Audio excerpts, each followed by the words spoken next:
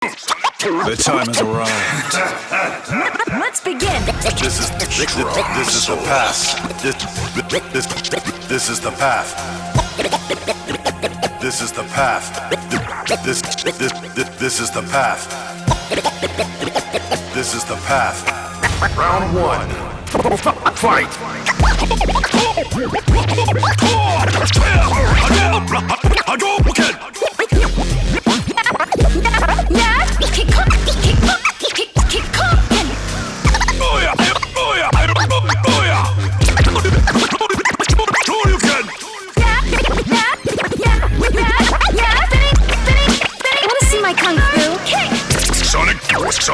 Sonic boom! Tiger! Tiger! Sonic boom! Tiger! Sonic boom! Tiger!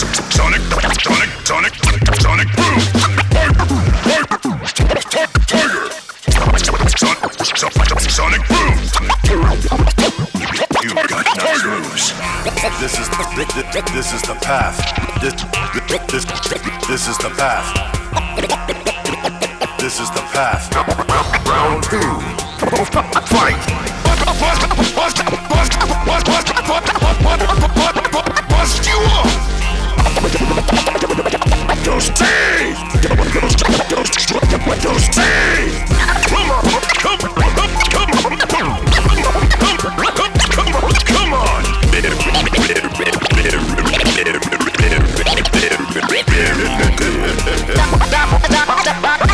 Started? I'll take you downtown. I'm ready. Now begin.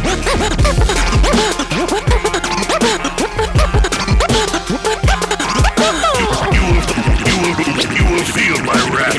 This is the path to achieve enlightenment.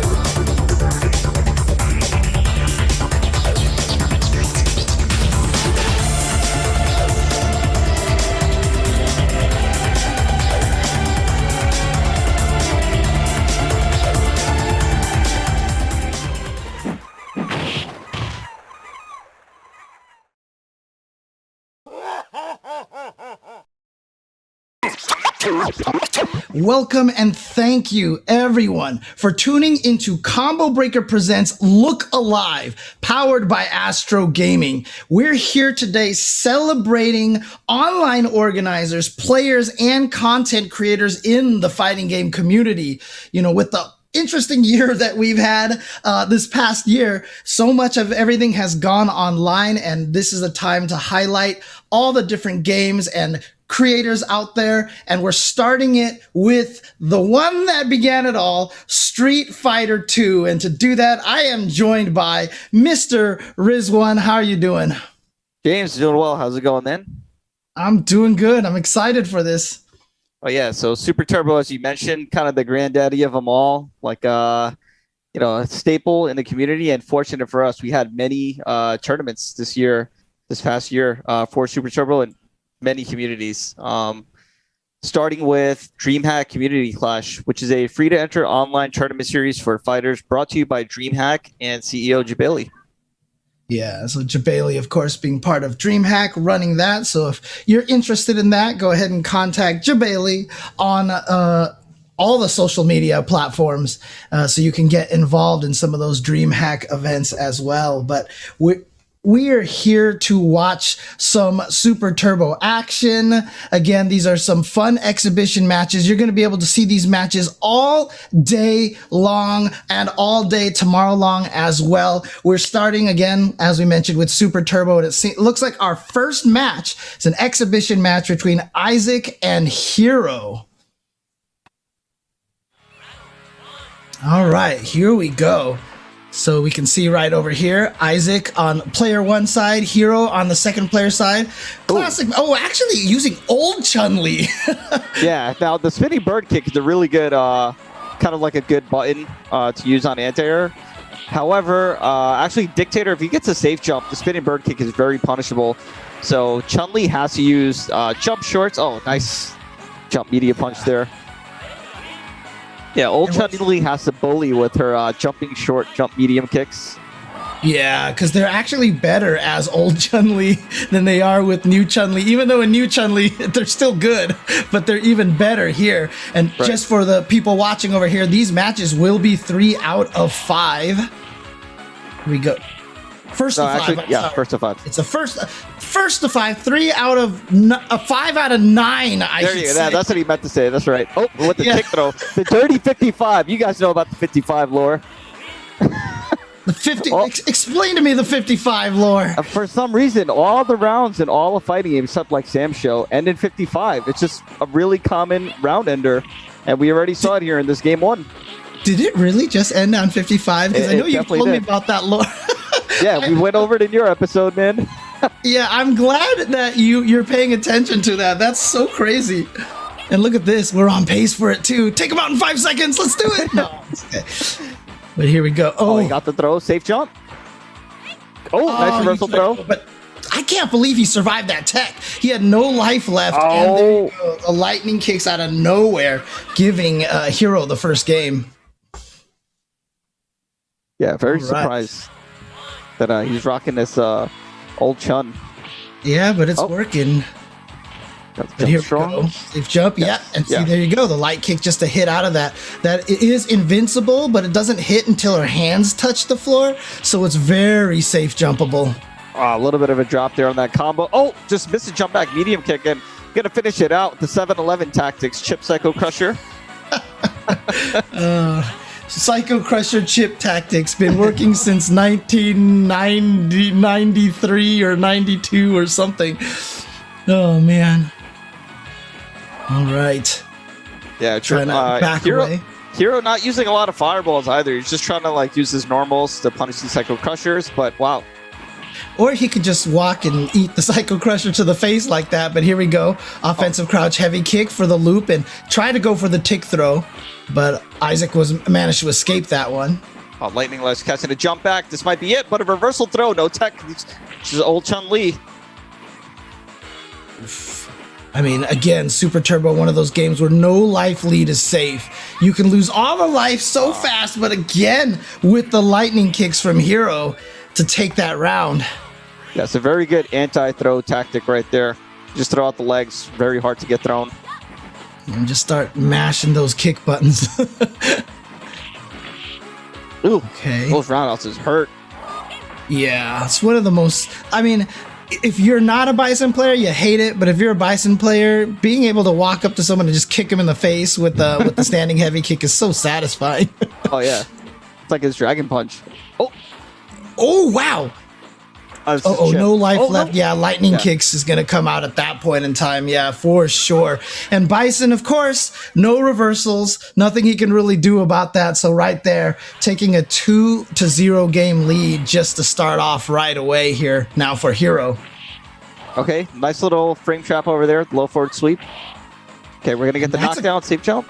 Yeah, great trade for Hero. And again, not a bad trade. They're both knocked down, but, you know, Bison still wasn't able to start any pressure off of that.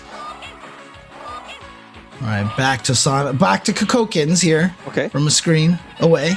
Wow, there goes that nice bird kick. Lightning legs? No, actually, he's not going to try to go for the chip. It probably might have only hit him once and not have killed him, so he was going for the throw. But one of the world's first option selects trying to throw in Super Turbo or in Street Fighter 2, and if you can't throw him, you come out with a normal and you hit him out of the air anyway. Oh, yeah, we're just going to jump shot so we get the throw here. Nice. Wow, okay. The no mix-ups. Wow, so deep there. You get so many plus frames in that situation. You can do whatever you want. Here comes the Chun-Li lockdown. Wow. Tries to go for the lightning kick, but the crouching forward traded. Yep. Interesting choice. A very fortunate trade. That's a great roundhouse right there. Look at that. 2 roundhouses nearly halfway done. Yeah, when you trade with fireballs like that, it's again. I mean, even if that hadn't killed, that probably would have led to a stun, but it's going to be a victory anyway. So there you go. 1 game finally on the board for Isaac. Yeah, we're switching to New Chun now for Durant Hero. Okay. Okay, walk under low roundhouse. Another one. That does a lot of stun. Good block. All right, and now this. He tried to counter, but he did it too early and too close for the cross-up right there from Isaac, unfortunately. Well, we're just trying to play the neutral. All right, we're going to get the throw. Now, something else interesting to note is Chun-Li has one of the highest vitality in the game. So even that 5-hit combo we saw previously from Dictator doesn't always stun her. Right. No. Man, and then just, getting that neutral jump heavy kick to whiff and throwing on her landing, that is definitely a hashtag just Chun things. Oh, yeah. Oh, she gets a lot of those hashtags, so. Yeah, I'm still trying to make that an official thing, just Chun things. All right, there's that sweep again, anti-air from the other side. Huge life lead at this point. Ooh, oh, good trade. Yeah, very fortunate. Again, as I mentioned, old Chun-Li's jumping medium kick, is actually better than new Chun-Li's, but as you can see right there, new Chun-Li's, as I said, jumping medium kick jumping forward, still really, really effective. And so now Hero goes up 3-1 over Isaac. All right, trying to get that pressure in there, but a little too far away for that to force a block, but still. Oh, that was a nice medium punch. And now, you can't cross up in the corner in this game. Yeah, there you go. Jump light kick. Oh, boy. Taking control of the airspace, taking control of the skies. Ooh. Yeah, that was just trying to land and throw. Ooh. Oh. And now, Oh. Wow, I don't think he expected that he was going to land on the other side. Like I said, it's hard to cross up people in the corner. Bison has some weird tricks with that on Psycho Crushers and Scissor Kicks to get behind people, and that happened there and actually caused Hero to miss that. Yeah, Dictator's a very on the fly kind of character. You just have to react to whatever happens. Sometimes you don't even know yourself as a Dictator player. Now, apologies to Duran. I'm calling him Hero, but I think, does he go by Hyro or Hero? I always forget. Hero, okay. Just making sure. Yeah, Hero. All right. Look at this. Here we go. Loops. Oh, through the throw there. A little too early on that medium punch you saw from Dictator. And now with that super charged up, Chun-Li is so threatening because she can throw the sonic boot, the Kikoken, I should say, and still have it charged. And that has been one of Hero's go-tos right there. Oh, that was such a nice stomp. But that's been one of his go-tos, going for the meaty offensive roundhouse, the flip kick. And then as soon as it's blocked, neutral jump into light kick, because it stays going the entire jump up and down. And so there's really not much Bison can do to it, because it also has one of the most ridiculous hitboxes in the game. Yeah, like in a situation like that, you want to try to jump back medium punch right there. You might even be able to tag it. Oh, gets a cross up on the jump shot. Yeah. I don't think Isaac was expecting that to connect. And there it is again. Like I said, that jumping light kick, the neutral jump light kick, has been a thorn in Isaac's side, and he hasn't quite figured out a way to stop it yet. But here we go. Opportunity. You have a chance. Oh, because it hit. Because it hit. He was already committing to the throw. But because of the hit stun, oh man. Yeah, that's that sack throw tech right there. And now guess what? It's actually match point for Hero now. He just needs to win one more round. And there's that neutral jump light kick again. Like I said, that has been the main thing here for this match. I feel like the tail of the tape, if you want to call it. All right, we got Hero to spend the meter a little bit early. Do we have a chance? Oh no, the throw in the corner. Yeah, and there you go. So Hero, aka Jiran, very old school fighting game player, been playing fighting games for a very, very long time, and you can see a lot of the skills that he's picked up over the years here, taking it 5-1 over Isaac. Yeah, so shout out to Isaac and Hero for representing the DreamHack Community Clash. Again, it's a free-to-enter online tournament series for fighters, brought to you by DreamHack, and CEO Jabali, who you can follow on Twitter at Jabali. Yep. So, how did you feel as a Bison player? How did you feel that matchup went, and what could Isaac have done to do a little bit better in that situation? So you can, with that neutral jump short, you can Psycho Crusher directly underneath it just to get out of the situation. So that's like one way to escape, but it's definitely one of Dictator's harder matchups in the game. His whole chart is like 7-3s kind of for a lot of the matches, but Chun-Li in particular, she can, make you bleed very quickly. It's tough. You have to have a good read on the Chun. We have a treat for you guys coming here in the third Super Turbo match of the day, representing a community that you might know a little bit about, Riz. Right, yeah. So this is Super Lore Boys. That is also my handle on Twitter. Super Lore Boys is a podcast about the history of the FGC, linking it to Super Turbo. And actually, James, you were one of our guests on there. Yeah, I was about to say, you started season number 2 with some insignificant scrub on your podcast. I was just like, who is this guy? Like the guy who made up OTG, Trip Guard, and all that good stuff. Oh, man. Don't forget launcher. No, I'm just kidding. Kidding. No, but again, the players that we're having here that are coming up, 2 very long-time players. Look, John Choy needs no introduction. Cigar Bob, one of the instrumental players for creating the Cigar Bob cabinets back in the day that were used on the Evo Top 8 Grand Stage a long time ago and such. And so these 2 old school players, both of them very strong going up in this exhibition match here. Yeah, so that's going to be some exciting stuff. We see John Choy plays pretty much the whole cast. I think he's going to rock it out with Ryu, as you can see, and then Cigar Bob with his Zangief. Originally used to be a Ken main. He played Fei Long, he played Dawson, but I think now he's just, hung up on Zangief. It's hard not to be. Zangief is so fun in this game. And, I know the modern fighting game community has this thing against grapplers, but man, grapplers was suffering back in the day. Let me tell you. He's the underdog here, okay? All you grappler haters had better still be rooting for Zangief here. Strong uppercut. He blinked. Yeah, that was probably just supposed to be a raw uppercut, and he came out with a combo. Choy will look at you and be like, I did that on purpose, and with no change in expression. Hashtag John Choy things. You already know. Yeah. Oh, here we go. Just Choy things. Oh, man. All right. Oh, for you. God, gets the uppercut out there. Goes with a jumping strong. Harder for Zangief to lariat that move as an anti-air. What? And he converted it to a fierce uppercut? What? Yo, old man with the reactions? It's Look, so rare.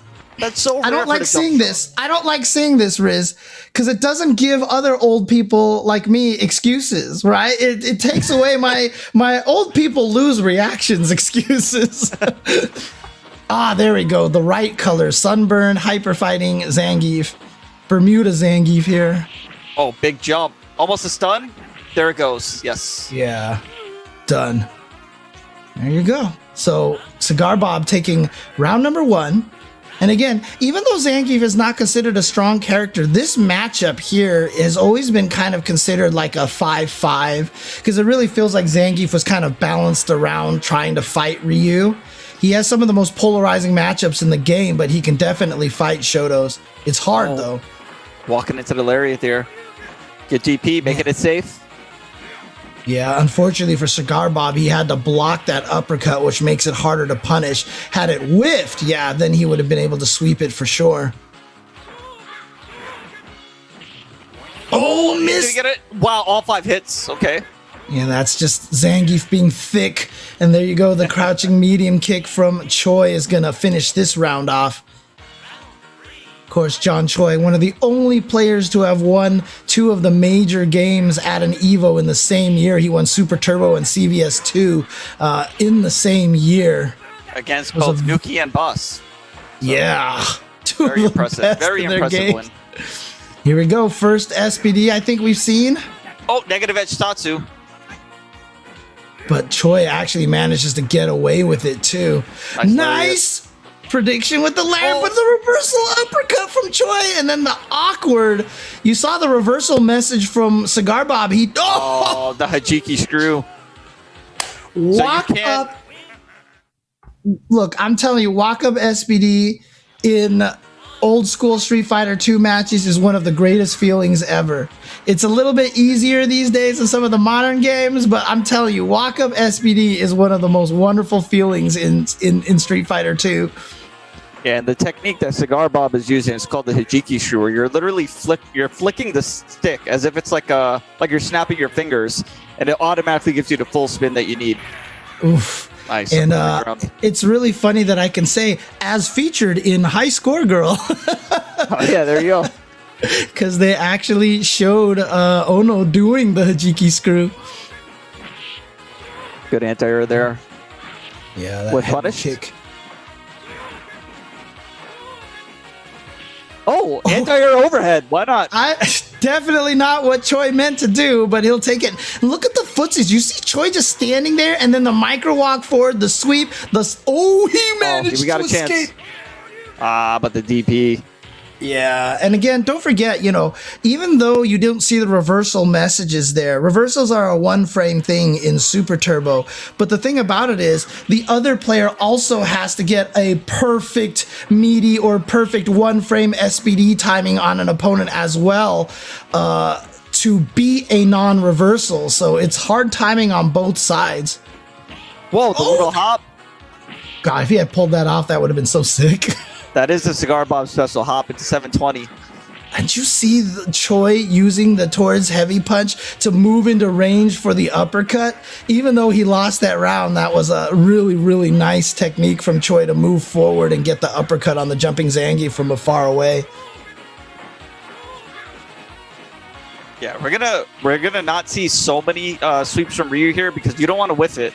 Whipping a sweep is basically suicide for Ryu. Yeah, which is what makes...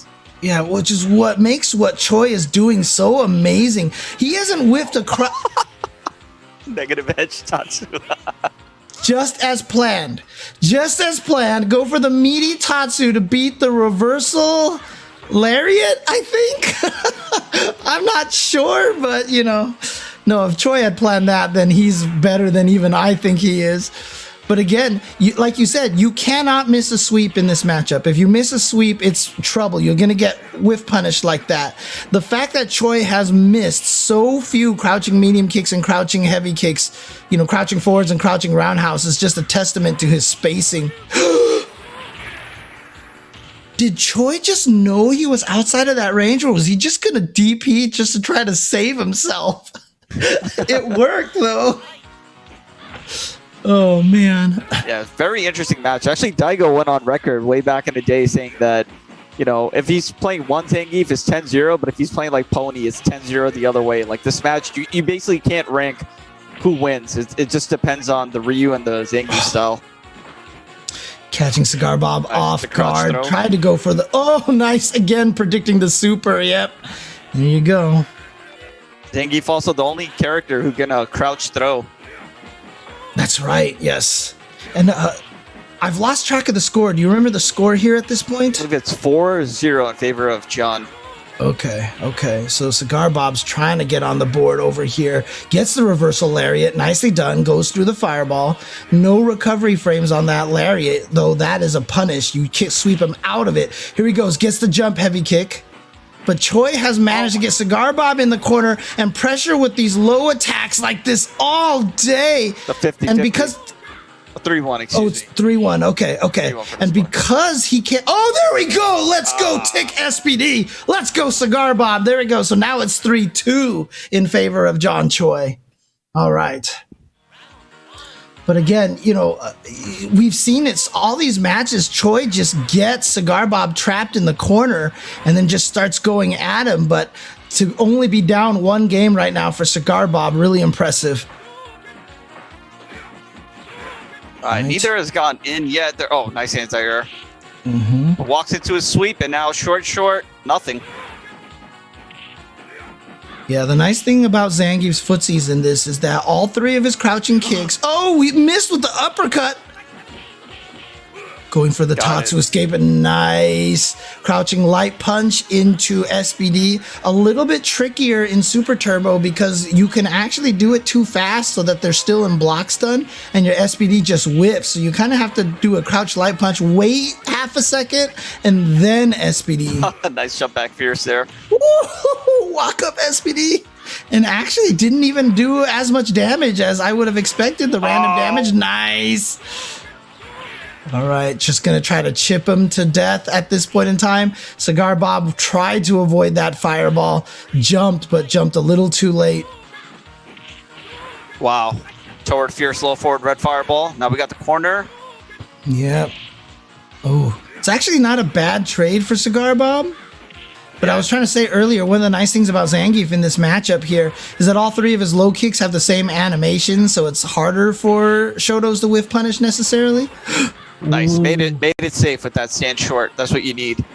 Yeah. Stand light kick has 0 recovery frames. Literally 0 recovery frames. The last frame is an active frame.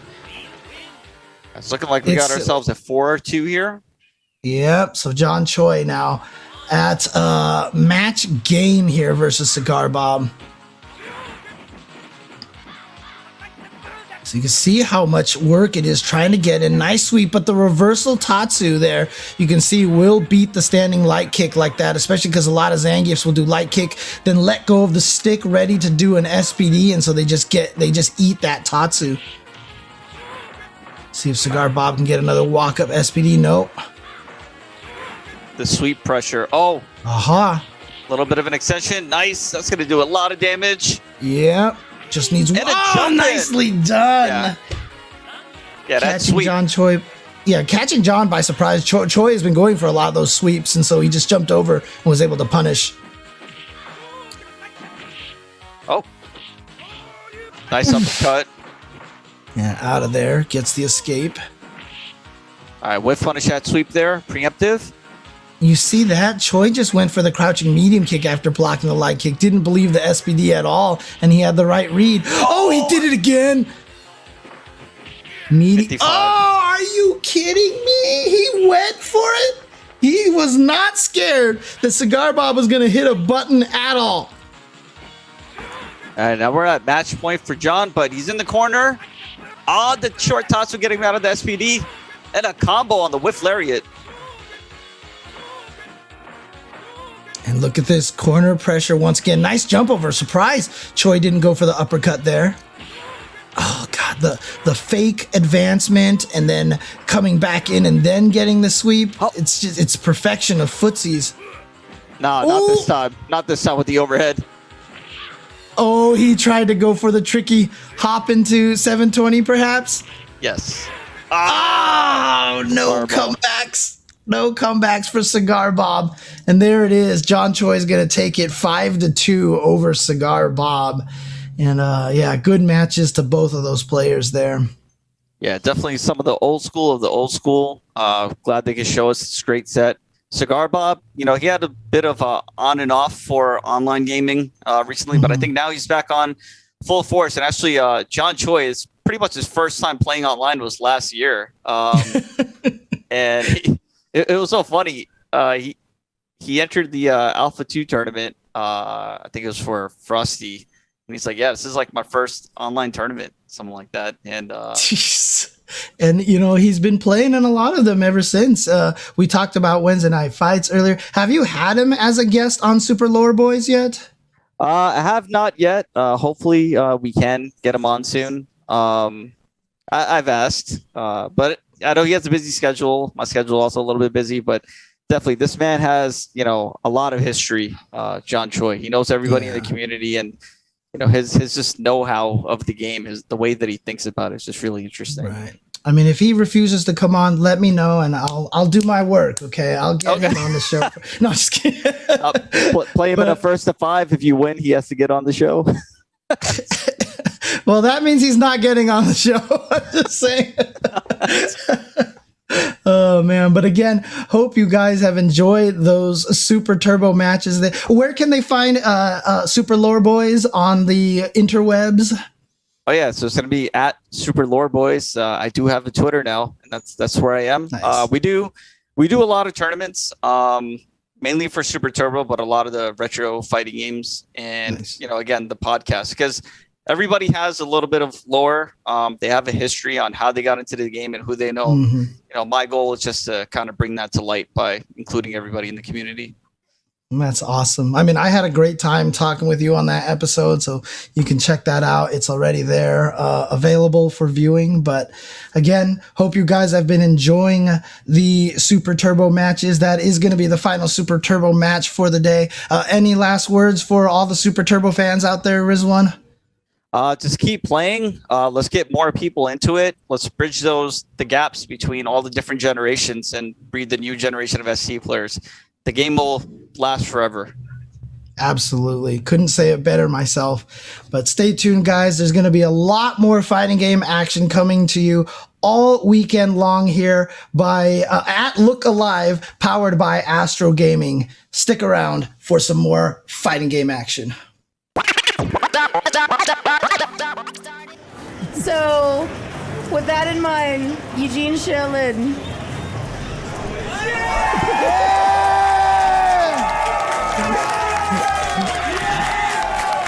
Will you marry me? Yes. I think you should go first, since you put significantly more planning in your side of things. As of this year, we'll be together 15 years in November. By then, you were the love of my life. I knew I wanted to spend the rest of my life with you at that point. It only took you 13 years to realize that. Honda players, my love. I had planned it for like at least a month. So I DM'd Rick and I was like, hey, I would really appreciate it if I could propose to Eugene after the tournament. I said, in a perfect world, we will both be in grand finals and I would like to do it before the last match. And of course, Rick was just like, no. The game comes first. It was all business. He's like, yeah, whatever, just don't get in the way of the tournament. That's fair. It was really cute too, because Kat, his wife, came up to me and was like, Rick told me all about it, and like squealed. That was a really cute moment too. I had shown everyone at Wednesday Night Fights the ring and everything. I was like, I'm gonna do this. Are you guys ready? If you want in, it'll be at this time. I've already talked to Rick. We're gonna make it happen. And I'm glad I did, and it was a very special moment.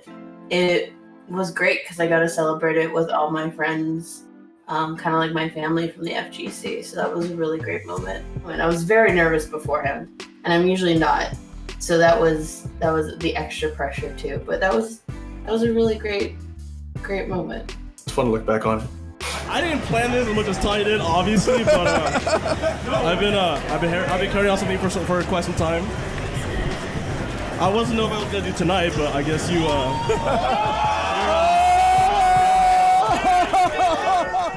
We already knew we wanted to marry each other. It was just a matter of like when, where. I have had the ring for probably a few months at that point. I knew that I wanted to do like something a little more kind of private and personal, which is probably the opposite plan of what Tanya wanted to do here.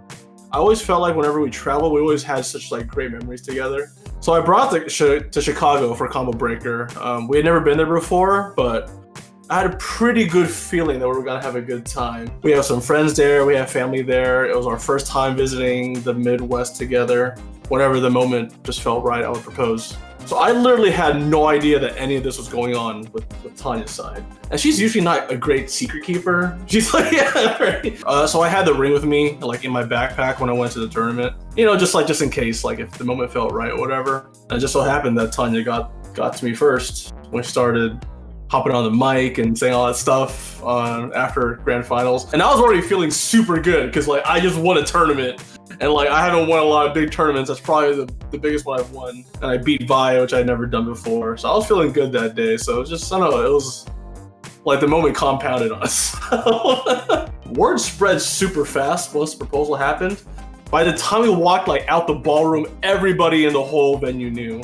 Like Justin Wong knew, Yipes knew. They weren't anywhere close to us, but they just like heard through the grapevine that like we got engaged. I'm just spouting my mouth all weekend. That's why they all knew. Oh, that's probably it.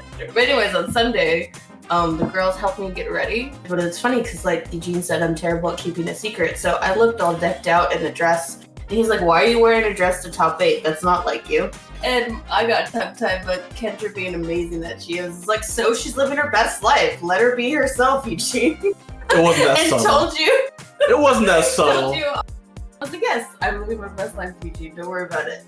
Lies.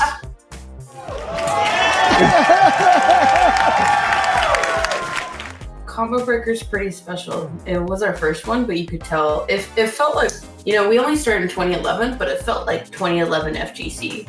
It was really special. Yeah, it hits that point between being a grassroots event and being like a big, grand, major kind of thing. You know, it hits that balance really, really nice, which is kind of rare. But yeah, I'm glad people enjoyed our proposal. We got a lot of positive feedback from that too. Like even strangers that we've never met, never knew, they were like just so joyous and so happy, and they were giving us congratulations and hugs and all that kind of stuff. That's how Super Turbo does it. Yeah. One more time for the first proposal. Double proposal in Super Turbo here at Combo Breaker 2018.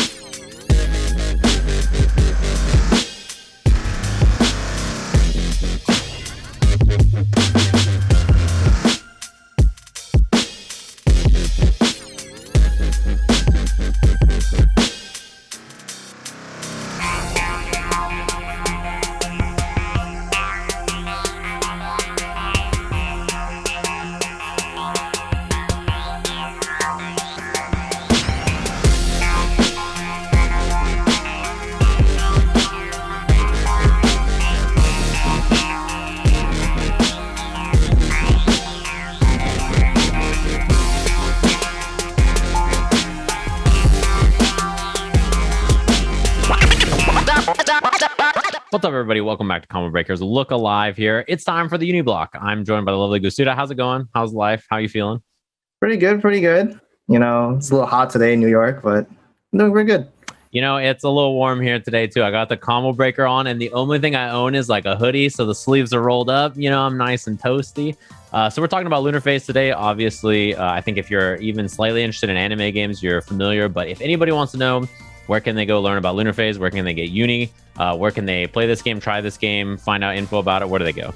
Yeah, so Lunar Phase, we're a local that plays out of Next Level. It's a pretty like well-known fighting game local in New York City, and you can follow their Twitter or our Twitter at Lunar Phase Prod.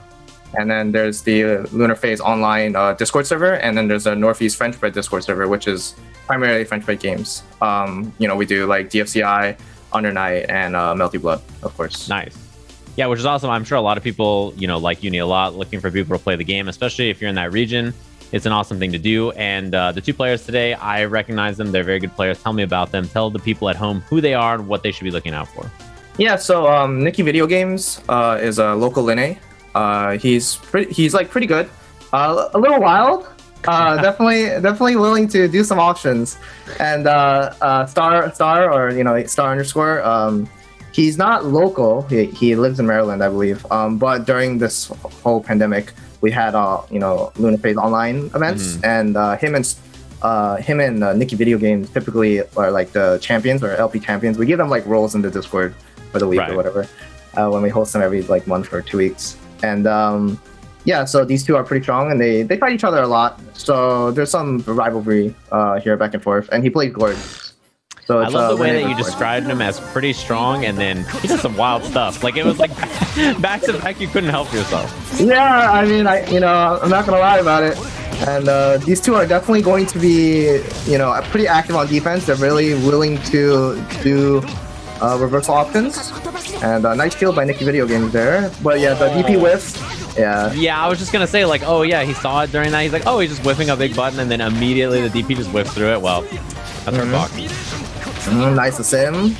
Looking for the shield. Just rolls my weight up. That's not a reversal, by the way. I'm just saying. It's not a true reversal. Just the way you said it. Oh, jumps out the command throw, no punish. That should be the kill here. Yeah, that should be the round without meter. Yeah, without meter. That was a nice combo damage. And he'll take it. Yeah, he'll take it. And both players have similar meter. And Gord really controls the neutral in this matchup, so Nicky is gonna have to dash block a little bit more. But yeah, clips him with the Kuga, clips the backdash. He's gonna spend meter on this combo for sure, most likely. Oh, he chooses not to, goes for a throw. Yeah, maybe because yes after anyway, right? So even if he takes the throw, you're still in a pretty decent position. And gets a grid break and then gets a combo later. 4,000 damage, that's a lot. Linne does big damage. Nice TRM. Gets to the west. I feel by Star. Really loses the cycle too. Yeah, catches the backdash. Gord 2C is really good for catching backdash. The second hit catches backdashes a lot. Yeah, I was gonna say, I feel like run up 2C with Gord is just always one of those options that you're like, why not? It's so good. Yeah. Yep. And it catches people trying to jump the command grab as well. So yeah, it's pretty good, like you said. But Nicky Video Games will take that round. So it's pretty close here. But Star has a slight meter advantage. Yep, and that is minus on no cancel. But could have been frame trap. But Nicky doesn't care. He's willing to swing. Yeah, and I like that attitude. Like, you gotta do it, right? I mean, if you're not gonna respect me, I'm just gonna do it. Yep. But he gets his roll throw punish. That's bail off. Get off me. Roll. Nice block on the other side. Butt frames. Dive kick, that's minus. Yeah, you see the backdash punish, yep. Yeah, easy peasy punish too. You just see it, you have all the time in the world to think about it. Get whatever you want to do. Build some meter off this too. Yep. Reversal command throw catches. Yeah, there's a reversal command throw. Star is definitely a big fan of reversal command throw. It's probably his most used reversal. He has 3. Gord has 3 reversals. Yeah. And they're so pesky too, because like when you're looking for one and then he goes for the other, you're just like, oh, dude. Yeah. It's just exactly. So frustrating. You're like, come on, man. I was like, dude, I jumped that, I swear. And then the other one's like, dude, you didn't wake up EXP for I jumped, damn. But yeah, rolls again in neutral and hits him on the other side. Drops the combo, maybe a reset, stand tech, and that's it. Game 1 should go to Nicky here. Oh, no, just kidding. What have you done? Oh, okay, oh, no. Run up throw. But yeah, I mean, that's the classic, right? You run up, you wait, and you're like, there's no way he's gonna whiff the throw. You're just like, oh, okay. Well, oh, yeah. Yeah, whiff throws plus and uni. It's not a meme. Like, actually, though. You whiff it, and you're like, it's my turn. By the way, you fool. I'm plus. First game goes to Nicky, though. Pretty impressive, I think. Like, this is one of those matchups you mentioned. Gord can control the neutral big normals. Like, obviously controls the screen well, and Linne just high damage when she gets in. She's really fast, really pesky to deal with. Yeah. Not the punish. And Star drops the combo, and Nicky effects forward, and then is the beneficiary, but has 100. Okay, now he has 100 meters. So Gord is the type of character that really wants resources. Okay, he almost got his shield thrown. That was real close. Yeah, but... that was almost bad. It could have been way worse. Yeah. Yep, overhead. CS is the overhead. Yep, the late throw. Oh, the punch. 2-8. The punch. Yeah. Oh, barely gets the cycle there. It was the concentrate and then ran forward also, which helps, right? You want that. So even on this knockdown here, we'll be able to do it. Oh, nice. Yeah, that's new routing in CLR. He didn't have that in ST. He couldn't strip like that. Mobile strip like that. Oh no, he gets just one throw in neutral. Uh-huh. Sees it. No. He tried to input he tried to input IW, but he just didn't get it on the other side. He missed. And he gets thrown. Oh man, not like this. Oh, the FF.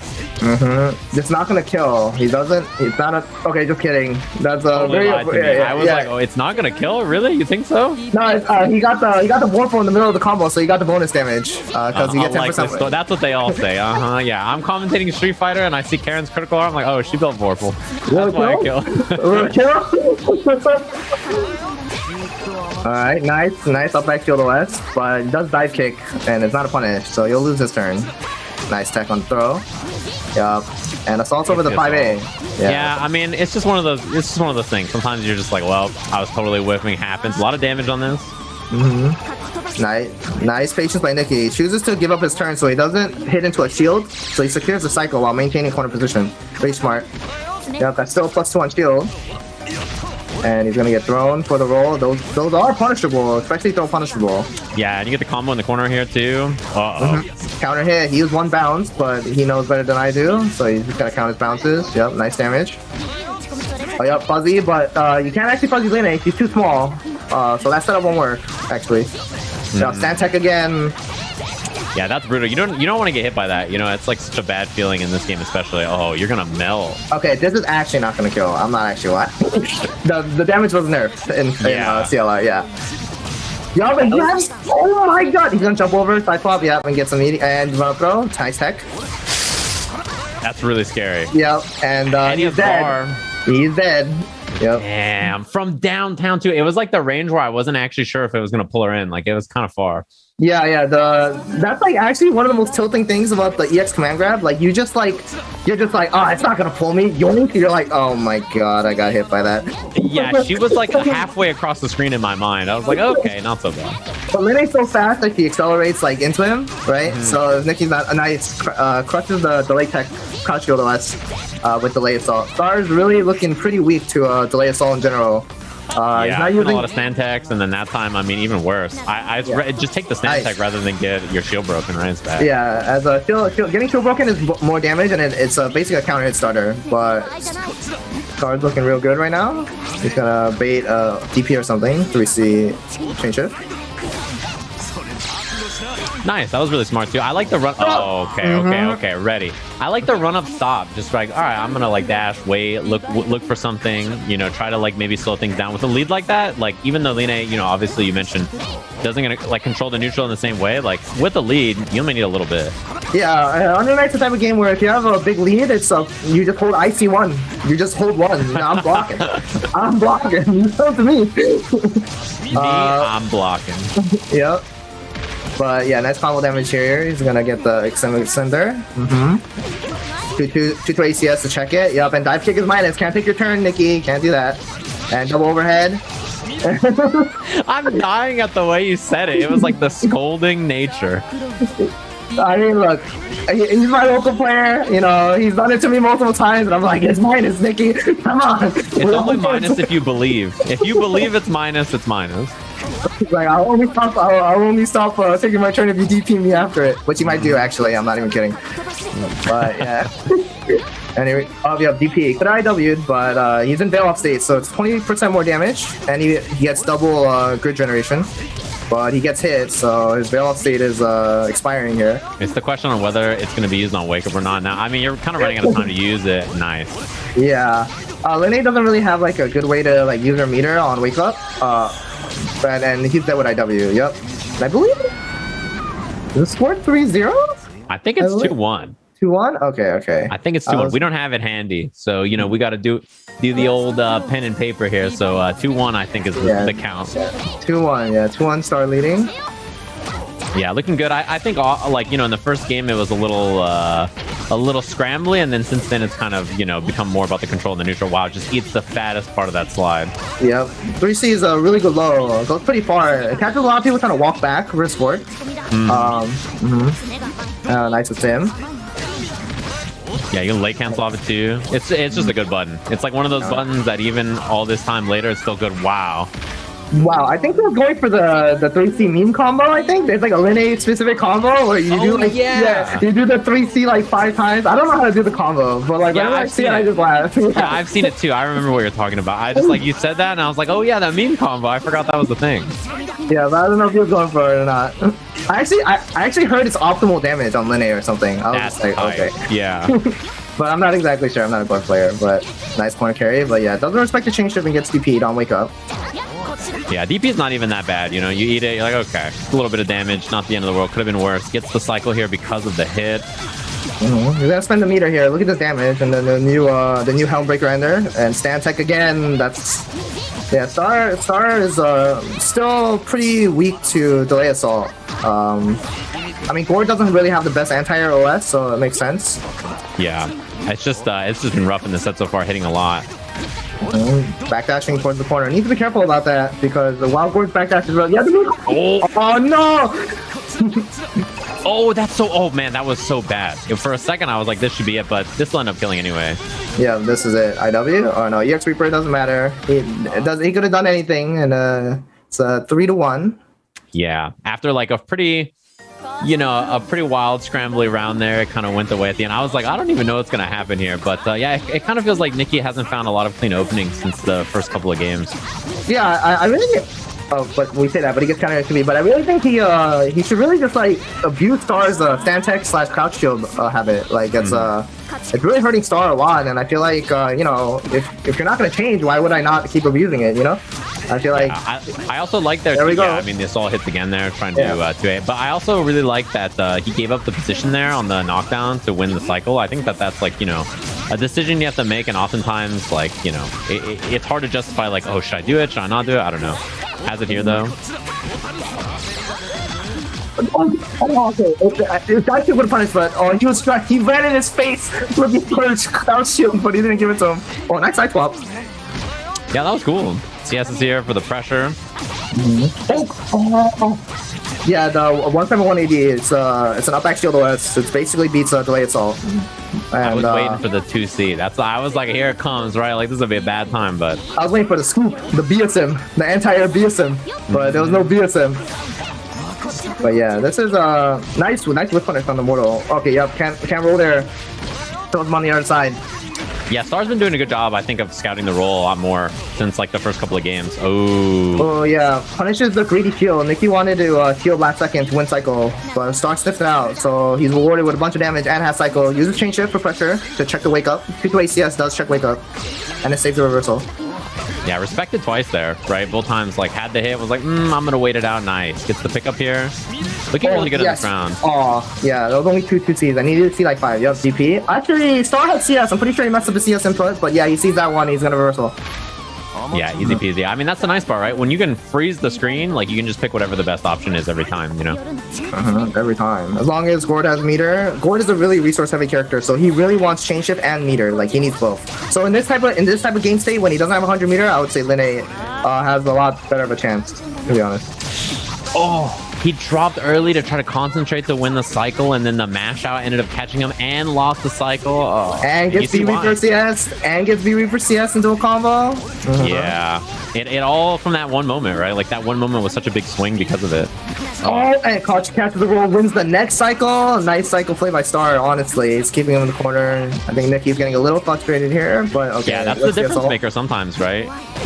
The cycle is like everything, honestly, in Under Night. The better you play it, the better chance you'll have winning. Yeah, didn't spend it there. I'm kind of surprised. Just maybe could have CS in the middle of the combo. It might have messed up the extension or something, but... Okay, so the next... Oh, nice 2C hit the outside, but he didn't pick it up. It wasn't counter. Oh, that's minus, but yeah, didn't punish. Oh, nice pickup. Oh, no, the dash speed didn't hit full. Yeah, almost got the trade combo off of it. Pressure here. Oh, you hate to see it. Like... You've seen so many of the reversals already too, and like you feel it. You're like, okay, this is my chance. I'm gonna run in. I'm gonna get it's like the momentum stopper. No. Yeah, I don't care what you think you're doing. So we're looking at 4-1 here. Yeah, 4-1. Ready. And run up 2C gets with punish by backdash into more slide. Lane 2C is like incredibly nice trip guard on the aiming. That was great. Just like a clean punish when he was landing, ready for it.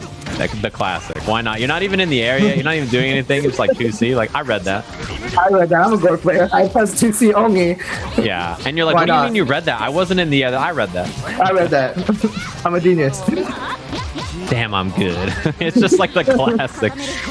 Cycle's about to go his way again, though, which I think is great here. Yeah, I mean, that's exactly why you want it, right? You mentioned resource heavy earlier, but like, having the cycle, having things like that make you really strong. Dump the meter here.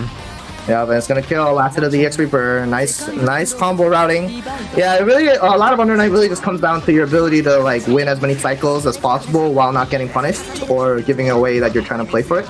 Like subtle ways to win it. So like a shield like that here and there goes a long way. But the Sand Tech is gonna, the overhead trades. That's one of her best starters. But had it been a clean hit, it would have been big damage. Man, and that was like such a big opportunity, just kind of lost there, which is really unfortunate. Has CS? Yeah. Oh! And the fake out into the low, not like this. I was like, all right, that's perfect. Positioning's great. Has the CS is a good spot. Oh, he's gonna make him watch. He bail off that -5. There was no frame. Oh, I mean, there's BB for frame trap, but I mean, I guess that was brutal. Like the last like 30 seconds of that round was like 5 heartbreaks in a row. Like it was like everything bad that could happen in a game happened. Oh man, that was brutal. Yeah, that was you could tell like Star was just like that was like a Gordo feeling himself round. He's like, I got it. I'm a genius. Like literally, I'm a genius round. Yeah, and that character, I feel like that character just really fits that playstyle. Like it doesn't matter if they make the smartest or the dumbest choice ever. They're like, damn, I'm good. Like it's just that character really just exudes that. Like with the full screen normals, all the reversals, just like the slide. It's just that character is really good at playing in that way when you're feeling yourself. But yeah, that was a cool set. Where can people check out Lunar Phase and get more info about playing some Uni? Yeah, so you can check out Lunar Phase at the Twitter, Lunar Phase Prod, and then we have the Discord, Lunar Phase Online. So, and then we also have the Northeast French Bread server. So me and a bunch of other like people are in there. So, and when locals, hopefully, which in like the next month or two comes back, if you're interested in Under Night, New York is really strong region for Under Night. So if you're interested, you can level up pretty fast. It's time for some more Uni. Sage M here, joined by Jushishi. How's it going? How's life? How you feeling? I'm doing pretty good. Excited to be able to cast with the prolific Sage M here. Get to talk about Uni to my heart's content. Really excited about it. Yeah, it should be a great one. I mean, this set, you're throwing some heavy hands here, I think. And this is for Climax, if I'm not mistaken, which should be awesome. I think there's a lot of really cool things to talk about, both in terms of the players and the event. So can you break it down? Yeah, so Climax of Night is a French bread focused event run by Shinobi, based out of Alabama. Like he's attributed to Georgia and Atlanta because he runs it there, but he's not actually from there. I made that mistake too.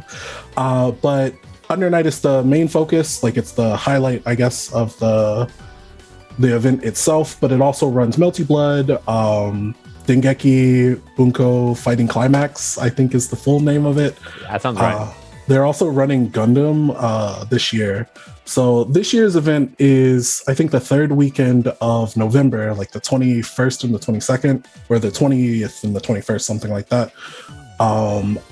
It's pretty crazy because we hit the cap for this year's event in less than 24 hours. Like I waited at midnight, immediately had to make sure that I registered. So I'm like super excited for that. There's all sorts of top talent, even like players that haven't really played in a while, like Infinity, for example, from the East Coast. He signed up.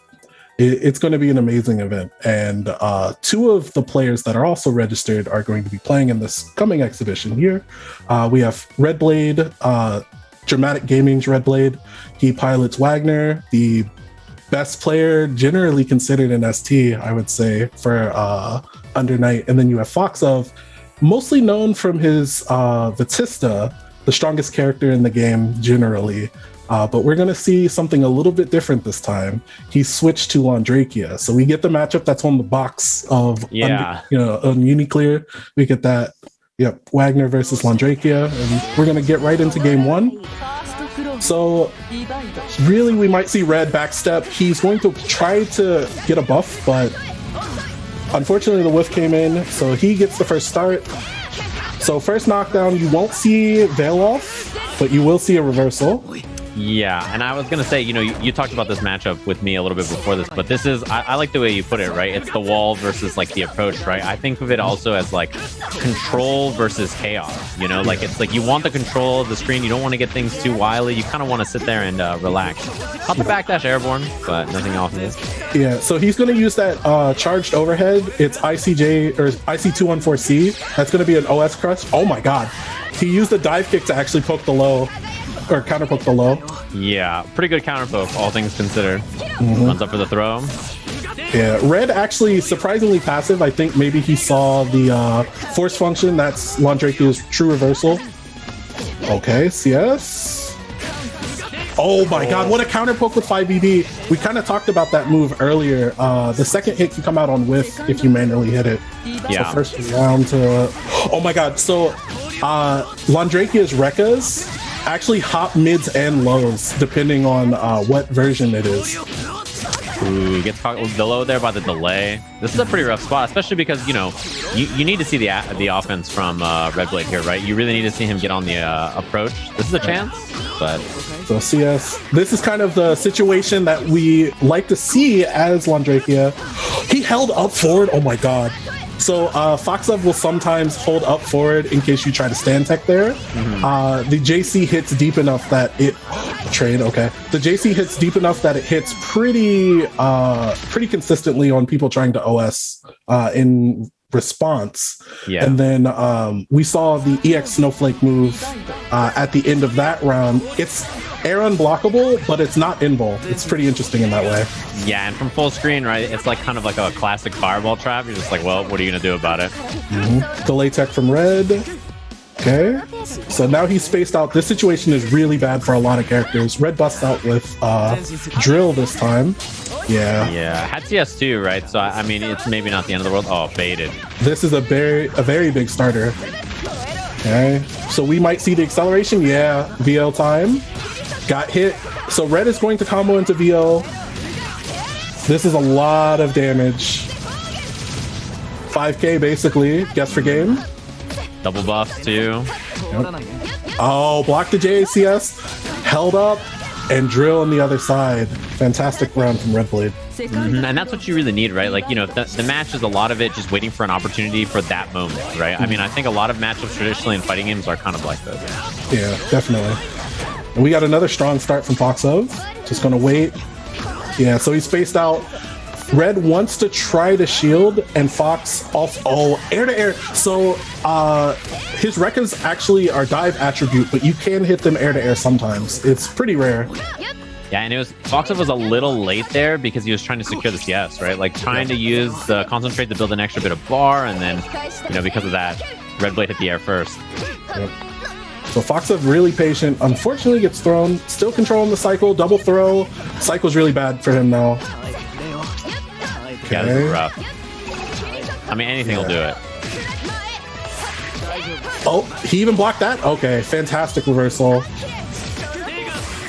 Okay, yeah, there's the high. He can side switch with IC 214B. Yep. So the freeze there that he uses like the ground move for, it actually absorbs some grid. So he was able to swing the cycle with just that. Right, yeah, that makes a lot of sense. Although the next cycle, not looking so hot until he gets the hit. Who needs the next cycle? For sure. Round on the board. And that was, such a bad spot, right? We were just talking about like, oh, any hit will do it. This is like a bad position in the corner. And then, finds the space, finds the screen, and then regains control. And this is another early start for Red Blade, although lost the corner. Yeah, maybe a slight mistake in his routing. Whiff throw is plus. Okay. Okay, no tech from Foxov. So we're going to see another acceleration here. VO. No. Surprising. Yeah, has the cycle and all the meter in the world. Yeah, so he probably didn't feel like he needed to. This game will go to Red here. Yep.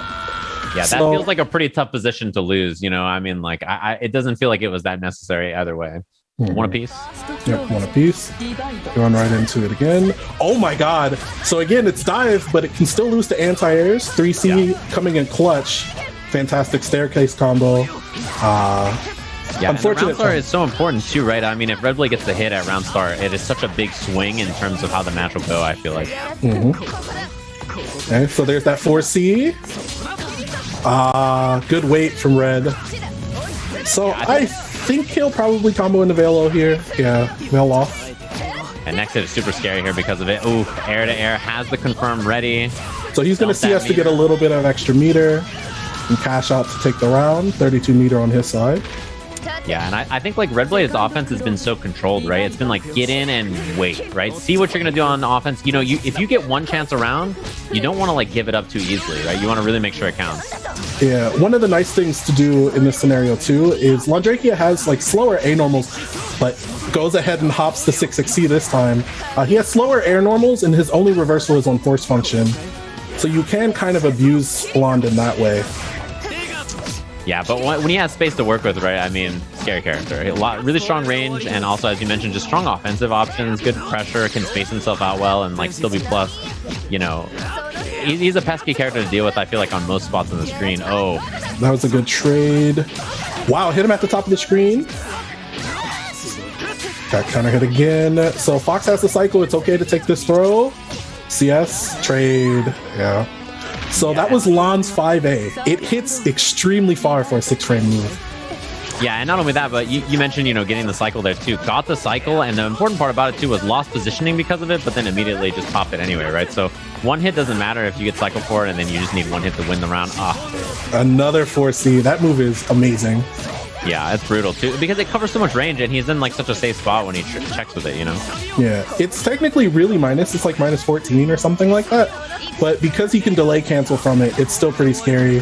Side switch into overhead, nice and classic. Goes right back. Okay. Yeah. TP has to. Yeah, Red wanted to wait again. He has to. He has a lot of ground to make up, but we hold up back J6 or J3B, and as you saw, he got bonked all the way to the other side of the screen. 2-1 for Fox Up. I like the patience both from offense and defense right there. Like Red Blade was really patient on offense, but then the same thing for Fox was on defense, right? Like don't challenge, don't do anything risky. The only way you lose is if you give up something big, and that just like that right on time. Yeah, that is rough. So probably gonna spend a little bit of money either. Yeah, 4K. Big lead for Fox of. So what are you gonna do in this situation, Red? CS? So we've seen a lot of like green shield whiffs. Both of these players are extremely adept at crafting block strings that coax green shields out of you. And if you whiff green shields, you actually lose a block of crit. So Vorpal control, even on offense, is basically two of these two players' strengths. Up back again.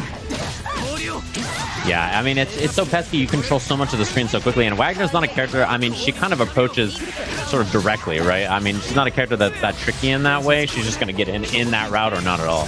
Yeah. Oh, unfortunate combo miss. Gives up the corner, but he's still in quite a good spot. Yeah. We might see a CS. Oh, okay. He just got hit by the low. He corrected on the side, too. Oh my god, Fox, you're amazing. And are you going to make him watch? Okay. Wasn't too mean. That was nice enough to just suspend the 100 meter and just get the kill there. But yeah, I mean, it was complete control, right? It really just feels like Red Blade so far has not been able to get those openings because the screen is just not your friend here. Yep. Yeah, so that's that -2 situation we talked about kind of before the set. Even though you're -2, it doesn't necessarily mean that you can take your turn. He tried to throw in that scenario, but got it teched. So first cycle goes to Fox. He's not going to build enough to strip either. So he has to, wait on that. Very just like delayed stagger pressure, trying to make any little hit happen. Oh, finally gets one. So now Foxub is definitely about to lose that VO or that CS. Yeah, to the VO and gets clipped. Yeah. And so the meter here. Wagner can open you up with throw, stagger or overhead. and it all goes right into that IW. Yeah, and like it's that kind of a pressure where it's just tap, tap, tap, wait, right? It doesn't need to happen right away. As long as you hold the position, like, you know, you don't have to make your offense happen that quickly. Yep. You can definitely pick your spots. Okay. Oh my goodness, 5C starter. I think we saw early in the set from Red Blade, right? Just the patience on offense, not biting and just getting hit by any of that, just waiting it out, saying, if you want to do it, do it. I'll just wait and punish. Oh, grid break. This might be the round. Maybe. No, okay. There it is. Yeah, it's been a while. Finally brings it out, gets the kill because of it. We got 2-3 here. Red Blade back on the board. Pretty convincing game, right? Just really patient, controlling offense. Don't lose the position. I mean, it's not like, you know, it's a mauling. It's just kind of like a get in and wait to see if your opponent's going to give you that hit. Yeah. So both of these players are now swinging at the start of this game. I think a sense of urgency is kind of happening. They're trying to jockey for the control of this set. It kind of feels like, oh my goodness, what a force function. It feels like both of them at the same time decided, I'm going to change the pace and like kind of go faster, right? And then because of that, we saw the clash like right at the beginning of the round. Yeah, not a whole lot of damage on the force function CS confirmed. It notably scales really badly, which is understandable for a 1-button or 2-button technically DP. Yeah. Okay. So Red Blade trying to challenge out of these positions. You kind of have to. Otherwise, Landrakia is just going to poke away at you. Baits the DP. So we're going to see a strip here. Depending on what he gets hit by, he could die. Oh, never mind. We're just going to anti-air with Rekka. 5BB, I'm nice. That's the best thing. When you have a move like that, you're like, damn, I'm good. Like, it makes you feel yourself. You're like, oh, I'm so sick. Yeah. Unfortunately for Red, the kind of accelerant with VL strip means that if you don't, you know, successfully do what you need to do, you're at a meter deficit for the next round.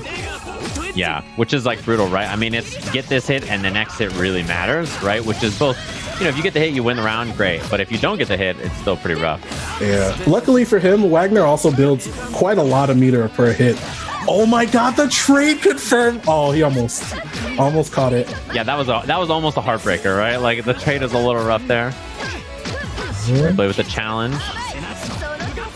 Yeah, 5BB challenge from a distance. Side switch. That's cheap. That's so hard to block. Yeah, the little hopscotch to the other side. It's not even like he can overhead you either. It just is so fast that you're usually not prepared. That was a little scary. Gets grid broken here too. Yep. So Red wants to end this. JCS. That should be the round here. Yeah, gonna make him watch. So this should be about 1k unscaled. So this should chew through the rest of the health here. Yeah, easy peasy. Yeah, and that was one of those situations too, really, right? Where like the position looks so good and then all of a sudden you just see that shield explode and you're like, this might actually happen. Another J3B over a low. This is a huge start for Foxa. 4k basically. Yeah, 5BB, I'm nice. Spaced himself out again. This situation really sucks. But lost the cycle here, which is, yeah, it allows Red Blade that way out. But it's okay. He still has the positioning close to the corner, so Red Blade is back there like he never left.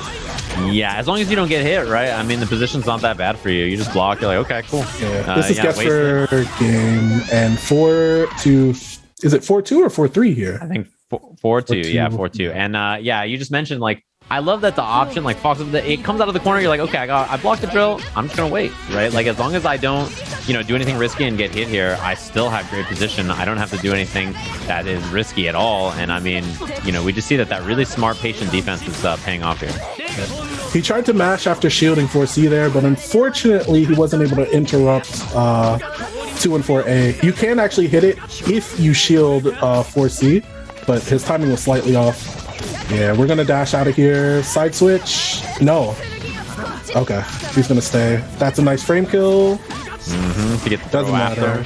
Yeah, it just feels like no matter where you are on the screen, right? I mean, this character's buttons and just options are so strong. Yeah. Really good at controlling this range, and yeah, again, just that. It just feels like the timing's always perfect. It's like right when Red Blade stops blocking, go for the Rekka. Yeah. Yeah, so he's gonna cash out. Foxov is amazing at taking the initiative from you. And we're seeing this even against one of the best players in the world here. Yeah, yet again. So that, oh my god, that hit the extended hurt box? Not like this. It was so far. It was like the fadeaway, the last little pixel. Yep, it caught the back end of 6B, I believe. So, yeah, that situation too is really messed up. He does Rising JC and then whiffs J3B. So if you shield that incorrectly, he lands and throws you and bridge breaks you. It's one of the new Fox Up tricks. It's really messed up. Yeah, we don't see Red Blade fall for it there, but now has the hit into the corner. Yep. Acceleration time. Oh, delay 2B after 2C. You love it. It was like the first time do it and then don't go for the delay. The second time bring it out right at the last second, and that timing is really important here. Double buffed up. Okay. Oh no. He pushed himself out. CS allows him to 5BB. Yeah, we got the debuff. So we're going to take him to the corner. This is probably guess for game here. Good block on the overhead. Yeah, I was ready for it. Ooh, barely gets the tail end of that cycle there. Yep. So over. No, went with the low this time. Red Blade, what are you going to do? Well, Red Blade's got a cycle to work with here. Yeah, but not much time on the clock. If he gets force functioned, I think it still might be over. Oh, yeah, there it is. You were so right. You were actually so right. You were waiting for it, and I was just thinking, like, okay, there's like not a lot of time. You can wait it out here, but the heartbreak right at the end. Oh. So -2 into DP if you try to take your turn this time. Okay. Oh no, now he's getting opened up by 214A. That's the level 1. And that's a 2A pickup afterwards too. Oh man, you hate this. You hate to see it. Yeah. Really, he drops it. There we go again. Fade back J3B. This might be it. Yeah, 200 meter to work with here. Yeah, he's going to make him watch, and that will bring us to our conclusion. 5-2 to Fox of. So with Climax of Night coming, you know, a lot of people are not quite used to seeing what Landrakia is doing. Even online, there are not a whole lot of them, but you're going to have to prepare for the best one. Yeah, and like watching that, I don't know how you watch that and don't think, oh no, right? Like there was so much control, like ready for every situation. You watch Red Blade, who, you know, I feel like when you watch him play, you're kind of used to him getting in and making it happen, right? And so like you watch a set like that and you're like, uh-oh, that did not look good. Yeah. I really like to call that region like the protagonist region, because they play like, you know, they're the shonen protagonist or whatever. Like, I can't lose. I'm going to, you know, steal your initiative. I'm going to do this and do that. You know, players like those two, Isaac, Venice, they're insane. And so if you're trying to tune in to Climax of Night in the future, or you're watching everybody as they're starting to come from offline or go to offline and start streaming, be on the lookout for Fox of his Landrakia. You're going to learn a lot. It's going to be extremely interesting to watch. Yeah, that was a great set too. I mean, really interesting to see that character, you know, a character that kind of came out like in a weird time for people who are interested in Uni, right? Like it was kind of at the early parts of last year, and then obviously with COVID and everything, people have been kind of eyes all over the place. So yeah, I'm really excited for Climax. Can you remind everybody when Climax is, where they can go to find more information about it, what's going to be happening? Yep. So you can go on Twitter to @NightsClimax. There's a fantastic spread out that Shinobi's been doing, Adult Swim themed. The event in question is November 20th and 21st, which is the third week in November. The cap will be extended a little bit, I think, either tonight or tomorrow. So if you want to get in with a spectator pass or to enter any of the games, this is your last shot, basically. As far as what to look forward to, I mean, we just saw those two players. The top talent in the country or on the continent are going to be en masse. I'll be there. Ghostada, who you saw earlier, will be there. Look forward to everybody. You know, excited. Yeah, I was gonna say we're kind of in that wave where people are starting to get ready for these tournaments again, and I'm like super interested in it. Right? I mean, it's gonna be really exciting, and that was a cool set too. And I think Uni is such a fun game to watch. It's one of the most, I think, interesting, and there's so much of a story in every match. Right? It's like a really fascinating game to watch for sure. So I really appreciate you joining me on here to chat about it and watch. And I appreciate the players for playing the set. Hopefully, if anybody's out there interested in Uni, even slightly, I encourage you to check out that event. It's going to be a blast. Thanks everybody for watching Combo Breaker. Hopefully you've been enjoying, and we'll be back in just a little bit. Thank you very much. This is Guilty Gear Rebirth. The Guilty Gear series itself continued to grow into a major fighting game entity with an ever-growing community. Plus R was down, but certainly not out, and a growing, player-led movement from within the fighting game community was about to give it just the stroke of good fortune it had been waiting for. There's been a lot of talk about netcode in the FTC recently, and for good reason. As the scene continues to grow and more fighting games are released, players need every opportunity to help sharpen their skills, as well as keep their games communities active. Back then, talking about netcode, Plus R was unplayable, like beyond unplayable. Delay-based, bad connections, trying to run through old Xbox Live or PSN. It was literally, you couldn't play it online. For the longest time, the American scene of fighting games generally has been really different in concerns and considerations from the Japanese scene. In Japan, they are extremely geographically co-located. In America, it's really different from Japan because we're so spread out. We have such a wide geographic area that people are considering the same region. Especially for anime games, for delay-based netcode, it's tough because those games are fast. They really, drive the line between what's reactable, what's not reactable. Once you just add in those, 2-3 frames of delay, certain things become real that were not real, and certain things just you can't deal with anymore. It comes from the school of thought of asynchronous event handling in computer science, and it's widely used for web development and things like that. You care more about having parity with the inputs and muscle memory that fighting gamers are used to practicing and getting good at, and breaking that is way more of a problem than, breaking visual parity. Building your new titles with the idea in mind that there's no excuse to not make it playable for everyone around the world in a whole lot of situations. Even before the pandemic, I feel like players were really hoping to get good support for the game, to grind the game out more, and we've always kind of just suffered through. And the pandemic has kind of the proof of why it's so necessary, not just in fighting games, but why online games have become so important, because I guess you never know when you're going to end up in social isolation for over a year. Amidst the rising tide of fan-made netcode fixes, modern fighters with rollback, and general player outcry, Arc System Works, the developer of Guilty Gear, decided that testing out rollback netcode in an experimental environment ahead of their upcoming title Strive would be a good learning experience, to say the least. November of 2019, a couple of people were talking on the Plus R Discord about trying to do this. And then when that announcement that it wasn't just a fan project, that ArcSys had decided, we are taking this on, we like what was proposed, this is an official ArcSys project now, that came out of nowhere. Then I was super excited. I started going into training mode for the game and trying to get the rust off and stuff. The first match I get into, I'm like, this feels like I am playing on the couch with my friends out in Omaha or Chicago. This is literally the first release of this, and it's the best Guilty Gear I've ever played outside of being with another person on the console side by side. Obviously, it's not completely like offline, but it's about the closest you're ever going to get. And I say that from a technical perspective. I've implemented rollback netcode myself.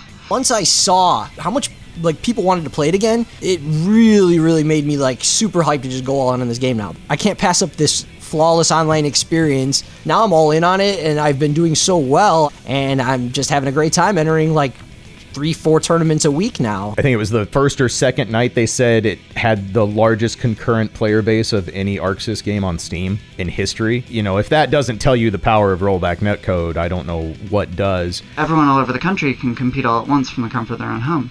The renewed interest in the game because of that has driven a lot more people in, and it's just crazy to be in a tournament this big. I don't think I ever have. The fact that people were giving this game a legitimate shot just because suddenly you had really easy access, that was just the dopest thing to see. Yeah, I'm just really happy that the game is getting kind of another shot, another revitalization. After the initial influx of players for the netcode beta, the Plus R scene found themselves with more than just a quick spotlight. They had the telltale signs of a growing community once again.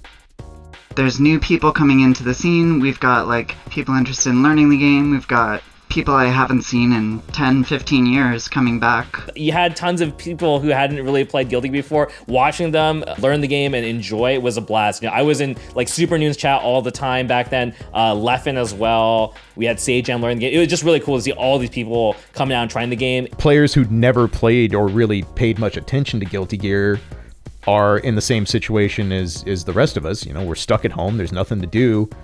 I can actually learn this game. I can play real players. I can get some feedback. We had beginner tournaments coming up. We had huge tournaments, huge online tournaments with hundreds of people. It was like nonsensical numbers. I am very excited when I open a lobby or and I jump in a lobby and I see someone who is literally trying to get their 6th win out of like 700 games. Like that to me is the most encouraging sign you can see. Good evening, friends. Welcome back to the main event of Frosty Faustings 13, the online edition. We are at the top 8 for Guilty Gear Accent Core Plus R, the biggest Plus R tournament ever held. And it's all thanks to Rollback Netcode, our Lord and Savior here in 2021. We just finished running Frosty Faustings online 13 online, whatever. Turned out way bigger than we were originally thinking. Like first we had registration at 256 and it capped like in a couple days. It was really fast. So we got more staff, more volunteers, more people to help us. Then we raised the cap to 512 and we ended up with about 458 players or something like that after registration closed. The highest record was like about just under 450 or something prior to that for a beginners tournament for the beta that actually happened a few months prior to that. Hopefully someone can beat us because I want to see even bigger ones so I can try and one-up them again. Boom! Welcome back. Look Alive Combo Breaker is in the air and we have more Guilty Gear. My name is Tasty Steve and I'm joined by none other, or actually I should say I'm joining Zay. How are you, sir? I'm really fine. I'm really happy to be here, Steve, participating in Local Lives. This is a really good opportunity. I'm really hope that we can show some good-ass Guilty Gear, some good-ass Brazilian Guilty Gear for you guys. Hey, that's what I like to hear. You know I'm a fan of Guilty Gear no matter where it comes from. I haven't had too much exposure to to Brazilian Guilty Gear, so this is good. I'm glad I got you here to be your co-pilot so you can take me through some of these players. You might know a little bit more about them than I, but I know it's going to be some damn good matches though. Of course. So let's talk a little about our players here. We can start. We're going to have the match between Valenhill against Henrique. Valenhill is an Axel player. He's been playing Guilty Gear since 2013. He has a lot of experience. He played since Accent Core came out. And man, in every tournament I've did, he placed at least top 3. He's a really good player and knows everything about frame data, about specific matchups. He's the by-the-book player that we have here. Ah, so he's one of those, huh? He's one of the frame Bible biters. Got it. Exactly. And now Henrique is the complete opposite of it because he never played a fighting game competitively before Plazar rollback netcode update came out. Wow, that's actually sick. And became this nice, huh? To be here playing with us on Look Alive for Combo Breaker. That's kind of sick. Okay. That's really weird because he only said to me that he labbed Marvel free. He didn't have anyone to play against because where he lived, no one played, and then the online isn't the best. So the only time he could play any competitive fighting game, it is on Plus R. So I'm really hyped to see how he's going to grow. Like he's already a monster on Plus R. Let's see what he's going to do in the next games he picks up. All right, here we go. Milia versus Axel. Here we go. Okay, nice. We see a really early burst here because he doesn't want to be put in that situation in the corner against Milia. They're going to have this momentum. Yeah, and you saw already, you saw the Milia go for like the 2H launcher, but Axel was crouching, so it doesn't work on crouching. Yeah, that's a really cool thing that Valenhill does a lot. His usage of 2K is really good because that move lowers his hurt boxes, so that avoids Milia's jump-ins. Oh yeah, that low profiling with the 2K. And on top of that, if you get the hit, you can go right into Reston or get this full combo early, the burst in the corner to be safe. Yeah, the situation is not really good for Henrique. He doesn't have me right now, but okay. Mashes it out of it. Backdash 2H, okay. Go for Secret Garden. Yeah, FP Secret Garden is a really good thing in this matchup because Axel can do much in that situation. because he has to commit, but at least with this NTR combo, Valiant Hill takes the first round.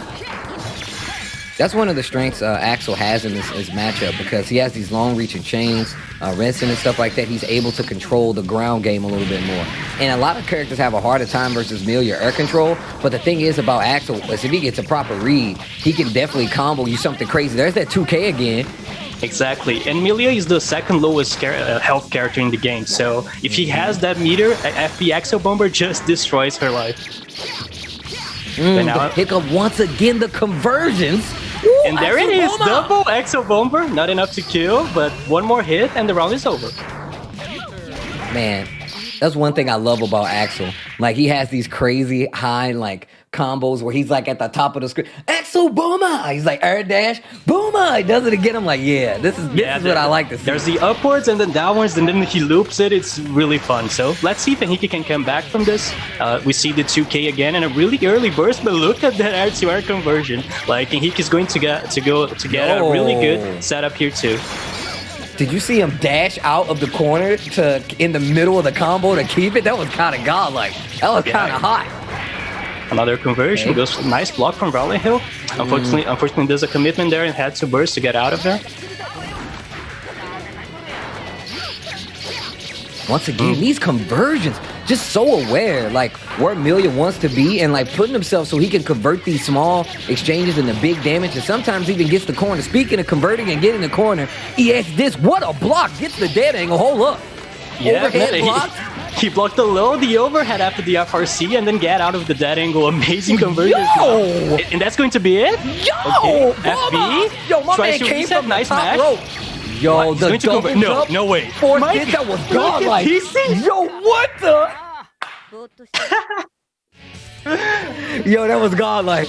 Yeah, like that was said, actually godlike. That was like on the top of the screen. Hiki's conversions are out of this world. You just can't guess that he never played a fighting game before. Hell in the Cell, 96. They were fighting on top of the cage. That was godlike. But look at the damage. Oh my God, like look I said. at the damage. Really doesn't have much 6H life. right there.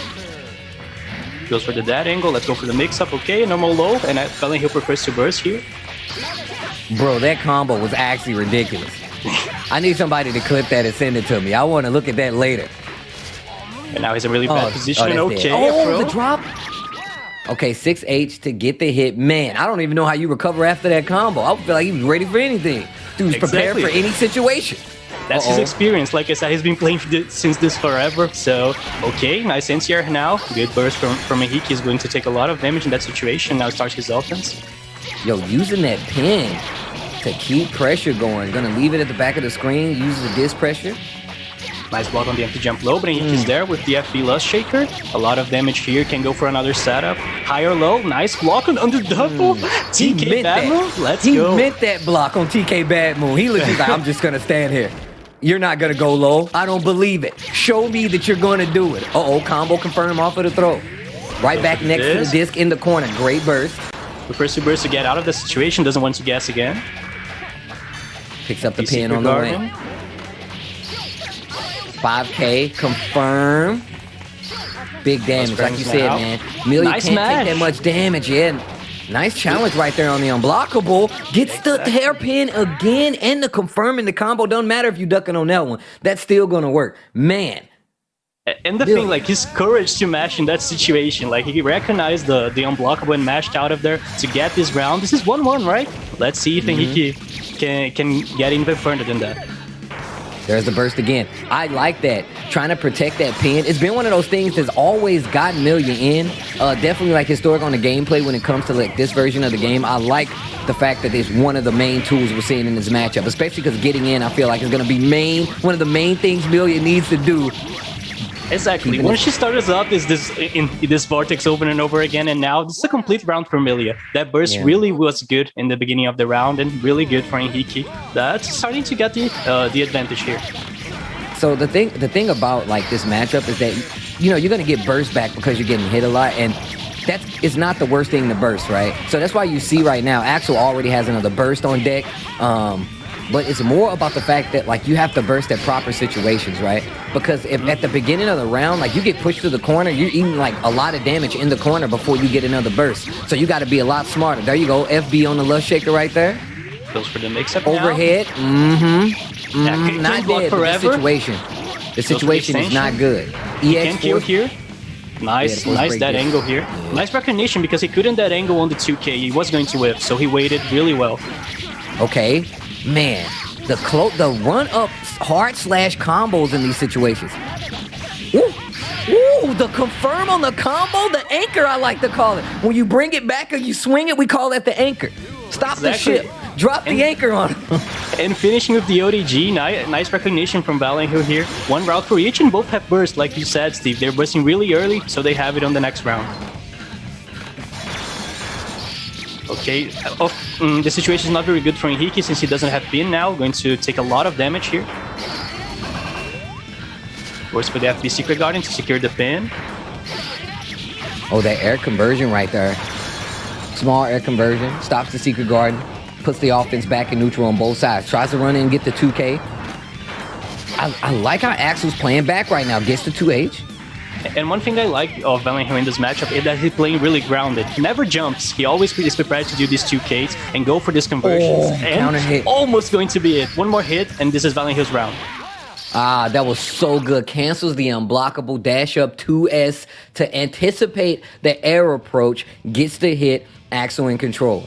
And that's so good because Enrique's been reacting to almost all these unblockables. So he finally showed the feint one and could catch him with this jump. Amazing NTR from Valiant Hill. This is 2-1 for him. Really good match. Man, Valiant Hill. This is definitely this Milia. This is tough. I'm still stunned by that confirm, right? That combo was actually ridiculous. I'm still thinking about it. I'm not gonna see shooting stars anymore. I'm just gonna see this Milia combo. What was that? This sick-ass Milia combo I saw doing Look Alive and Combo Breaker. It's crazy, right? Okay, goes for the follow-up, catches Enrique trying to mash. Bad that angle, wasn't punished, but now just follow-up of Rensen. Just look at this conversion, Steve, my god. The read on the follow-up Rensen was amazing, and he managed to confirm it. My god, Valiant Hill is playing really well today. And I'm gonna tell you right now, there's not many plus R Axels that we see that control the character this well. I can tell you that right now. Especially in a matchup like this where it's so vital. Like if you get knocked down, it can go down a bad alley real soon, right? Exactly. Normally Axel uses his long range normals, but in this matchup he can't do that so much because it's very committal. So he has to go for the low committal 2Ks and all that. What a call out. He actually went for a 2K on the roll while the disc is on him. Now, the thing about Axel is, like you said, that 2K low profiles, but what are also low profiles is his sweep as well. So even on wake up, you can do 2K, and if they're still in front of you is one thing. Even when she rolled, he did 2K in the 2D, gets the pickup, gets the conversion. Such good awareness. And you see him even staggering it now, staggering the 2K to see how Milia's going to react. Exactly, and not only it deals with the approach in the air too, it deals with roll. He likes to approach a lot with Milia's roll, and that stops it too. So 2K is probably the best button in this match. Look at Milia's life. Oh my god, that's like 60%. You can still see the life bar draining. Like somebody was pouring it down the drain. A waste of life bar, if you one might say. The 6H overhead. Okay, goes for the mix-up. Valiant Hill does not have any meter for use any resource, so he just get out of there running. But now we have the reset for throw. Unfortunately, misses the confirm, but still has the advantage. So one of the things that you're noticing that's happened here is that you see Milia has changed up the air approach, and now the overheads are starting to work a lot more. The 2K low profile that we were looking at, the 2D low profile that we were looking at from Axel that we just saw right there, you can see Milia kind of scouting it at this point and being like, I'm going to come in from this angle, getting a lot more hits on the overhead. But here comes Axel. Round number 3, tries to go for the overhead. Good block, breaks the throw. Wait a minute. My god, look at this reaction. Both of the players playing really well. Okay, has the reset for the pin. He's going to get the pin back probably. No, okay, but he still has the mix-up. Milia's going to need all of this. Tries to go for the empty low. Dead angle to get out of there. Goes for the unblockable. Sets the pin in front so there's no normal. Nice block and burst bait right there. That was godlike. Yo! My god. No, he managed to avoid the jumping with 2K just after he jumped out of the unblockable and even get the punish with the FB Axel bomber. That is going to be it. Like, my god, what a burst bait. Yo, Brazil. Exactly. Yo, Brazil. I didn't know. Please forgive me. Okay, this round sounds really good for him. Violent Hill prefers to burst, like you said earlier. Bursting early is really good in this match, so he prefers to not get caught by that Milia vortex. It's one of the things you got to keep in mind versus characters like this that get kind of like that momentum, even in the later games, right? Kind of fits like the Ramlethal aspect. Like you want to burst that character a lot. You still want to burst Milia a lot because you know you're going to keep getting hit. That burst gauge is going to be up there, but you can't get hit as Milia because you lose a lot of damage. Oh, the dead angle didn't work out.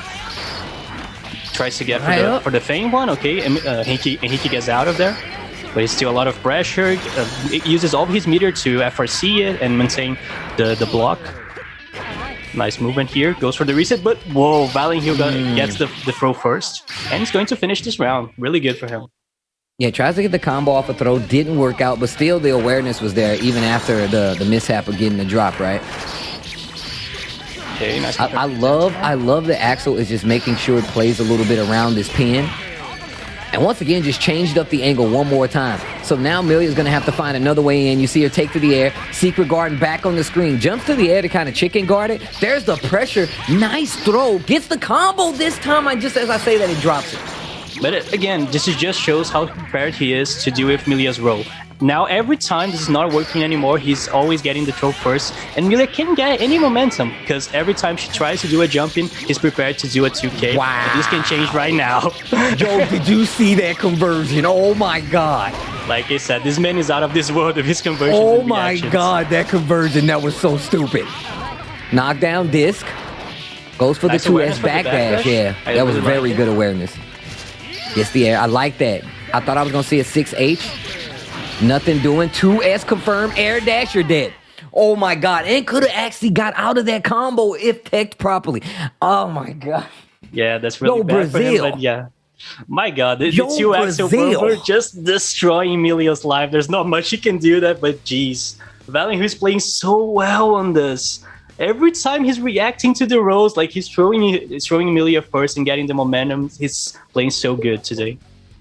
So you can tell some of the options that were being played by Axel, right? The 2K, the 2D low profile, the 2S to call out, right? And you even saw some of the later adjustments in the corner where it's like, look, I know you're going to tech. I'm going to cancel the unblockable, try to hit you with the 2S.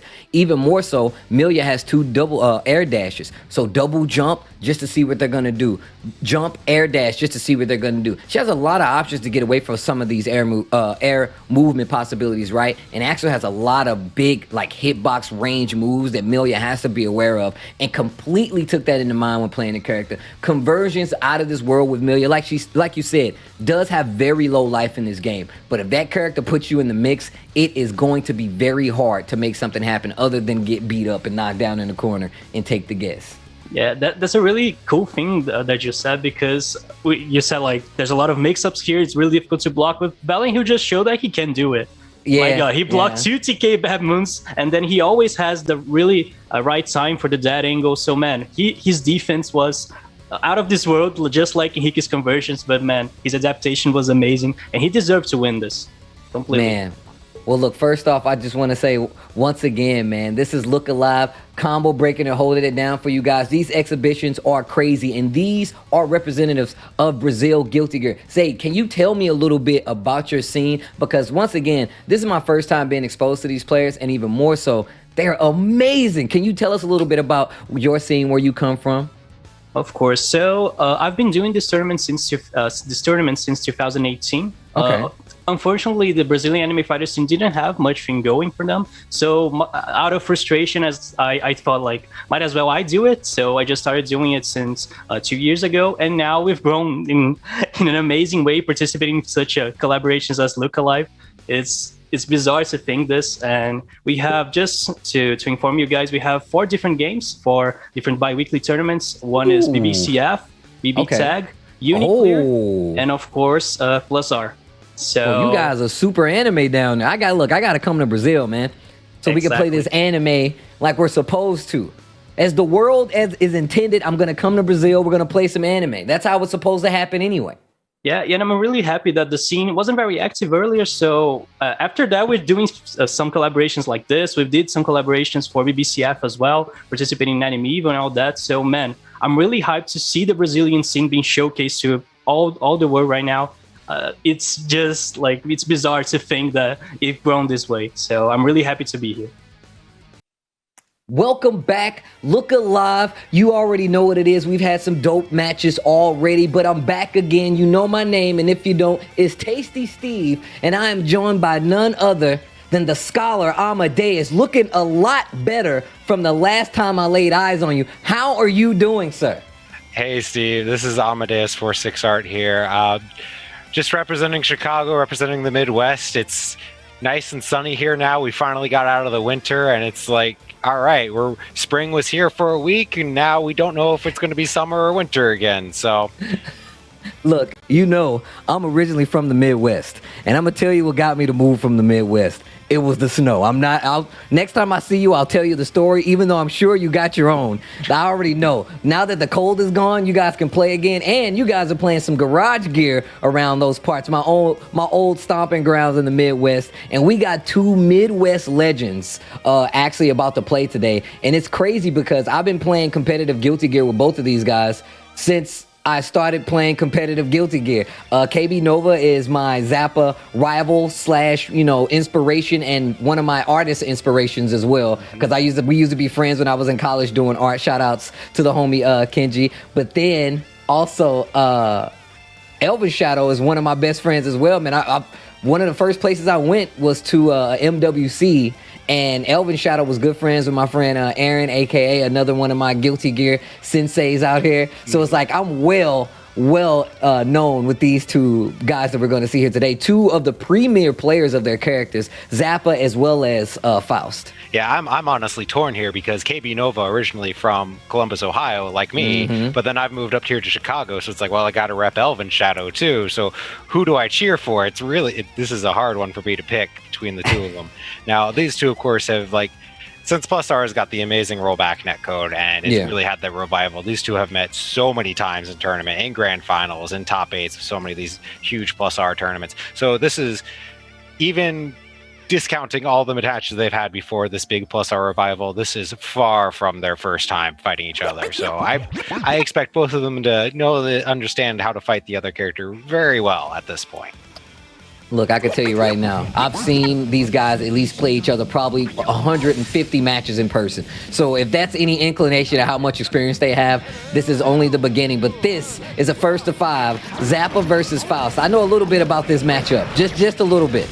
Even personally versus Elvin Shadow. Even more so, I played the mirror match versus KB Nova. So it's definitely gonna be tough. I can tell you right now that a lot of the experience from this matchup comes for both of these guys from each other, right? Like you said, they've played a lot of matches together, and Zappa's super strong in this game, and Elvin Shadow has proven that he's been the premier American Faust for quite some time.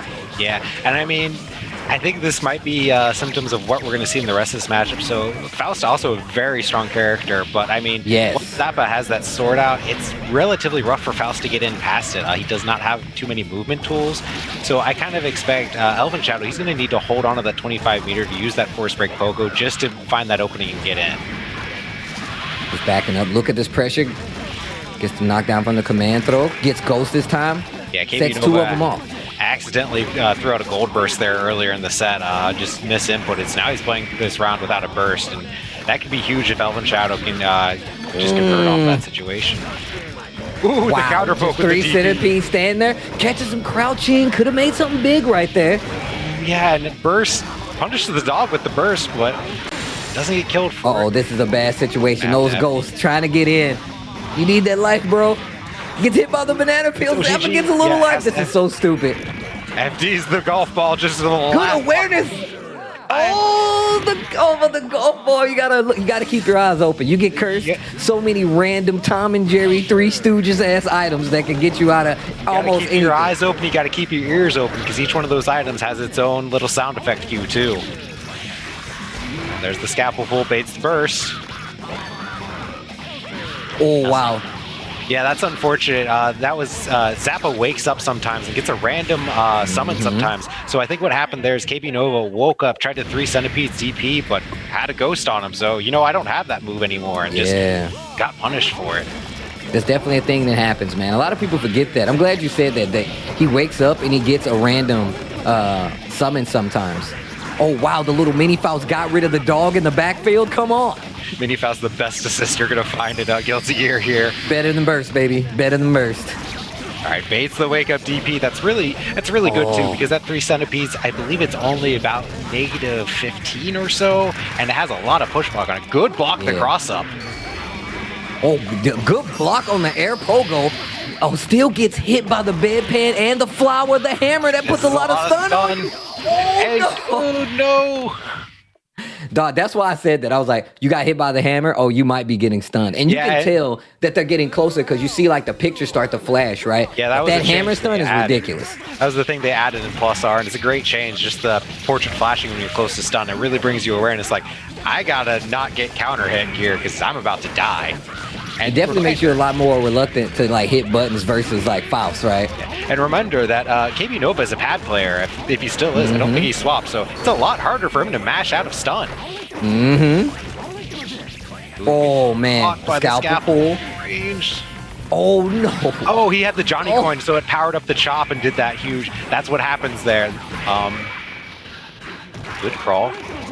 Now Zappa's got his triplet summon, kind of like the worst summon here. Oh, but he gets the dog and the pretty Robo-Kai from behind.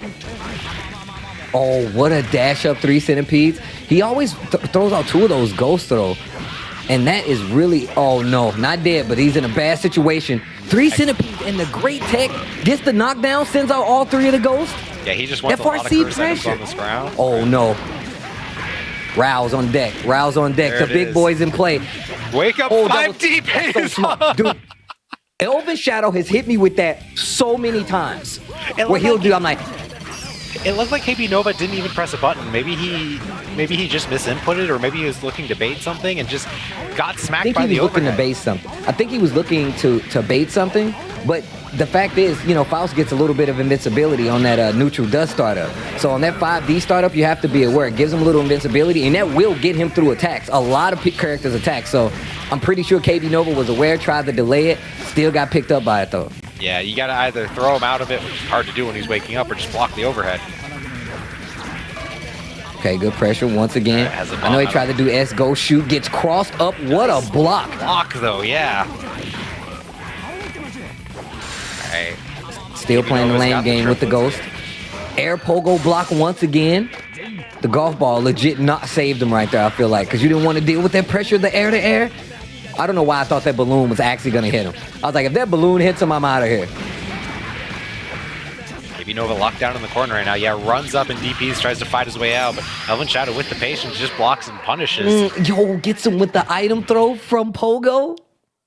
Yeah, I mean, there is no feeling like being anti-aired by Faust just throwing out a hammer. Just have an anti-air. 2K. Yeah, you got to be careful. Zappa definitely goes for cross-ups in some instances, but that low hitbox, that 2K definitely helps out Faust in this matchup. Good pressure. Combos to the overhead. Nice. Yeah, okay, that was such a good burst. That was such a smart burst, but the dog is still there. Worst feeling. Man's best friend. Zappa, and just the dog just comes back. And, got a stun, but no combo off of it. But he's locked in the corner against the dog here. There you go. Eats it. Ready for good it that delay. Time. Good delay. All right, now he's caught full screen, blocking all these overheads, blocking the low. Gets out. Air throw. Ready for it. I'm gonna tell you, one thing I have not done is learn how to do the FRC, the new FRC combo. And I always look at KB Nova. He always gets like the FRC combo, and like just even the pressure is still solid. So even if he doesn't get the hit like you saw in that last round, he still keeps that pressure going. Yeah, I mean, Zappa is so scary with the sword because he can get really good pressure from that full screen. And like some characters like Potemkin or even like Faust, without good movement tools or without a lot of invincible options, they really have trouble getting past it. Because even if you get past one swing, Zappa just recalls it back to him. KB Nova keep out game without sword actually has the triplets. Faust coming down, gonna miss. Yeah, they're playing the lane game for real right now. You can tell KB Nova's playing really, really cautious, trying not to get hit by anything big going in, but he still has the ghost. Unsummoned, wanted the Rao, was looking for the last Edgy, the last Ed guy, last Edgy. Yeah, it gets knocked down to full screen. That's important. I would have did it. Oh, God. Oh, with oh, the that was godlike. Punish it. Oh, that's going to stun him. Oh, he's that stunned. was going to happen. I knew that I was like, oh, dude, he's going to get stunned. Go, Zach, we need to investigate your Steam files. Yeah, I was about to say, man, we need to look at this. They turned him around. Oh, my God. And the overhead, when he blocks the overhead, that's really important. Blocking that 6H, Elven Shadow will absolutely just test your reactions with that 6H. I think that's the first time we've really seen him use it, though. The entire set. No, that's true. I remember when Elven Shadow came back from Japan, and it was like a full 4 months where everybody got hit by 6H overhead. Like, I was all, actually, I'm being nice. It was legit a year. It was like a year.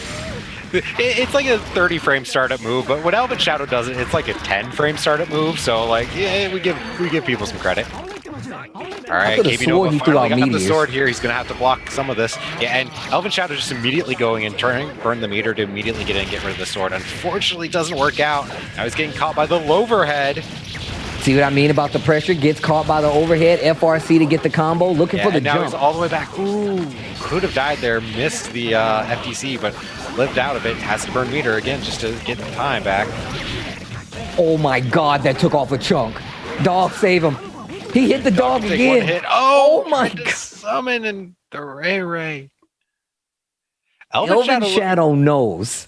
He know. I have fought him. He's fought a billion matches with KB Nova. He knows what Zappa wants to try to do in this matchup, and he plays the ranges perfectly.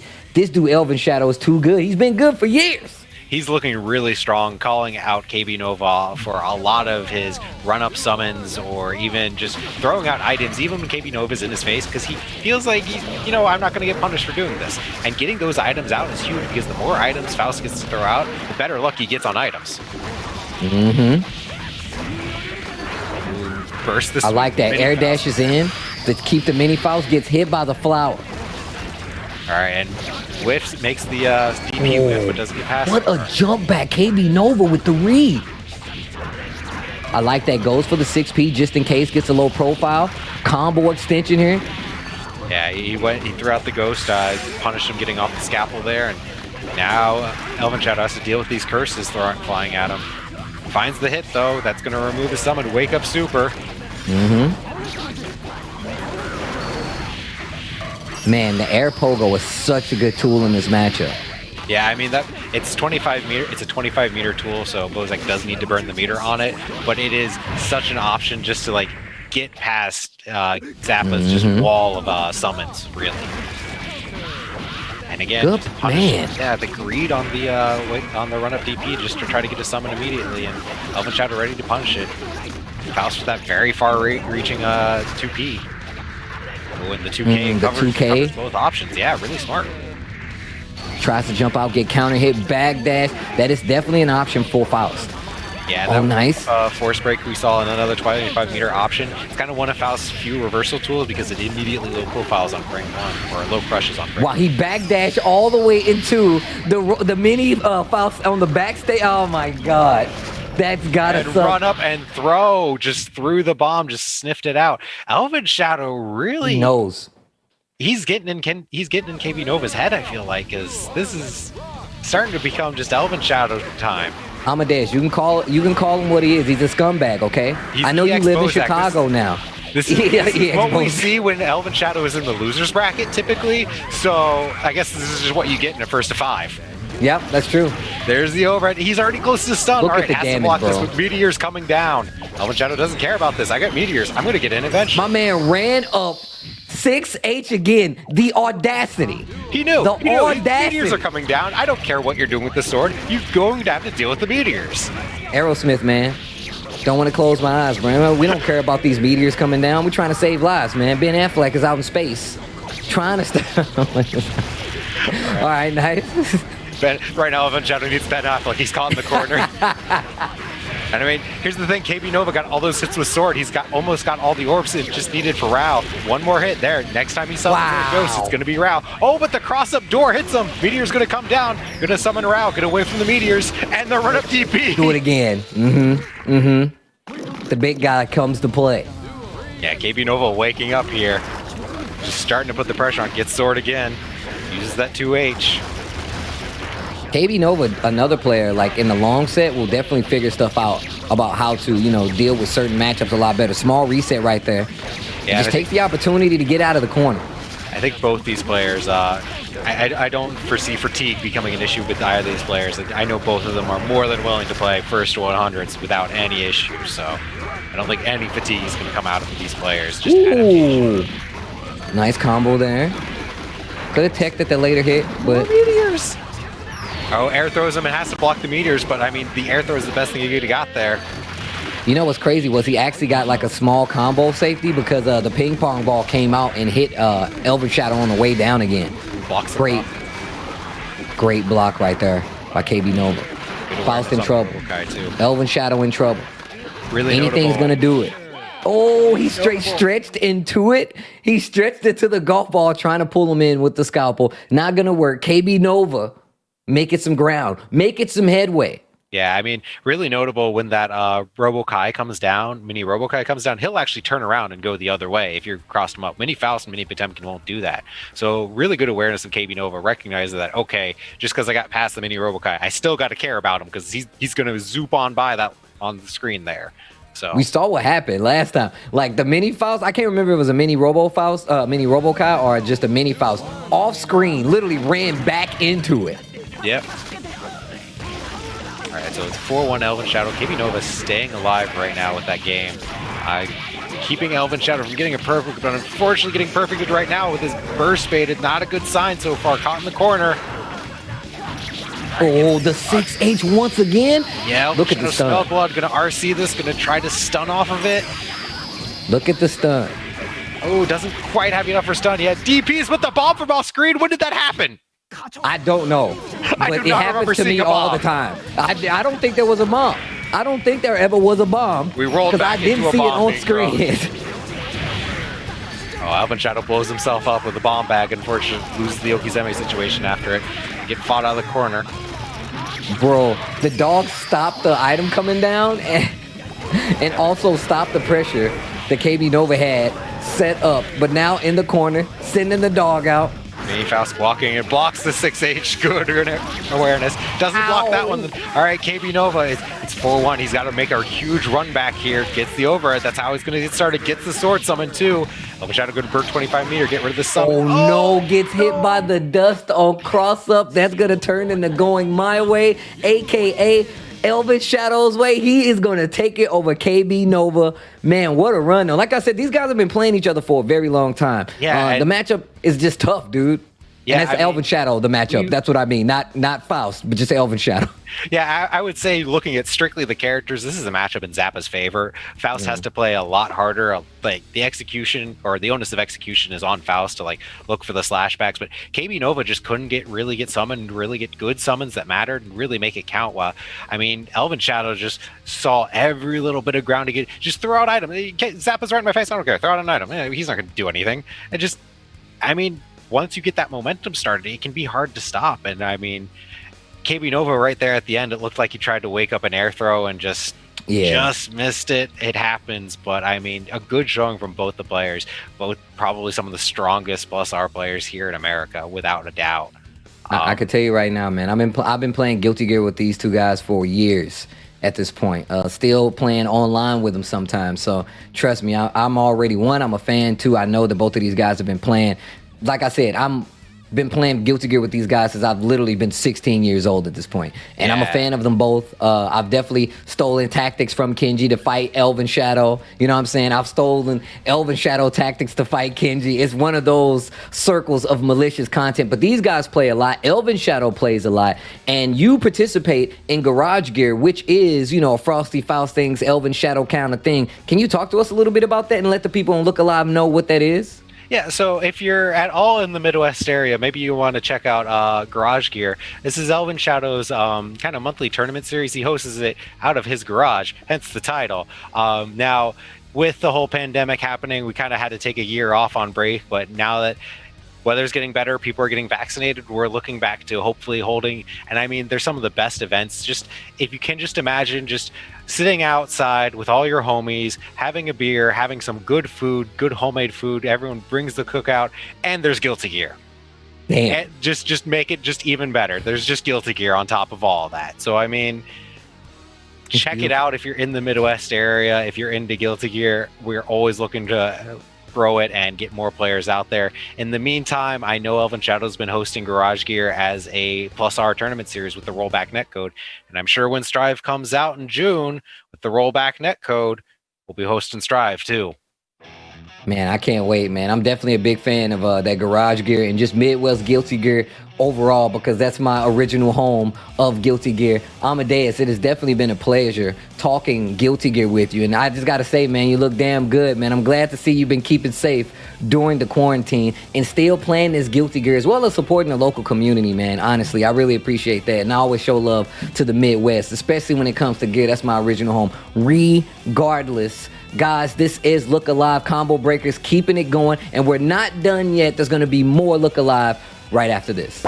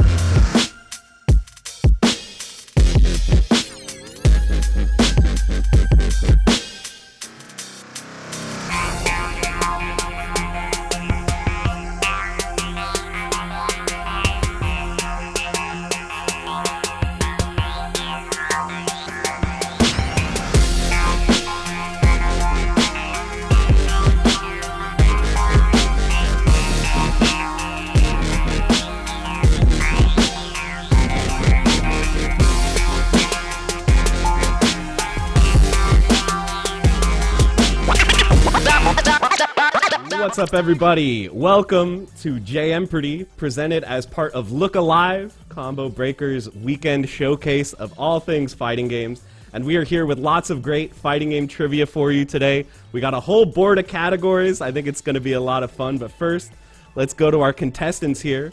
We've got NRS commentator and all-around god gamer, Katana Prime. Little god gamer. Branching out. All right, a little more than that. But yeah, just happy to be here, man. Thank you for the invite. I'm ready. Happy to have you. We've got the godfather of FGC content creation himself, Maximilian, is here. Hello, I'm glad to be here. I'm putting a lot of pressure on you guys just from the intros. You know? And then we've got the winner of Cross Assault, tournament player, and the guy who has knocked me out of pools at Combo Breaker countless times. It's Nerd Josh. Yo, what is good, JM Crofts? Thanks for having me. And yeah, awesome to be here for Combo Breaker. The last time I was on a FGC Jeopardy was UFGT 8, but that's like, Combo Breaker's like the successor series, so, you know, it's really cool to be back. And I'm glad because I was a little tipsy and I did really bad and I was really mad at all my answers immediately after, so hopefully I do better this time. Well, we've got everything under control this time. It's going to be a lot of fun, but first, let me run through the categories here. We've got the bottomest tier, we've got not a fighting game, before and after, unique mechanics, auction tournaments, and Morgan's Sprite. And Maximilian won our coin flip backstage, so you can go ahead and pick the first category. All right, I'm going to choose the category that truly defines all of us as fighting game enthusiasts for not a fighting game for 100. All right. Nice. It's not a fighting game, but this Frisbee game is a mainstay of mystery game tournaments and casuals at the BYOC. Nerd Josh? What is Windjammers? That is correct. Nerd Josh, you have control of the board. What is Morgan Sprite for 200? All right, so this is going to be a photo category, so make sure you look at your devices. This game debuted in 2001, but still used Morgan's original sprite from 1994. Katana Prime. Oh, nice. What is MVC2? Ooh, I'm sorry, no! that's incorrect. Nerd Josh. What is Capcom versus SNK2? That's 2001 correct. Millionaire Fighting? I'm so mad because I'm from Florida and CBS2 is everything, and I have Marvel in my head because I'm looking at just everything in the background of Mac's room, and I'm tight. I'm sorry, Florida. It's okay. You'll have a chance to make it up. Okay, Nerd Josh. It's all good. Alex Navarro's like, come on, PAP. I met him personally, man. Nah, I'm kidding. Yo, let me get Morgan Sprite 300. I love Morgan. All right, though she's not playable, Morgan can be spotted in one of this game's stage backgrounds. Maximilian? What is Street Fighter Alpha 2? That is correct. So bad. That's your dude. Ken?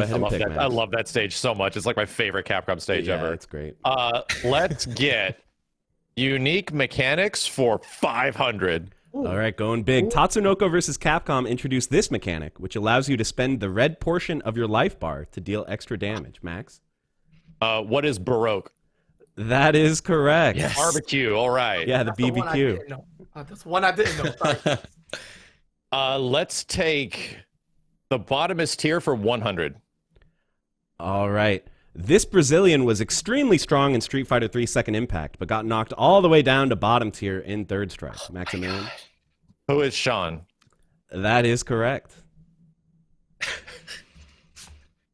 Let's go with not a fighting game for 200. This baseball Pong hybrid gained attention when it was featured in a 2013 mystery game tournament, but whether it's a fighting game is still up for debate. Maximilian? Oh my god, what is Lethal League? That is correct. Snuck it in there. I'm like, what is Lethal League? No, that's not it. I was thinking beer pong. I was like, what? I was like, Beer pong was introduced in 2013. Let's go with something weird. Let's go with auction tournaments for 100.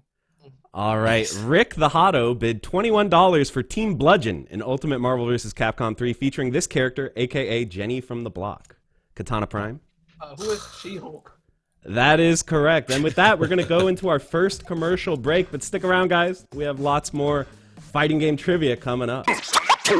Welcome back to the Look Alive exhibition powered by Astro Gaming. We are here for some Samurai Showdown action. You know, I can never do it alone. Who do I got with me today on the mic? All right, my name is Goro, and I'm here representing W&F Sam Show. I am so excited to be here right now. Oh my God, I'm ready for these matches. So I guess I could introduce our logo, right? So I should talk a little bit about my weekly. Let's know. So W&F, I know everyone knows the name, but we have a little special lore with the Sam Show specifically. You know, once quarantine went down, we lost our logo. We had to go online, but the online for Sam Show is god awful. It's pretty terrible and unplayable, and it's a weird one where even locally you can't play it. It's so strange. So we had Andy OCR with his wife Angela decided to bring a parsec into this, and then so we created this weird online local to just keep the scene alive. So we've been running it weekly ever since quarantine. We were able to get it working to a spot where we were able to bring in all 48 states to come compete in Sam Show. So everyone's allowed in. Then we were able to open up to Mexico. Then we were able to open up to Costa Rica and then Puerto Rico. So we had a lot of representation and everyone kind of still embraced the game. We were so close to having just the loss of this game, which is a tragedy because I love this game. I love it. It's so special. It's very niche, and and fighting games is already just a niche category of video games, so it's a niche within a niche, and we were able to just keep it alive. So I'm glad, and I'm super excited to show off some of our players. Yeah, I'm excited to see who's coming up on the deck. Actually, you know what? Tell me who's coming up as we get this first match on the way. again, representing WNF out here. Y'all make sure to check out that action when it comes up every single week. They're carrying Sam Show on their backs. Let's get to the match, and we'll also describe who's coming up on the deck. Girl, tell me what you think about these two players here. Yeah, so on our left, we're going to have Hella Plus representing Rimururu. Probably, he's an up-and-coming player, and one of our locals definitely comes out for WNF offline. So, again, our whole local, the whole purpose is to have these players be able to train and get better. And then on our right side, we have AR Robert representing Shizumaru. He is a consistent top 3 player, and he's here representing Mexico. So we have a great representation of like what WNF stands for. Like, so here we have on the left an up-and-coming player, and on the right we have one of the world's greatest Sam Show players. So let's watch this match. Oh my God, this thing is one of the worst things I hate about this game. Tell me. That it has a weird thing like, oh, Sam Show is all about neutral. It's not. Yeah. It's about gorilla. Look at this. Tell him. Give me that 5C. Exactly. This is what we want fighting games to be about. The air to air puts them down to the ground. This is what I like to see. The neutral, my game's all, patient and calm and it's perfect. Nah, get that out of here. I want the fun stuff. Yeah, this is all about call out. So here we go. All right, getting his spacing. All right, Hella Plus not really knowing what to do here. Trying to get the, jump K. Flip out. Not really much there. Both these characters are wild airborne. It's very hard to anti-air in this game. Anti-air options are very terrible. Oh, does it cancel the crouch heavy? Okay. Stay safe. So Shizumaru is a character that has a tap as such as Balrog. So the longer you hold it, the more powerful it gets. So you do want to try to end your rounds quickly against this character. Yeah, don't want to get it stored up. And that's kind of like a bit of a pain point for a lot of Sam Show players. No matter how many times they change and alter the character, I still see it on the Twitter. It's like, my man told me the whole damn time. Just like that. Look at the damage. Check the red. Nah. He was holding that butt for damn dear life. He was like, I'm going to get you. And when I get you, it's going to feel so good. And we're already done. Look how quickly these go. Fast things out here. Dude, there is no such thing as footsies in this game. You just want to go in, press buttons, and hope for the best. Call-outs is what this game is all about. If you get the right call-out, that's going to be a chunk of health right there, all right? Good stuff. Oh, what's the Oki? All right, mix. What are we going to see here? Oh, loses the wall position. Unfortunate there. It's so hard to calm her down. She's got so many little air approaches, and the stalling in the air makes it so hard to like air to air her, anti-air her. She's just all over the damn place. Yeah, exactly. And you gotta be careful. Shizumaru with rage on tap. He's gonna be able to do something with it. Yeah, oh, did he land it? Oh, she flipped out of the air. Okay. Wow. Yeah. Gotta be careful. I'm telling you, this game is wild. Okay, call out with the jump C, air to air. All right, what's the setup? I'm gonna go for the Oki. Now, decides to play it patient. That's fine. Again, Shizumaru definitely wants to stall for time. Every second counts. Is gonna be adding onto his tab. Although he's letting it a little to go. He doesn't cancel the heavy again. Interesting. Back. Okay, got caught up in the corner. Not where you want to be, especially in this game too. He's out. Yeah. I was getting a little sloppy with no punishes there. Oh, again. Wow. He's just really. Okay. Just like that? Like you feel like jump that? Back umbrella? Dude, I'm telling you, this game goes by fast. And it's really weird because like it doesn't matter how slow the characters are, the rounds they're quicker, but it just depends on the pacing of the characters, or it depends on like their toolkit, but it's all quick in terms of damage or in terms of their movement. The rounds in like that. Like they can be slow, but they're very quick many of the time. Exactly. Oh, misses the tab and gets punished with the 5C. Okay. Yeah, again, this game sort of takes out all the fluff where you want to get the openings as a sim gets nothing. Punish. Hey. Yeah. And the lack of combos and the damage more than makes up for it. Like, you don't need to learn. Oh my God! Are you serious? Check the red! She's dead! She's dead! Call the time with death, Goro! Call the time with death! Call the time with death! Oh my God, dude! Okay, so that combo right there, I think that's a 2-framer. So that is very hard to do. I can't believe he landed that. We're already on our third match? Dude. Nah, dude is gas. Let's go. Let's go. Nice run up punish, okay. Oki, jumping to the corner. Oh, big damage. Nice. All right, yeah, see, just one jump in combo, third of your health gone just like that. Every decision, every swing matters so much in this game because of the damage, because of if you're lacking and slacking, they're gonna get you. Yeah, you have to pay attention of what everyone's options. You want to run up, kind of press those safe buttons like that, like the shove. You want to see what AR Robert is going to be doing. Oh, lands onto the platform. Because it's going to come to a time where you're going to have to run up and go for a call out. And that might end the match. Oh, big punish. No, misses it. Can't let this one with slide again. Like as you said before, you got to kill this character. ASAP. Get him down to the ground. There's a victory. Oh. Yeah, throughout the tab, I don't blame him. You know, might as well throw it all on the ground. Okay. Still has a little bit of rage. Nothing left. All right. Okay. Oh, 50% gone like that. Just 2 mistakes. That's all it takes in this game. Okay, good call out with the 5 or jump C there. The neutral. For how long? Yeah, trying to run away with it right now. He has the health lead. He doesn't really need to make anything too crazy here. Take no risks. However, again, Shizu is charging up that tap. Okay. Oh no. Okay. Hello Plus in a rough situation. Gets hit with the overhead. Call for the corner again. Session no wake up. Oh my god, the TP. Anyone's game now. He stepped in it. Light. Yeah. Okay. This is pretty good. Look how quick we're already back in the match. We're already back into it, baby. We ain't done. He said, let's go. He said, I ain't finished with you. Okay. Oh, we're just going into the area. I'm telling you, the floor is lava in this game. It's just anti-airs are so awful. It's like, why not go into the air? Just play it there. And again, both of these characters have a way to stop their air momentum. You know, with the umbrella, slowly drop down, platform and the remove. So you're not going to be anti-airing these characters. They're really just going to fight in the air. Okay. Yeah, as you said right there, you calling it.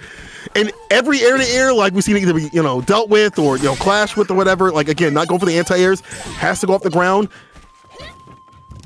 There's a wild DP on the umbrella drop there. That's very hard to do. Okay, nice. Yeah, we're just going to play. Yeah, it's air footsies. It's just air footsies. The game. Air footsies, that's what's going on. They can be an anime fighter like this. Yeah. Oh, both in rage. Burst. Oh, double again. Oh, my. What a god! Is it 2-frame combo? What a god! All right, the guts it takes to do that. Because Hello Plus could have just popped Eason right there. He was at a really low height, and that Eason is 100% invincible. So the guts it takes to go for an instant overhead like that in that situation, wow, dude. He put it on the line. He wants that victory. He wants that combo break look alive victory. You want to have that? I'm the champion here. Look alive exhibition champion. He's looking fine. All right, good punish on Robert there. Yeah, Hello Plus is not really establishing a good pace here. He needs to get the lead and needs to run away with it. Right now, he's on the life deficit. You don't want Rimu to be on the offensive. She does have stubby buttons. She's a corgi, man. She doesn't have the reach. All right, infighter. Yeah.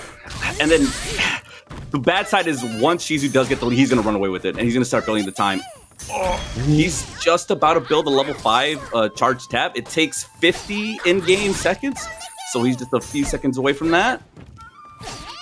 You left that whipped off the table now. All right, no meter on both sides. Okay, good punish, nice. So this is Hello Plus's chance to just escape. Goes for the wall jump. Does it get anything? We're just holding up. We're just holding up. Yo, try to go north so you ain't going south. That's what's happening here. Oh, good grab there. Nice. Gonna end the round? Yeah. Okay, good stuff. 7 seconds left of the clock. Don't believe the time on this game, by the way. Those are not real IRL seconds. This is seconds from the 1500s. We count in frames. every second in this game is 100 frames. Yeah, so really. It's a little bit like a second and a half, a little bit more than that. So every second feels a lot longer than it should. It really throws the weird. It makes the game feel slow. Yeah, it's strange. You look at the time. It's like you're at work and you look at the clock and five minutes have passed and you're like, I just want to go home. It's kind of like that. It's like time is going forever out here. Exactly. Yeah. Okay. Hello Plus is getting a little bit anxious here, going for the run-up grabs, even though she's just gonna hold up. He really needs to condition him to stay on the ground. Is that gonna land? No. All right. He has just a little bit of raise to do something. Okay, gets the EXDP. Runs away from the tap. Okay, nice stuff. This is the Oki. Gets screwed up in the umbrella anyway. It's not over. My man was like, I'm trying to play. All right, good anti-air by Rimu there. Yeah. Oh, I know. I'm already tired. We're match 3. I cannot believe what is going on here. Like, it's just the back and forth pacing, and every decision, every moment-to-moment decision matters so much in this game. From meter to every hit to whiffing, things like that, the air approach and stuff like that. And Rimu trying to chase Shizumaru down, like trying to get this character dead before they let the tap rip is, it's tense. Yeah, it's like a horror movie.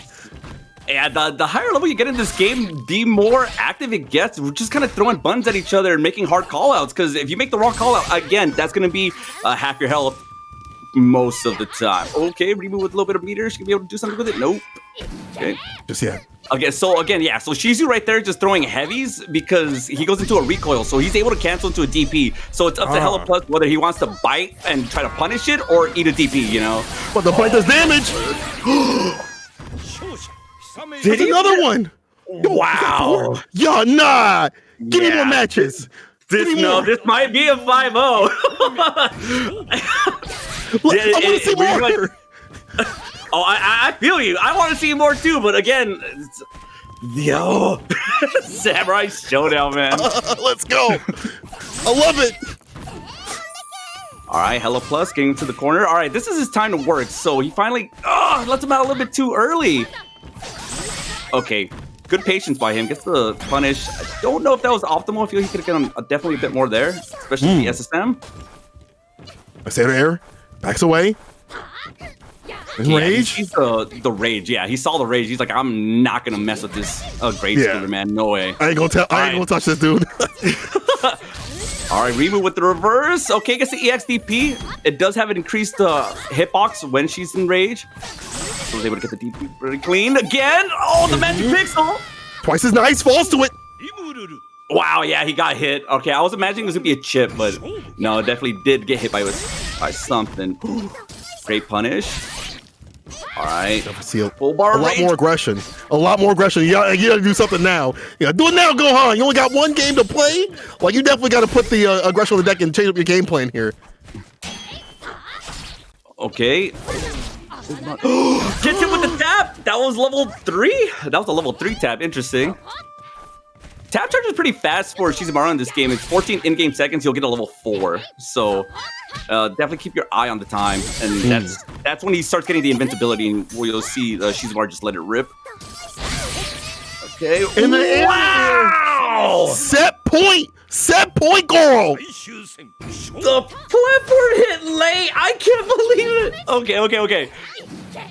Hella Plus needs to adjust immediately. He's really letting Robert just dictate the pace, and that's jumps in the umbrella. We've seen that so many times. He's right into it, falls into it again. Already 8 damage round start. Now we want to be. Okay, shove into the corner. Oh, okay, nice. Gets himself out, set up, overhead. Yeah, that's very hard to block. It's a low into a high. If Hella Plus times it right, it does become an unblockable. You have to. Yeah, you're gonna have to use mechanics in the game. The blowback mechanic. Tries to throw the SSM, gets nothing. Oh, he blocked that? I had no idea I was gonna cross over or not. Okay. What? My man had the hands up, hot and ready. Yeah, very difficult to E-send Rimu with the platform into the wall jump there. Don't whiff a damn button, please don't do it. He has E-send on deck. It's careful, Robert. Oh, jumps into the platform. Okay, it wasn't a 5-0. We're gonna get more matches. Let's go. We're all right. We get a little bit more. That was still tender. That was still at the wire. So we're starting to see more of that adjustment in this match. A lot more aggression, a lot more damage on the deck when he needs to do it, right? And a lot less drops. Yeah, Hella Plus. Hopefully that was the match he needed to bring this back. Hope he's not too tilted. Okay. Yeah, that running, Shizumaru just got a few nerfs in this patch currently, so that slide kick he has no longer knocks down. So it really dampens his game plan, because usually they would love to go for it and then just go immediately into mix-up afterwards. So now they're forced to, just take the hit and then kind of get plus play, and that's about it. That's all they get. All right, Hella Plus kind of chilling out. Yeah, he understands that he's kind of been a little bit too aggressive when he doesn't need to. He has a slight lead. Yeah, now he just needs to sit on it. You don't need to get anything too crazy. That was a nice big jump in. Again? Oh, that was too high. That was too high. That was too high. Finish your plate though. Off the backboard. Ball do it again. Oh my. Do it to him again. The God kick. Is he gonna do it again? Yeah, he's gonna keep doing it. Why not? Yes. Yup. That kick is straight out of Street Fighter 2, man. As soon as you press that button, it's just active forever and has a great hitbox. There is no anti-airing that. Oh. Use it and abuse it. Gotta do what you ever gotta do. You know, but remember, we are still, game point here. Goes for the call out, doesn't mean it. Okay, he gets hit with the cross up. Loses all his rage too. Unfortunate. Yeah, it's party time once either character gets their rage time. Both, it's just aggression from the one side, and you'll see the other just go mad turtley and just try to run away as best they can. Not get overlooked by the EX moves or anything like that. Oh! 2 heavies! That's all it takes! Oh my god! Where'd the health go? Where'd it go? I'm looking in my pockets. I'm looking around my desk. I don't see it. Look in my book bag. I can't find it. We're getting set point. This game's all about robbery, dude. You know, yeah. So be careful where you put your money, man. They're for sure it's gonna get stolen. Oh, okay. Does nothing on the recoil again. Oh, he tapped for the DP. Check it out. You might be dead. He's gonna have burst as soon as he gets up. Yeah. It's a lot to make up, though. It's a huge life deficit. He's gonna have to get a meaty jump in combo and go into weapon flip. It's the only way he's gonna do it. I doubt Robert's gonna gets the throw, pops it. Okay, that's the only throw break we have in the game. Oh my god! Face out the DP with the umbrella. Wow, that was a great way to end that set. Oh my god! Yo, this game's about callouts. It's games about callouts. There's no such thing as friendly neutral in this game. There's no such thing as footsies. So hella plus right there. You know, he had the corner pressure. Unfortunately, he spaced it wrong. So the DP was going to whip. So Robert, realizing that he wanted to go to the DP, he's like, I'm going to go into, jump off the wall, go into umbrella, go back away, and then come in with the umbrella drop. So that was beautifully played. It was an excellent read by Robert. Yeah, dude, this game. As you said it before, like everyone, before it came up, you're like, this is gonna be like a neutral game, stuff like that. It is not that, but that's a good thing. You see how enjoyable it is, not only to watch, but I'm sure the players are having a fun time playing, slugging it out, seeing all the damage, all the red. That is beautiful. Listen, people, if you have not seen Samurai Showdown, you need to get on it. Go ahead and watch that Wednesday Night Fights. Come through. My man Goro definitely and I telling you to do it. You gotta do it, okay? Man, do you have anything else you want to tell the people about Wednesday Night Fights? Plug some more.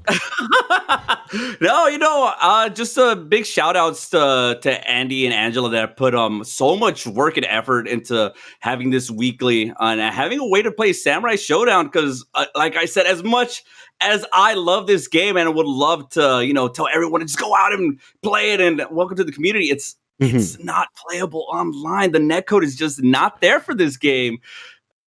But we have these locals that we run on Parsec. So if you have access to a PC of Parsec, please come through. We're more than welcome to help you, do whatever you can and enjoy this game. So just again, shout outs to Angela and Andy for hosting every week and everyone else in the WNF crew that helps us out. Servbot, Groupon Muffin, Destan, and oh my God, I'm missing somebody. They're going to hate me, but I love They're going to get at you. You're gonna be like, how dare you?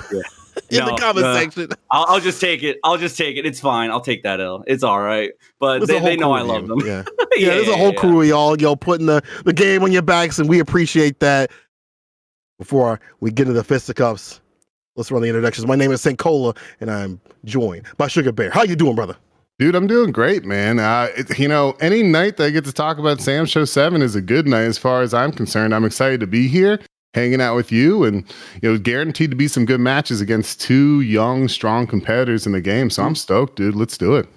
Yeah, tell me a little bit about the scene that we're about to see, that they come from, at least, In general, or these two guys? I mean, I guess that's sort of irrelevant. I mean, as far as NA Sam Show is concerned, there's quite the story behind it, to be completely honest. I'll try and give you the truncated version, but it's no secret this game doesn't have the best net play. So when we were sort of forced online, things kind of got sour. But thanks to Parsec, we were able to manage with what little we had. And there's just been a small, strong core, like powering forward with the game. They've really stuck together. Everyone's grown really close.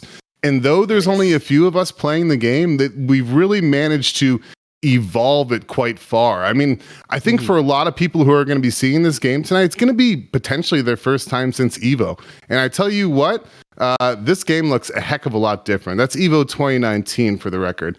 Game came out shortly after that, and it was its debut. And though there were a bunch of strong players playing the game at that time, the game has really evolved. And I think it's going to be a nice reintroduction for a lot of people into Samurai Showdown 7, because I think for a lot of folks, what they think this game is about is really not what it's about. So I'm excited to show them what's up. I love that. I love that. We're going to show them the real deal out here. Yeah. Tell me a little bit about the players as we bring it into our first match. Remember, this is the first of 5, so we got some games to play. Tell me about the 2 players that we're going to see in this match. For sure. On the left, you're going to have young Bubba. He's hailing from Berkeley, California. And on the right is going to be young Duston. It looks like he did end up picking Nakaruru. And for my money, Duston's the best player in NA right now. He has some competitors. Yeah, he has some competitors, but for the most part, this guy is unchallenged. And as I mentioned, he's on the right playing Nakaruru.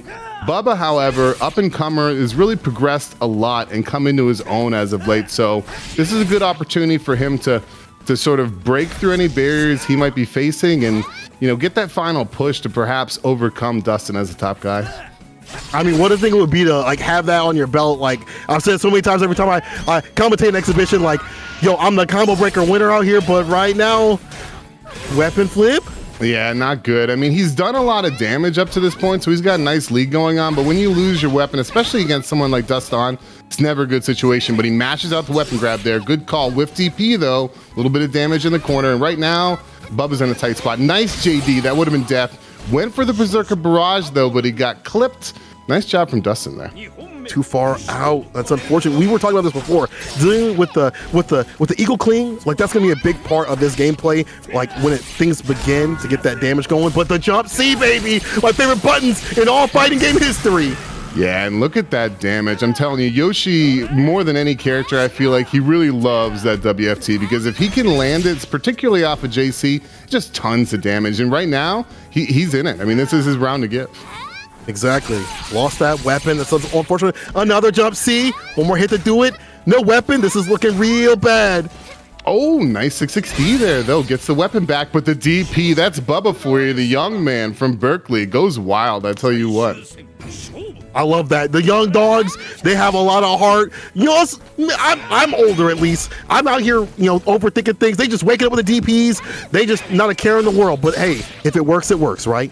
For sure, just getting in there. And here we go. Dustin's got him cornered. Not a good spot for that deep JC. What a great confirm. It's like 30% health right there. Into the throw. A little bit more damage. However, Nako's got that rage now. She's incredibly threatening.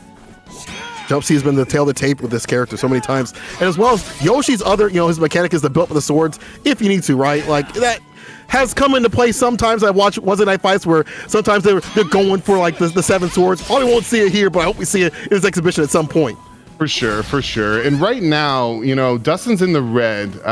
He has that bar. He can spend it. However, the command grab can't burst that. Now he's on death's door. He's got to spend that burst. He does. Bubba cornered. There's a type spot. Gets thrown, but he's got bar. Burst back. There you have it. Now it's anybody's game. Love that burst mechanic right there, saving you from that dire spot. Still thrown twice to make it nice. Dang! What a way to go out. You were fine the first time, but nothing there for the defense on that last round. And that's just how this game goes, man. I tell you, I mean, you will be forced in a spot in every single game where you have to make a decision. And it's going to determine where the way the set goes.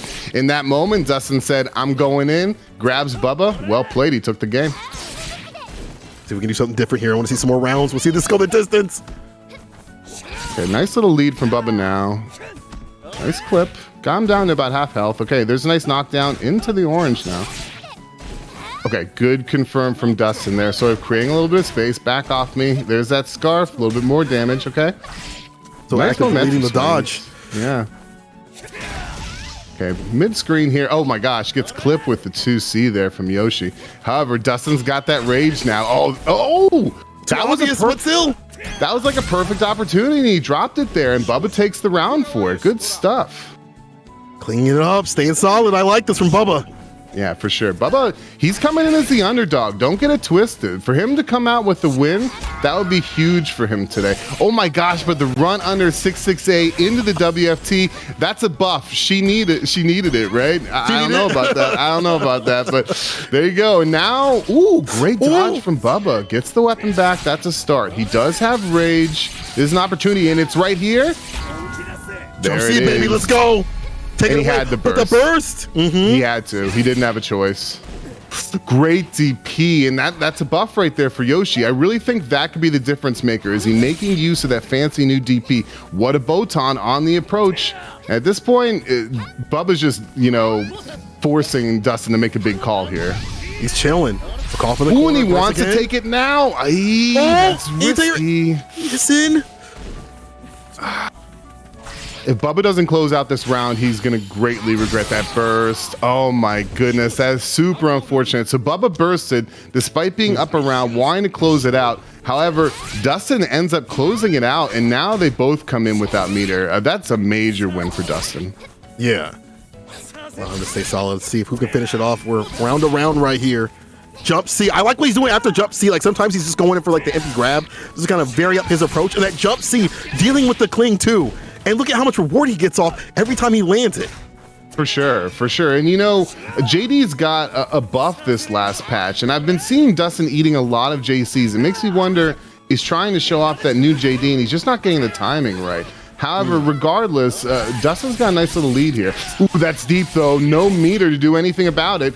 Great. Now he's got to close this out. He's got him in the red. No one's got bar. Now's the time to close it out. Finish your plate. Ooh, and that's gonna do it. Sick. That's the good stuff. Nice empty jump with a JB there. It's really, really, really hard to react to. The second you see that JB, you gotta either dodge or press a button. Right there, Bubba was ready with the grab. Dustin wasn't ready. Gives Bubba the game. I think that's 2-0 in Bubba's favor right now.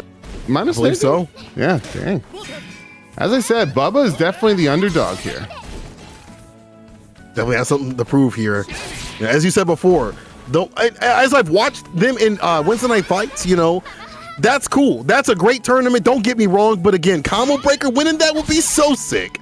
Yeah, absolutely. I feel like Dustin is so at the head of the pack right now. A win or a loss today won't affect his momentum, but for Bubba, a guy who's trying to break through to that top level, today could be huge for him. We'll pick up his weapon. There's that Berserker Barrage. He's in a great spot, to close out this round. Okay. And there it is again. That's typical Bubba move. And he goes empty with the JB, fakes it into the DP. It's good stuff. Right now. So sick. Yeah, Bubba's kind of on a tear. I'm digging it. Look at this. It's going in. And those jump options have been absolute money for him every single time. Been adding up in terms of damage and being why he's had these great round starts. But man, commentators curse. Things ain't turning around here. Lose the weapon. Yeah, it's never a good sign. Oh, that is a huge call out. I don't agree with that. He was expecting Bubba to mash out the weapon pickup and catch him with the SSM. Doesn't work out. Bubba gets the weapon back, but he's in the red now, so it's still in Dustin's favor. However, run up throw, you got a burst. He takes it. Ooh. That's gutsy. I guess. What's the decision to wake up here? Jump seat takes one of the skies. Oh my gosh, just an incredible amount of pressure there. I mean, Dustin was wagering that, hey, I want to hold on to my bar. I can get my weapon back without spending my bar. And it just didn't work out for him there. So Bubba right now on a roll. Absolutely. It's 2 up on his side already. All right, nice. So some of those empty jumps aren't working out as much. We're starting to see a little bit more movement and displacement where he's at, because we've seen a lot of the standard, but now starting to anti-air as well too. Take that off the equation. Yeah, that 2C from Nako is a fantastic anti-air. That was buffed in season 2, if I'm not mistaken, to take away upper body, the upper body hitbox. That's a great button now. Oh my goodness, just throwing out the 5C.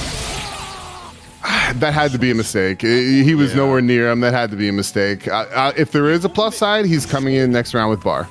Yeah. He's down the street though. Dash up, let's go! Yeah. He dashed up in front of his face. You wanted to make the most of it, yeah. Oh my gosh, and Dustin says, you can do it, I can do it right back. Oh, we dropped it. That was interesting. The distance must have been off there. Oh, what an anti-air. That's that Yoshi JC hurt box. It's huge. So gonna run that button anyway. He ain't gonna stop him. Nah, you gotta do it. It's part of the character. Okay, and there's that cling. Yeah, and that's the problem. If you can't approach properly, you're gonna eat that dive. Berserker Barrage. That's definitely patented Bubba move there. He loves that thing. Try and get the distance any way he can. Go through the neutral red. He tries to close it out with a JA there. However, he eats a dive. It just wasn't properly spaced. And he was wanting to close out that round without having to spend the bar. He had a feeling that, hey, I can get in there, I can do this, but he rolled the dice. It just didn't work out in his favor. So here we go now. I think we're looking at 2-1. I mean, as I said, these games, fast and furious right now. Yeah, this goes real quick. This game, in terms of like the damage that's done and the pace that's been played at. I mean, back in the day, things were a lot more, everyone's kind of backing away, staring at each other, waiting for that right moment. The aggression is way more now these seasons have gone on as you guys have evolved the meta. For sure. I mean, people just think of this game as just down backing for 60 seconds. That's not how it goes. There's that anti-air WFT. I'm telling you, Nako WFT is one of the scariest things in the game. The second she has rage, you just run for your life until it's gone. Great DP. Ooh, okay, reaches. We've seen it whip a few times, but this time works out in the clutch. Anyone's game, one touch situation. Command grab. There it is. I mean, it's done so much work for him tonight. That empty JB into something. And this time it was a command grab. So it's also going to give him a flower. We're just one step closer to the 7th sword. Let's see if he can get it. I'd love to see it. What a way to be. I get that in the exhibition. For the run the flower. If y'all don't know, it does a ton of damage, fills up the screen, and you got to be real good about dealing with it. Let's hope we can see it as this goes on. For sure. Now, Bubba a little bit cornered. Oh my gosh, Mama Haha saving Nakaruru there. Good bird. Dustin, very convincing lead this round. He's already got Bubba in the orange. Great universal overhead. Cling, creating a little bit of space. Bubba not entirely sure how to approach. Goes in for the Berserker Barrage. Whiffs. Chaotic neutral right now. Berserker Barrage catches that time. A little bit of damage. This is a start. Do it over and over again, but not gonna get the win. Yeah, a little too much chaos. Yeah, he committed a little bit too hard there. And there is that 2C from Nako. It is fantastic. Again. Good stuff. Cling, uncling, grab, the classic. Now Bubba cornered. How's he get out? He gets out, but this is going to be a big punish here. Burst. Oh my God. Again. That 2C's doing mad work out here. Yeah, it's wild. Okay, nice trade there. Bubba's got a lot of ground to cover, and he doesn't have a lot of time. Oh my gosh, he got away with one. Oh my goodness. The Botan got blocked. Dustin doesn't punish. Bubba had a chance, but he ripped the Eason. He thought in that moment, I can get away with it, but it doesn't connect. Dustin ends up closing it out. Good stuff. You see, I feel like it's a little bit more breakdown in terms of like desperation, and on the reverse, just on the anti-airing, the 2C's coming through in the clutch and containing that chaos, containing a lot of that jumping, sporadic nature in the neutral. The Berserker Barrage ain't coming through in the clutch. It's looking long. Yeah, you can see it right here. It's starting to pile up. So Dustin, the momentum is definitely swung in his favor. And as you said, if against Yoshi, if you can sort of make the skies off limits as he has been with that 2C, it can really make things frustrating for a Yoshi player. It's not happening. Nah. I think, you can see the experience that Dustin has. But as I say this, because for the weapon play, but Dustin definitely has, that experience in these long sets. It seems like he's rotating his options a lot better. But, call me a liar. I'm trying to see some more games. Let's go. Weapons sure. off the table. Yeah, in a situation like this, Bubba has to close it out. You can't let him get that weapon back. Okay? There you go. I mean, if you're going to end up taking a set, you have to be able to close out a situation like that. Bubba does. Signs of life from the young man. Let's see it. Okay? Okay, great punish there on the Nadeshko. Yeah, Bubba tried to space it out, but it just wasn't quite proper there. Dustin able to punish. Okay, nice. Difficult to do. Yeah, nice jump into the DP. That was good. Jump C again, of course. Of course. So like chaos that back up and coming through in the neutral again. Oh yeah. Bubba had him cornered there. That's where he wanted him, but he wasn't able to keep him there. That bird really gives Nako a lot of great movement. And there it is again. Okay, JB, he's really got to, I feel like to slow Dustin down, he's really got to close this one out right now. Jump B again. Air to air. This time jump C. Ooh, the Botan works. Pop from Dustin. Tense moment. Yeah, this is. Oh, it's off the deck. Bubba just got to survive at this point. He's got to find a way to survive through this. There it was. He tried to clip him off of Mama Haha with a 6-6C. However, it whiffs and just on reaction, Dustin Ray with a dive. Good stuff. Hey, Dustin's awareness. In so many situations where there's scramble situations, he's like, nah, I don't want scramble. I'll take it over easy.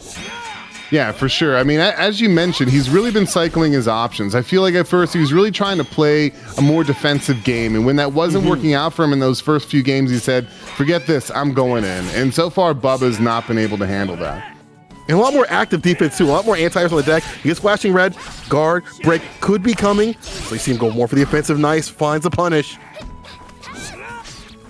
Okay, quick check. She's still in guard break here. And just being in guard break alone can be enough to get you killed. Like, you're trying to evade that 5C. You don't necessarily need to guard break to get the benefits of putting someone into that state. However, with DP, I respect that he went for it, but the spacing just wasn't there. Ends up getting punished.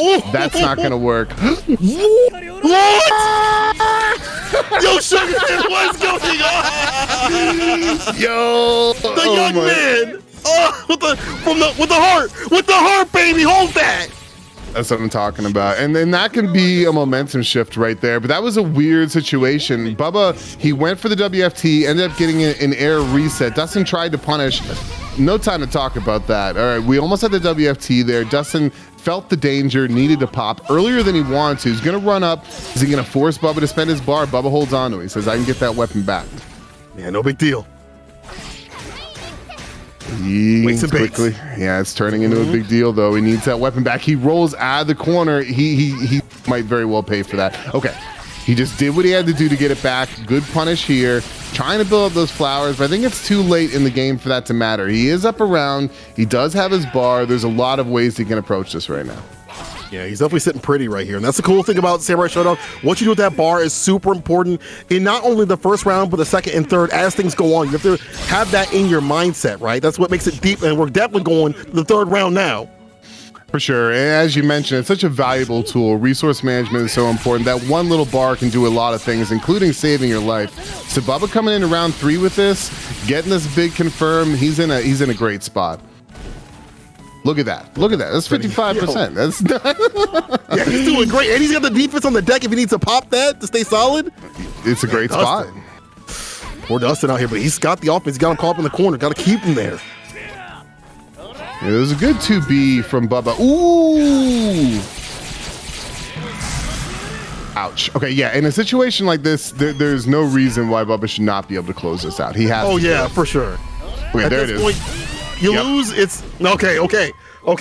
Yeah, I was a little scared. I mean, Dustin, as I said, I believe this is the best player in NA right now, so I'll never count him out, but in a set like this, he really needed to close that out. Bubba did, and he did.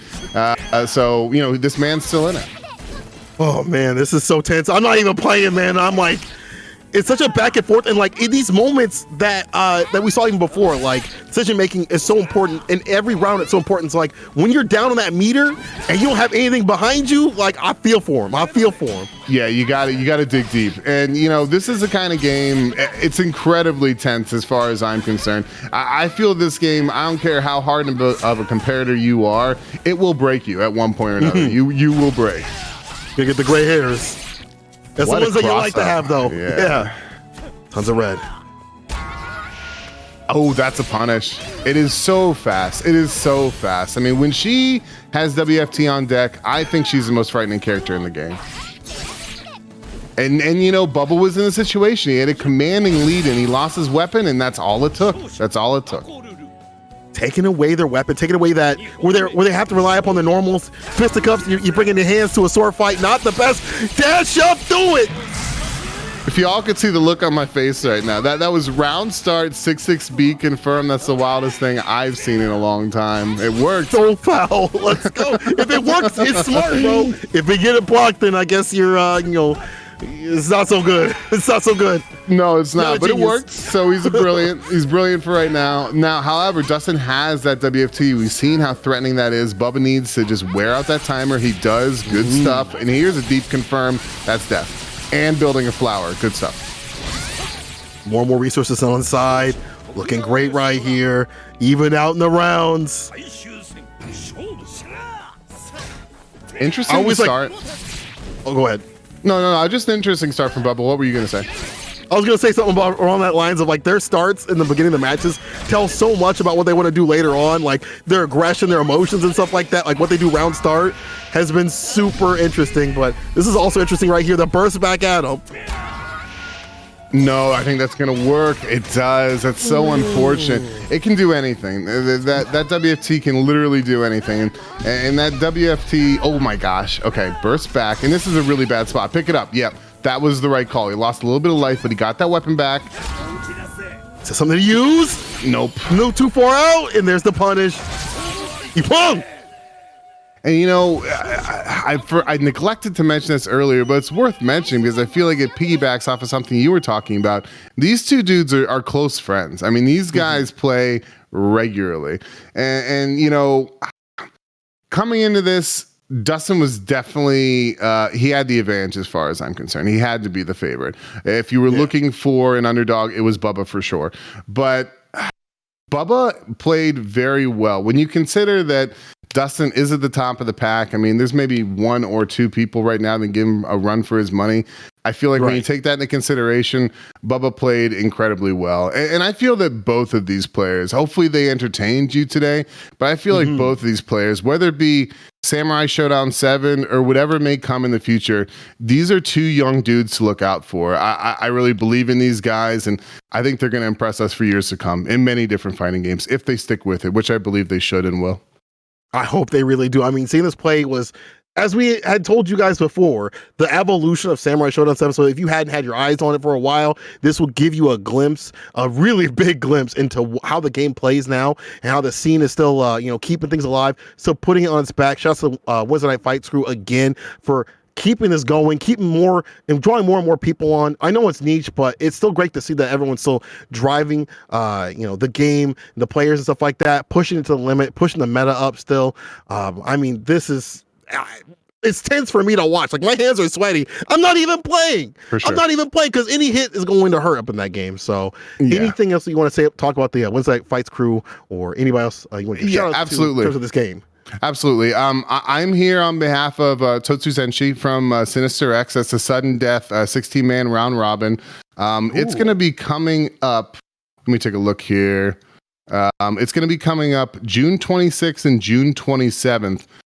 This is Totsu Zenshi Phase 3. As I said, 16-man round robin. We've got representatives from Canada, Mexico, the States. Really, some of the best in NA right now are going to battle it out for 2 days. It's going to be an absolute blast. Sinister is going to be streaming it on his Twitch. That's Sinister X210, and Rome himself is going to be backing him up as well. That's Rome_himself. He'll be running the secondary stream. It's bound to be good.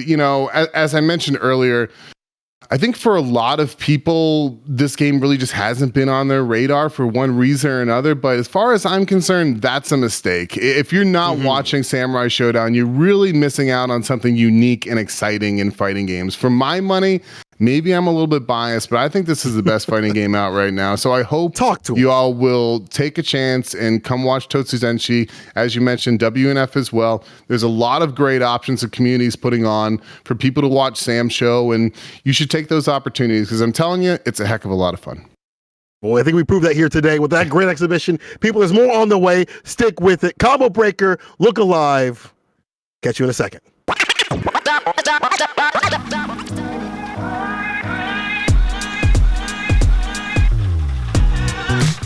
Hi, my name is Keith, aka Gekio, but most of you know me as the Popcorn Baron. So my connection with the FGC goes back to 2015 when Guilty Gear Sign came out. My friend introduced me to the Chicago FGC. Chris Chaos, he tasted my popcorn and he was like, hey, this is really good. You should definitely do something with this. And from there, I took a family recipe that my father had created back when he was a teenager. It was the only way that we knew how to eat movie theater popcorn. And I started experimenting with things. And after a while, I realized, hey, if I could turn this into a powder, I can turn it into a flavor. The recipe was all a creation of my father, so I cannot talk about my business without talking about the influence that he gave me on it. Every father, they go out on the barbecue, they grill things, but the way he did it gave me a refined taste. It's almost as if my tongue is a product of his creations. Those were the things that gave me the influence, and I was able to create different flavors using his flavor profile first, and I knew what went with what. So a lot of my culinary expertise doesn't come from a school. It comes from being in the backyard and eating his food. So here we have a lot of the contributions of the fighting game community, and recently there was a Kickstarter or a GoFundMe campaign for me to be able to have a bigger machine. So this guy right here, Big Bertha, she's pretty much the process of everything that the FGC did for me. The story of Combo Breaker doesn't start at Combo Breaker. It actually starts at the sister event, which was Frosty Faustings of the year 2018. That year was the first year that my popcorn actually got exposure, and it was out of somebody's hotel room. Actually, if I remember correctly, it was Woocash. It was his hotel room. He had went out to do something, and I had about 16 buckets of popcorn. So I brought them with me, put them in there, and put a little sign outside the door, and just used Twitter to get as many people as possible into that room to try some of my popcorn. But my first actual tournament was Michigan Masters. They were the first ones that gave me my big break and actually gave me booth space that I paid for so that I could expose it to everybody. And that was when people really started to pay attention. Bozak, most people know him as Elvin Shadow. He was able to get in touch with Rick for me. We talked back and forth, and that was how Combo Breaker began.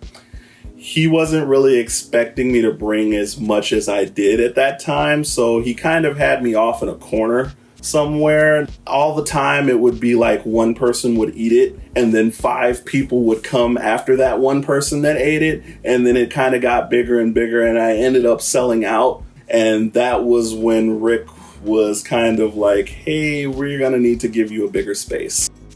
My goals right now are to serve at some of the biggest conventions in the nation, if possible, because my start has always been at live events, and I believe that the energy that comes with live events is nothing like a brick and mortar store. However, a brick and mortar store is not going to be crossed out in my future. I just want to do it when I am secure enough in my business that I can leave my personal day job, which is a boomer job, so it's not something that I'm going to leave lightly.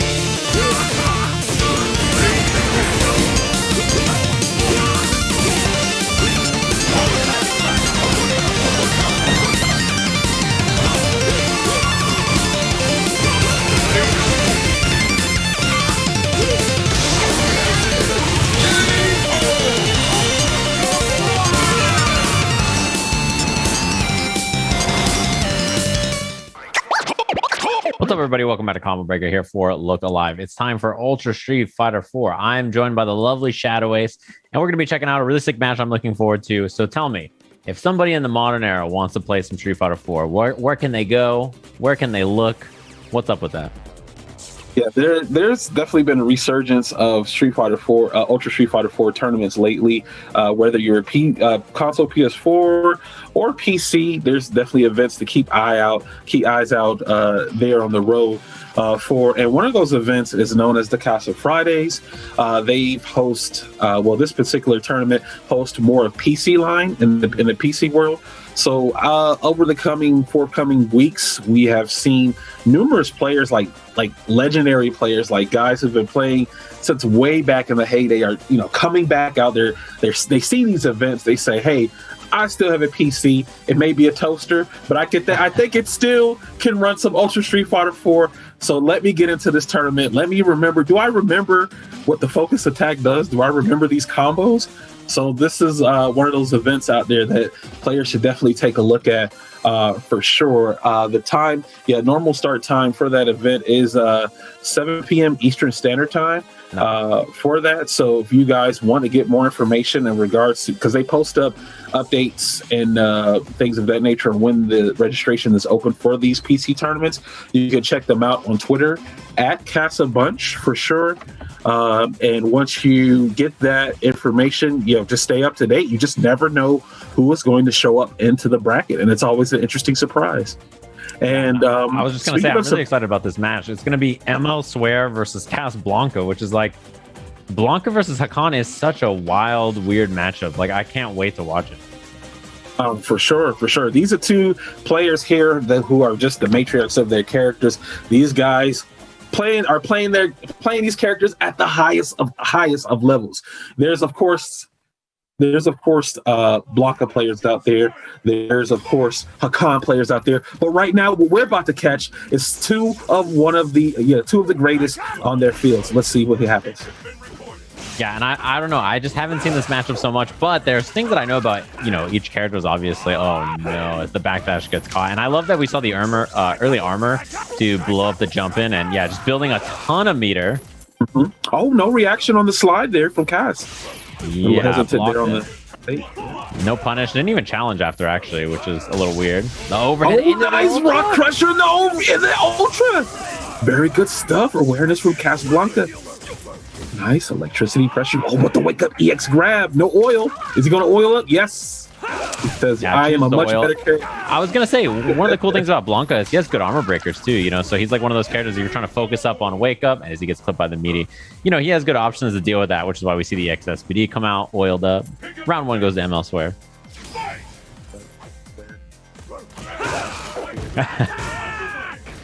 Just the patience at the beginning of the round. Oh. Definitely a dangerous character with this oil on for sure.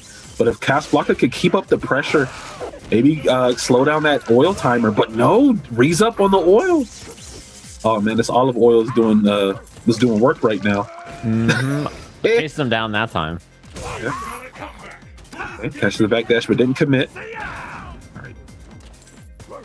Corner. Back throw. Doesn't choose to try to oil or anything. Just waits it out.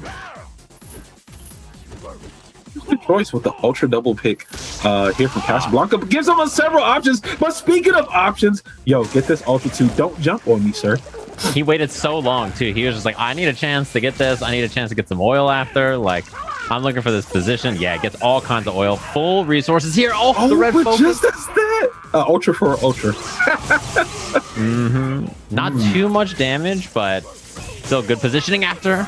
Gets the hop through and the meaty ball. You ain't going nowhere. I thought the ball would cross up, stayed in front, continued the pressure. Very good stuff from Casablanca. Mm-hmm. All he needed was that little bit of chip, so it was a smart idea. Oh, focus backdash. And I like the empty jump throw attempt because, against Hakan, you don't want him to armor through. You don't want him to just, focus, get whatever he needed to do. FADC'd. It ended up hitting anyway. Okay. Nice good link there. Oils out. The protection. Slides again. Swears on momentum. Oh, okay. Yeah, not out of that. Much of a punish off the whiff SPD either. It was just jab and a hop. Looks for that overhead, which we saw earlier. Punish. I was going for the classic ultra rock crusher ultra. Didn't get it. The slide. Oh man, Swear is on momentum. You do not want to give Swear this opportunity to get started. Oh, the classic. If you're not ready, if you're not already hitting a low button to try to get under it, you get scooped up. You know, it's not just for building meter, it turns out. That's the first game ML Swear. And yeah, you know, I haven't seen this matchup a lot traditionally, right? Hakan Blanca is a weird match. So it's cool to see that, you know, a lot of the things that you expect to see that are strengths of Hakan are really good in a matchup like this. Sure. And it's just goes to show you the awareness, all the tools that are being used by Hakan. Just the movement, the rhythm of the character and the player. They're in unison right now. I feel that ML Swear is actually Hakan right now. Yeah. Oof. Literally in the flesh, incarnate. I guess the light oil backs up a little bit, doesn't want to go in. Oh, a couple of trades, but ML Swear has such a big life lead. Spend some bar for the FADC, just jumps back. Casablanca down a lot here, but I mean, when you have, you know, no oil here for Kano, he's going to oil up now. It's an okay chance. It's the focus. Oh, nice. Good read on the wake-up grab. Good link in from the medium kick. Oh, but unfortunately, it was ultra double. Tickle damage, but you know what? We got continuing pressure. Who needs all of that? Who needs all of that when I just got slide? The crouching jab slide. He was like, I'm doing it. I'm letting it rock. Didn't even have the meter for the FADC or anything. It was just like a yeah, I believe. Yeah. I know. I know in my heart that's gonna hit. I know, therefore I do. That's just all you need. No oil now though. Kind of waited it out. There's a lot of patience from Casablanca. Oh, wasn't ready for that jump in there, but that's the slide though. Oh, we have oil. We're in Party City right now. Oh, that was expensive from Casablanca using the meter. Yeah, super unfortunate to spend all that bar. Oil's up here. Pressure. No command throw that time. Yeah, breaks the focus. Hoppity hops. Okay. The knockdown. Cass on a good life lead. See if we can contain it though. Oof. Just playing that really solid ground game. Hop, up ball, I believe, for the train. Yeah, I like that right when you said it too. It's like he heard you and was like, I'm going in. Like, I'm just going to do double hop, look for some chip. I like it. Ends up getting the hit anyway. And yeah, I think I was just going to say ML Swear maybe needs a little bit more offense at the start of the round so he doesn't just run out of oil without, you know, getting any damage. Although out of oil again. So he has such a risk on the slide, but it feels like he always has oil for some reason. I don't know. Yeah, and not only that, the slides always hit for like no reason. And like they just hit, or he's gonna FADC him anyway, right? That's an oil up. And then the hop through. Yeah, damn, that did so much. One apiece here, and yeah, I'm kind of wondering, like, ML Swear, he had a couple opportunities to go for oil and didn't oil up on the knockdowns, and then he kind of just ended up like a sitting duck, it felt like, in neutral, just waiting for Casablanca to initiate. Maybe he was anticipating like a jump out of the corner, so maybe he had the Ultra 2 ready, but nonetheless, 1-1 right now. Let's see. Yeah, takes the oil this time. Oh, just a level 1 focus, so no crumple there, but this is still a pretty good spot now for ML Swear. Knockdown again. Oil up. Oh, missed the link on the standing leg kick. A lot of straight hits, but they do add up for sure, especially against Blanca, especially for Blanca here. Okay, slides. Nice pressure, decides to back off a little bit. Okay, now let's stare down. He said, what are you going to do? I'm going to slide. Well, hey, I do that. I slide. All right, let's see. Yeah, just building a bit of meter too. I mean, I think like if you're ML Swear, you're waiting, right, for like a stray ball or something that you can whip punish, or, you know, a chance to get some oil. Yeah, built a little bit more meter. Still has a life lead. Oh man, that's a really good meter building tool. Has the EX, gets the extra time for sure. Now ML Swear wants to try to go in. Okay. But again, Casablanca says, I don't want no problems. I don't want any of that. Oof. That hurts so bad. He missed the link, and then he still ended up getting the slide into the knockdown, into the oil, which is like brutal if you're Casablanca. They look back to stare down 20. Oh my god, yes. It's easy peasy. When you whiff a crouching button, you know, you're just hit down, down, down. I mean, it's like you're just sitting there chilling, waiting, gets the kill. Easy peasy. I think when you have a lead, just waiting out like that makes a lot of sense. For sure. It takes away the air approach option for sure for Cass. So I have to figure out how to fight on the ground. And that's where ML Swear wants to play the game. Yeah, okay. Especially because Gonna be the knockdown here again, and oil. Red focus. Wow. Okay. Not that much damage, and he just focuses through the mix-up. Yeah, this put himself in a bad position, spinning all of that bar. Okay, let's see. Okay. Yeah, clean punish with the forward medium punch. Spend some of that meter. He's gonna be able to oil up after this. Lively. Now you're playing my game. Even if I take damage, I still have Ultra 2 as an option, anti-air deterrent. What are you gonna do? And the air to air. I like that choice. So he didn't have Ultra anymore, right, as an option, which, you know, is the scariest anti-air, but you're still pretty fine just waiting and taking like an air to air situation like that. I think ML Swear, he's like a wall right now. You really cannot get in on him. With a 2-1 lead here. See what Casablanca can do to adjust. Okay. Again, that slow start.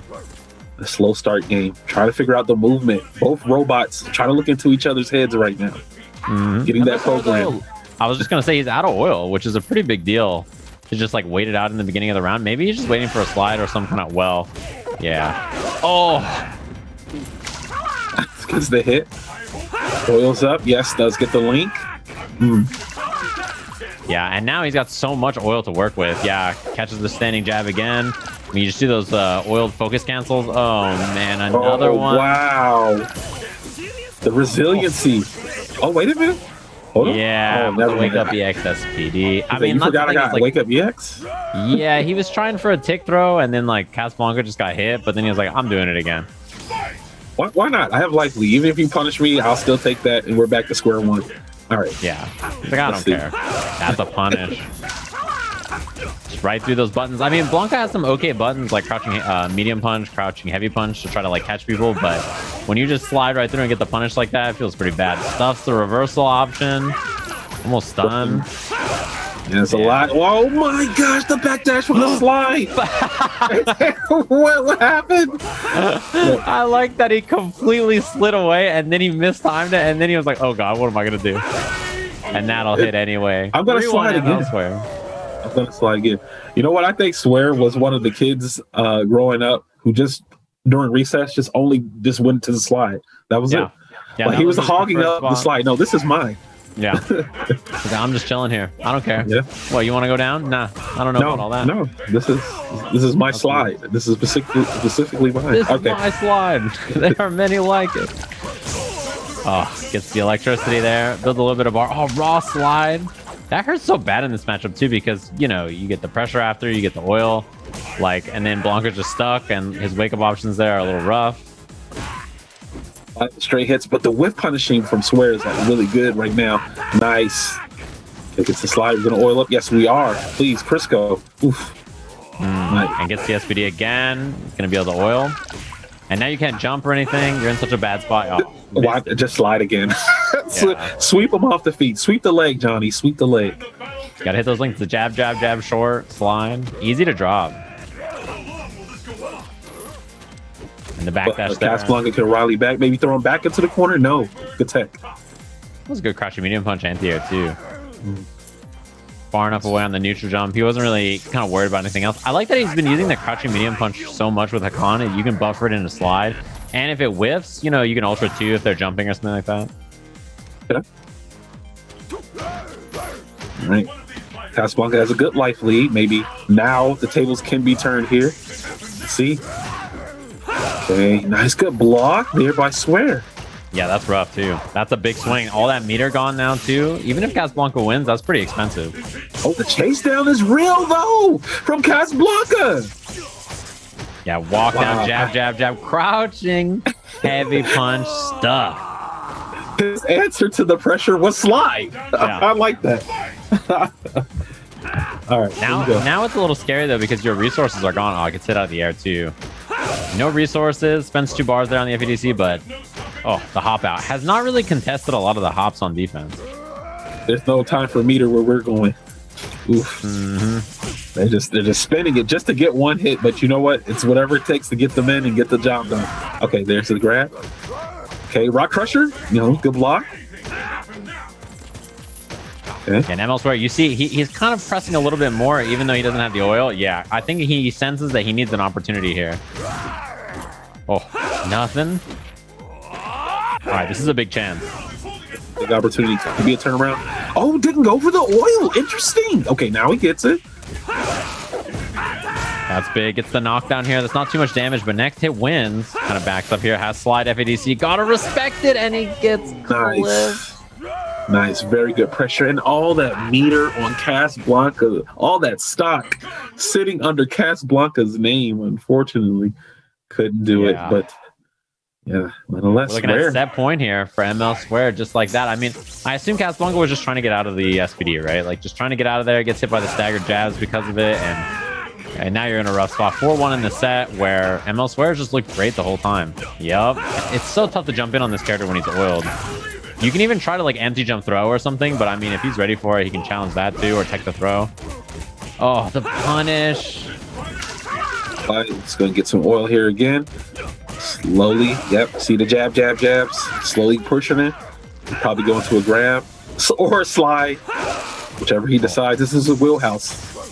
That was a big chance to punish there, although this is another drop. Doesn't even spend the meter on the FADC. He's like, I got such a big lead. I'm not even worried about it. Yeah, unfortunately, Casablanca couldn't get the punish. Oof. Yeah. Oh, man. You feel it, right? You feel it. The set is slipping. Slipping away. I guess victory slipped from your grasp. All right, let's see. Looking like it so far. Trying to buffer. Oh, I was just going to say, I like that Casablanca's playing on the ground, but then the buffer, crouching medium punch. Taps in. Oh, he gets the hit. The wake up EX. Do we have oil? Yes, we do. All right. And the buffer again. Walks back. I like the regular throw attempt too on offense there. Very safe. And you can't jump. Oh my god, he did jump. And he could jump. But Ultra 2 is fully loaded. Casablanca has an opportunity. No! Oh my gosh! The red focus whip. He's buffering the crowd strong. This time he jumped. He jumped again with no fear. It whipped again. What is that? What is that? What is going? Help! AJ, what is happening right now? Help! The juggle it reached. Oh my gosh! ML Square cleans it up. The end of that was like neither of them could reach each other. You know, they were like two caged bears, like swinging through the fence. Like they couldn't quite get the distance correct. They couldn't. They were just sitting there clawing and gnawing at each other. And wow, my help! I can't hit him with my normal help. Oh man, that was an odd sequence, but good stuff to swear for taking it. Yeah, and I think like if you're still interested in playing Street Fighter 4, this game is a blast. Especially, I feel like there's a lot of new kids who never really tried it. You know, like it was a game that was maybe before their time, which is pretty funny considering it's, you know, not that long ago that people were all playing this game. But yeah, if you're interested in trying it, like you mentioned, I think the Castle Fridays are a really good place to do it. Or just go, you know, give the game a spin itself. You can get it for pretty cheap now, I imagine. It's probably on every sale. Every Steam sale, everything like that. It's a fun game, even just to mess around with it and get a feel for what a different Street Fighter game is like from the one that people are playing currently, you know? Yeah. And you see a lot of, I mean, even right now, like with events and tournaments that are going on, you see new players starting to actually, like brand new players, like they've never played the game, or they just missed out during that era when the game was alive and active. They're coming. They're picking the game up and they're playing it. I'm starting to see like younger generation like pick the game up and play, and they say, hey, this is, you know, this one is actually kind of fun, and you know, you got tons of character variety, tons of play style variety too as well, and they're picking this game up and they're actually doing good in the game despite never having touched the previous incarnations of the game. Like they weren't there during the vanilla era, they weren't there during the super era, the arcade era, to 2012. You know, they're here now though. They're here now with the Ultra. This is their version of the game that they're going through right now. So they're going through the paces, getting put through the paces through the veterans, and the veterans are showing them the way. The veterans are taking their time to like break down matchups, break down characters, and explain to them. And they're going to the lab and picking, you know, going through combos and picking up and entering these tournaments and doing very well. So the resurgence is definitely real. For sure. And I think it's like one of those games, like it's a great game. Like I think everybody should have a little Street Fighter 4 in their life, you know, just give it a spin, give it a shot. And hopefully this sets a combo breaker and make people interested in, you know, maybe going and watching some more of the game or trying it again. So it's always fun to watch. That was a cool set to see. Two weird characters that are just, you know, not as common. It was a blast. Hopefully everybody's been enjoying Combo Breaker. We'll be back with more action in just a little bit. What's up, everybody? Welcome back to Combo Breaker here. I'm joined by the lovely iRedman to go over some more Ultra Street Fighter 4 matches. How's it going? How are you doing? I'm going pretty well, man. I'm excited to see some Street Fighter 4 action again. It's great to be here. Street Fighter 5 has been going through, Street Fighter 4 has been going through a little bit of a revival lately. The scene has been getting more energetic, especially due to the pandemic and things. So it's been nothing but people getting back in the mix of Street Fighter 4 action. And as that's a lot of our first love when it comes to fighting games in the current gen, it's exciting to be a part of this. So I'm definitely excited to see your face, say Jam. It's been a while. Excited to be here. So this is going to be dope.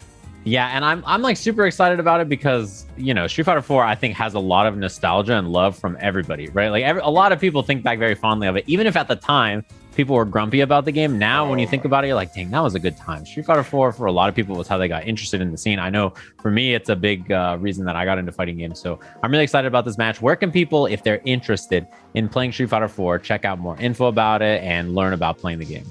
Okay, absolutely. So currently, Ultra Street Fighter 4 Revival page and Facebook group is one of the best locations to find any and everything concerning Street Fighter 4 currently. There are tournaments for both PS4 and PC. So for the PC purists out there, like myself now, you know, there is a platform for you. There are weeklies literally every Friday, every Sunday, and every Tuesday. Shout outs to Untamed Gaming and as well as shout outs to Casa Fridays. Both groups are doing a lot of great things for Street Fighter 4. So if you guys are still out there and you still have a love for this game and you felt like it was probably end of the year too short, you still have the time to play. There's still a big community out there, and you should absolutely take advantage of that because that's kind of the era we live in now. As long as you have an Ethernet cable, not Wi-Fi, as long as you have an Ethernet cable, you can play any and every fighting game that you want to play because there is going to be another person out there that's going to want to play it with you. I love that you made that clarification. As long as the Ethernet is plugged in, you got the cable. I keep that thing on. I got one right here. You keep a spare, all right? You never know when you're going to need the Ethernet, you know, play against somebody. Keep that thing on you. But yeah, we said the last one was for Casa Fridays. This is actually the Casa Friday exhibition, but obviously both of them sent exhibitions for us to check out. I'm really excited for this match. It should be great. The last one was really fun. I'm ready to check this one out. Tell me about the players, as I think we're going to jump into it in a second. Okay, now, Synapse, aka Sit-Ups, has been a player that's been around the scene since, as far as I remember, since my entry to the scene. I've seen Synapse, an amazing jury player, has stayed active with the game, especially since the emergence of more of the PC weeklies, and he's been participating in PS4 ones as well. So we're definitely going to see some Jury Ultra 1 into overhead reset action. You're definitely going to see that. And his opponent is no slouch whatsoever. Rasa XS. I don't know how to properly pronounce it all the way in one word, but his geef is serious, so you cannot sleep on Rasta whatsoever. Another person who's big in the community currently with the online games. But we're getting right underway. Game number 1. Yeah, and you know, a lot of people, they talk about Jury. She's changed a lot in Street Fighter 5. In Street Fighter 4, she has really good zoning, and you're going to see it in this matchup a lot, right? Zangief going to be trying to get in. We've seen 2 different anti-airs already. Crouching medium punch and standing medium kick, which you just saw there. And the EX fireball. Oh, man. Yeah. And this is essentially how this matchup goes if you're a Jury player.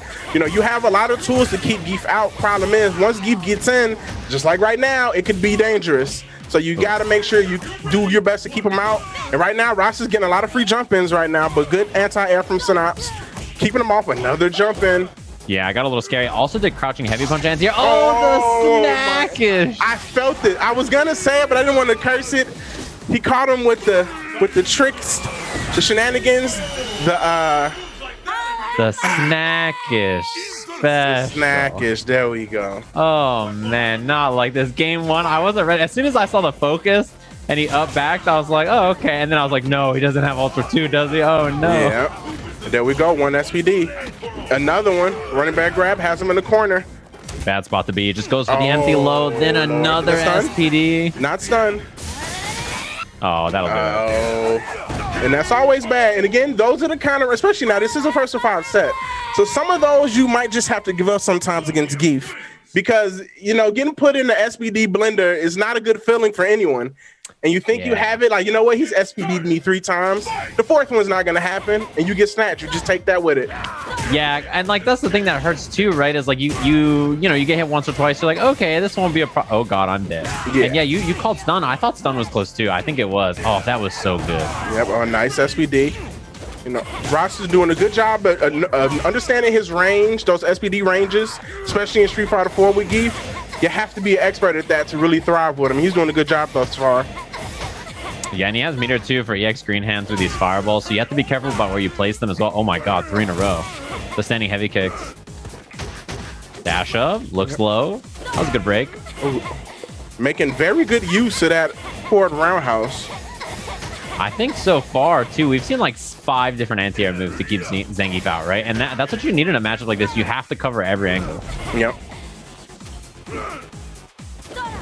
Okay, right now. Oh, nice. Gets to confirm. He's going to get it. Yes, he does. And that's going to be a dead Geef. And good stuff from Synapse taking that round. Yeah, it's a scary range too because, I mean, you know, like one wrong fireball, one wrong whiff punish, standing like kick EX green hand or something, and like it could be the round, right? It's just a really scary spot to be. But closes it out.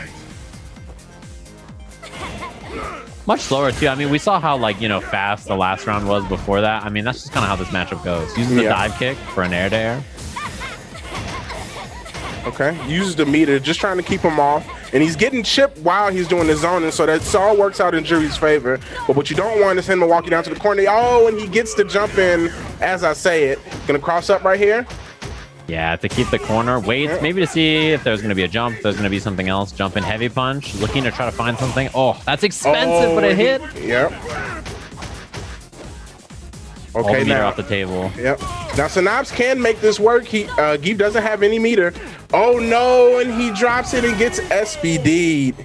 On hit too. You hit that standing medium, you're like, I'll be okay. Oh, and then you just get hit by the SPD, you're like, I'm dead. Yep. The good Geefs always have the churn on lock. They're prepared in case you drop anything. Yep, they're always ready. Churning, especially in this game, right? I mean, it's so good. Reversal SPD is a really scary threat that you have to keep in mind. Jump in clean on the fireball store. Yep. Ooh, nice jump medium kick. Dash up SPD. He's gonna get set up off of this. What is he gonna do? Nice blocks. That was good. No command throw, right? So just played it pretty safe. Okay. Now Ross has built all his meter. Synapse doing a good job fighting out of the corner with normals. Not doing things too risky. That was a little risky, but it worked out. Switches sides, resets to neutral. Oh, but he gets green hand. Oh, the headbutt too. That's a lot of damage. Not quite enough. Heavy pinwheel for the knockdown, and I think you got to play this real slow and steady. Do you have meter for the FADC confirm again? Yeah. No Ultra 2, but you do have a meterless Geef right now, so you're safe from worrying about the green hand. So get your chip while you can. Too far away is going to build that meter. Yeah, this is getting a little scary too. He's close. Has 1 bar now, so you have to be careful for the EX hand. Okay, now it has a little bit of time to work with. 30 seconds. Getting good chip damage. Goes for the jump in. Yeah, doesn't dump any meter on it either. Oof, that's a far away whiff. Now I think, we kind of see time becoming a bigger factor here too. The sweep. Good hit, but he backs off. And he has a meter to keep palm pressure, whittling him down slowly. This is getting close. He's about to have the life lead. Geef has to get in now too. Yeah, you could feel it. Like Zangief had a life lead for so long, but then it kind of turns there, and you have to go in, right? Like you're forced to go all the way in. Got out of the way of the EX green hand, standing medium kick. Nice work. Yep, and good job from Synapse making that situation happen. He backed off just enough, was like, you know what, he's going to green hand at some point, and I'm whiff punishing it, and he made it work. Yeah, that's the time is your friend, right? Like that was 40, 50 seconds of just like pure zoning so that you close out the round like that. That was really patient play. Oh, nice. I think he used the jump short to make it whiff. Gets the SPD, but no follow-up. The good old grappler jump, man. They just get over your buttons, and you're like, uh-oh. This is going to be bad. EX hand hits out of the air. Oh, nice. Oh, gets across. It gets the heavy SPD. One situation, regular throw. It doesn't kill quite. Just need chip. Yeah, stand light kick. Go for the green hand. Easy peasy there. Like that choice a lot. And again, you know, these rounds are really about whether you get in or not, right? Like, it's so tough in a matchup like this. Jury is really trying to play that wall and use these fireballs, and just one clean moment in and the round could end. So you have to be so careful about every anti-air, every normal. Okay. Oh, catch him in the running bear grab. Ross it. Okay. Use that to get out. Jumped the way too far, but that's fine. Gets the hit and gets the spacing. So now you can play the zone game. Good anti-air. Yeah, better to land on that. Oh, no. Oh, gets the cross up. Oh, no. That's his second EX pinwheel that's been blocked. Oh, and gets hit. He blocked the normal, but not the EX green hand. Then the red focus hits. 2-1. That's a rough one. Both of those rounds, it felt like the control was there for a long time, and then it kind of just slipped away very quickly. Zangief does that to you, especially you hear it too late, you're like, oh no. Yeah. This is about to be a bad round. Yeah, some jury players would say, look how much work I have to do to win a round versus how quickly I lose it. That's kind of the nature of this matchup a little bit. It happens. That's what the grappler does, right? I mean, you know, they work their way in, 10, 15 hits add up, and then all of a sudden they're in once. You're like, uh-oh. Yep. Okay, nice anti-air. Okay. We saw an empty jump on that crouching medium punch before too, so you have to be careful about that as well. That's a scary thing. Yep. Okay, and I like him using that that roundhouse in those further jump ranges to kind of make sure it reaches, take the trade, but keep him out at worst. I like that. Oh, he gets the jump in, goes for a regular throw. And this can be bad. Yeah, this is scary. Neutral jumps out. Didn't get anything off of it though. Just a stand medium punch. Oh no, he released a little bit too late. Oh, okay, that was so scary. I thought that there was going to be a backdash or something. I was like, oh man, all in with the Ultra 2. Stays on the ground. I mean, it's a guess. Almost caught him with the Aqua Silk special. Sometimes you get hit by it and you're like, why did I don't know why. All right. Okay. Good trade for Zangief, actually. Yep. Okay, nice. You can tell Rosses has a good understanding of his character and how to make it work, because you don't mind taking those hits to get in. That just comes with the territory. Because you have the health to work with. Yeah, look at where he is now, right? I mean, he's got the corner position, so even though you took all that life, you have jury corner now. You feel pretty good about this. Full meter, too. I mean, you have EX hand and a red focus. Yep. Right now, he's just staying patient. Now he has to play the obstacle course. Yeah, and I mean, these fireballs are really pesky to deal with. Especially when your character's tall, you know, and you have that slower jump arc. Oh, that's in the air, so it doesn't combo. Okay, gets the hit. Oh, I don't know what that was, but it looked like he messed something up there. I think it was a missed SPD that came out as the jump jab, and then he gets hit by the cross under, and then it's 2 apiece because of it. Oh, and the worst feeling is jury blocked, right? So like if that was SPD, you know, you win. Oh, so we're looking at 2 apiece now. Far range SPD on the jump in. Okay, nice. Gets the snatch. Ooh, actually guesses the back dash and gets the green hand into running back grab. Okay, techs out of that, gets the hit and backs up. Oh, tries to use the dive kick to break the armor. Wow, focus backdash on wake up was a little scary there. Yep. Okay, now Rosses has a very big life lead, so he can be as patient as he wants to or go for the jump ins, hope for some trades. Oh, goes low. But he got the hit, so the hit stun messed that up. Yeah, was trying to get that SPD, and then, you know, sometimes you just don't expect it. You're like, all right, please block. I need you to block this move so I can throw you. And you're like, but then it counter hits, so you're definitely going to whiff. Oh, God. Yep. Genius. Took the hit on purpose. Yep. Okay. All right, now. So now trying to put up the obstacle course. Little whip punish. That's pretty decent damage, too, for Jury there, right? I mean, meterless. Just tag on a little bit, get some space. Okay. Goes right into running bear grab. Oh, stays in front. He just backdashes out. Oh, jumps right in. Oh, jump out. That was pretty good. Oh, missed the link. Fireball Store actually beat the whiff there. It was like a whiff punish on accident. There's the punish. We saw that stand medium punch not be a punish last time. Like, just missed the timing on the EX hand. Yep. Not this time, though. Uses it correctly to finish out that combo. Good confirms. A very good match thus far. Seems pretty even. No one's dominating anyone, but it's a situation where when Geef gets in, it just gets bad. Yeah. Oh, backdash again there. Focus. Yeah, of course. Get away from Zangief. This will be a punish. Oh, nice. Use the meter to get the damage and the spacing. And just rebuild. But he eats a green hand. Did he jump? He did not jump. Oh, no! Tried to get the focus punish, but there was the SPD instead. Okay, this is a big punish. Doesn't even go for the ultra. Yep, doesn't go for the ultra. Zangief on one bar. Oh, doesn't even try to anti-air, just gets away. All right, he doesn't want any trade, doesn't want to put himself in any situation. Now he has to meet it, has to be careful. And actually with punishes with pinwheel. The raw pinwheel, the light kick pinwheel. I wonder if that was even on purpose or it was supposed to be like a normal buffer or something like that. Right. Or maybe he's just trying to swag him a little bit. And if he is, I'm for that. Yeah, I'm with it. I like it too. So that's 3-2 here. Close set. As you said, I like it. I like seeing the grind, right? I mean, this is that kind of a matchup where Zangief's really got to work all the way in, but once he does, it's scary. Those matchups are fun to watch, right? Very swing heavy. All right, nice SPD. Get a setup off of this. Nice neutral jump. Yeah, nice anti-air. Uh-oh. Good use of meter. Takes the risk, gets the reward. Oh. Probably could have backdash out of that.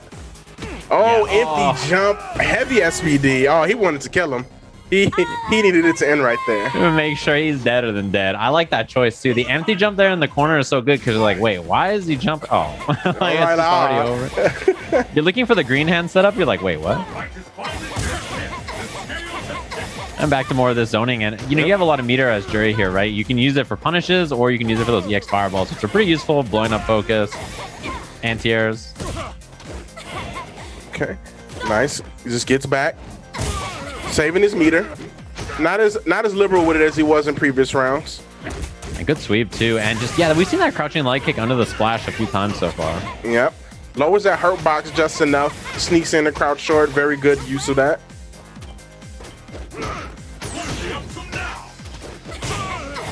Oh, I actually got the anti-air with that.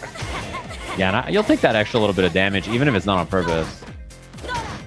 Got to be careful about EX hand here too. That's like the biggest threat to Jury losing this round. Ooh, that was scary too. That could have been that could have been bad. Gets the SPD and it's a heavy one. Good damage. You heard the crouch tech too, the crouching light kick. So misses on the EX hand, and yeah, this round is looking a little tough here. Yeah. Now Rasa has to make that decision. Do I use the meter? Do I just save it? Oh, he gets to jump in. Definitely use it. Yeah, spend it. Oh, this is gonna hurt so much. Oh Lord, it didn't kill, and that did. All in on the EX hand. Had FADC just in case, but yeah, I mean, it was like, all right, should I spend the meter on this round? And then you get the hit. You're like, yeah, you're just like, yes, I'm spending the meter. You just need that one chance. We got 3-3 here. A lot more of this zoning, I think that has been navigated around well. It's like, you know, although she has different angles she can cover, yeah, if you just make it past one fireball, it's just so rewarding for the character. Oh, nice SVD. Just goes right into it. That's another heavy one. Oh, nice neutral jump. I like that he went for SPD again. It's like, why not? You have such a big life lead. Ultra? Okay, good confirm. Oh no, this is gonna be bad. Oh no, he messed it up. He tried to punish with Ultra too. Oh man. All right, you gotta win this round though, right? Like, yeah. you can't give that away. Yeah, you give that away then lose. That's bad. Oh, drops the combo, but picks it the up. Suction. Oh, that didn't kill. Was trying to bait out EX pinwheel. Yeah, you can't even block right here. Like lariat or light hand, I mean, you can't. There's nothing here. Yeah, it's so hard. Yeah. Oh, trying to get under. I like the attempt, but too far away. Just too far away. Gets stomped out by the jump forward. Oh, mistimed the neutral jump roundhouse right there. Good dash under. That was really good awareness that it was going to be jump splash, and it's like not a real meaty. You have time to get out of there. Yep. Okay, going back to using that for a roundhouse. Very good job of like waiting this out too. I mean, you get hit by those jump ins, especially when Zangief has so much meter. It's really scary. So I think it's important to be patient and just kind of wait. Yep. Ross is just playing the obstacle course game, just picking the right time, not worrying about chip damage, not worrying about any of that. Yeah, being very patient too. You'll take the anti-air, doesn't go for anything. Oh, that was meaty. Red focus. He's gonna go for the Ultra 2. No, he isn't. Yeah, he just takes the setup instead. Yep. Oh, gets it actually, but drops the combo. Still so patient. Yeah, as soon as you have a bar here, chip is really scary. So, I mean, still scary anyway. Dash under. Right now, he was in the same situation before. That's and true. Snops ended up closing it out. He does have the 1 meter. Oh man. Yeah, this is so difficult. scary. Yeah, this is difficult because it's just one hit. These fireball, the chip really matters on both sides too, because if Jury starts to chip down and gets Zangief in a bad spot, I mean, he has to commit to something. And he's actually using the clock this time a little bit more. Not concerned with getting in. Oh, it hit the anti-airs wow. and the grounded fireball comboed, and he was just stuck. Oh man, same spot as last time. And he didn't want to give up the meter because he just didn't find that opening. That's rough. Yeah, that hurts. But giving away 2 rounds like that, I mean, that is brutal. Oh, it didn't reach. Oh, but he got snatched for it. Okay, nice jump back. Catches him. Good anti-air. Oh, but he gets to jump in. The dash under again, just knew it. Like, you know, the delayed wake up and delaying your timing there is important so that Zangief doesn't just get the splash you for free. Has to think about the setup.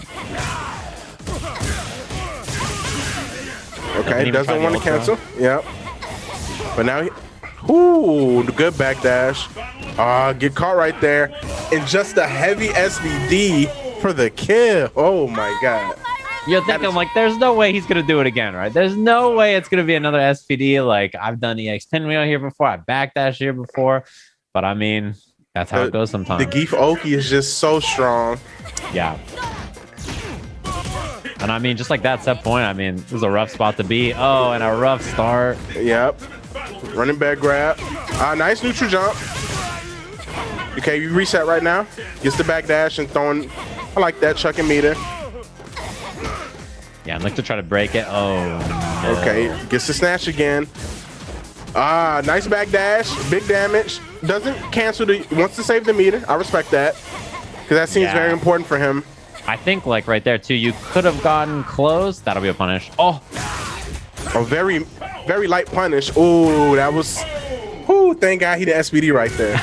Yeah. It was super scary, and like the punish was so small, I was like, uh-oh. No standing medium punch this time, nothing like that, but it worked out okay there. Oh, and there's that SPD as a reversal. It's scary in this game. You have to respect it. Actually, no use the focus. Okay. I like more of that EX fireball. Yeah, it's good. Yeah. It pushes Geef so far back and it breaks armor. Oh no. Oh lord, but he gets to jump fierce. Oh nice. Actually challenges the jump across. Uses the EX right there. One hit situation. One of the only EX pinwheels that we've seen hit so far. Yeah. Has 2 meters. So you have a bit of a combo extension here or some EX fireballs, but again, Zangief on a big lead. 50 seconds on the clock. Okay, he's slowly trying to walk him down. He definitely has a meter, so he's definitely in a better position than he was last time. Oh no, back dash! Oh, I was just gonna say, yeah, that hit would have been so important, but tries to get the dash under, jab check, punished. Now set point just like that. All right. Oh wow, he's going for the snatches this round. He wants to close this out. Oh yeah, and this will be a punish. All in. I mean, why not? Just like whip green hand, SPD, try it. Oh, gets the knockdown. Gets hit low, air to air. Oh, he knew it. I think everyone felt that EX spin was coming. Oh no. All right, last situation. Nice back dash. Nice neutral jump. Gets the hit.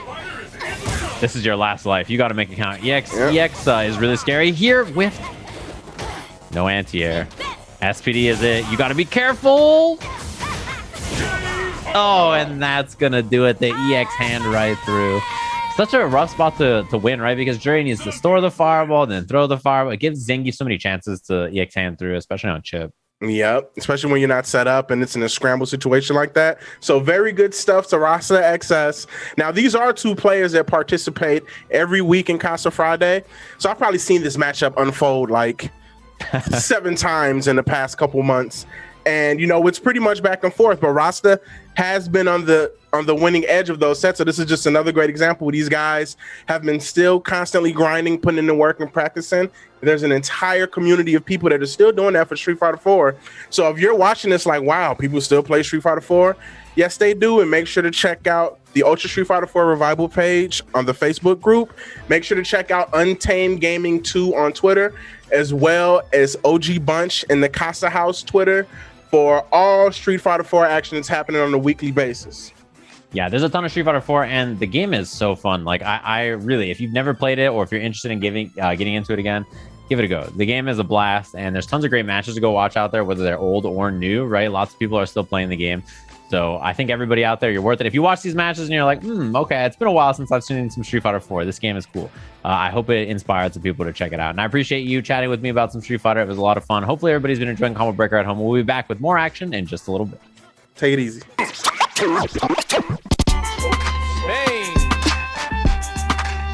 Thailand,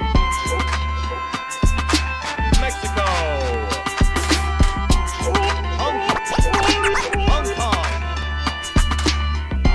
England,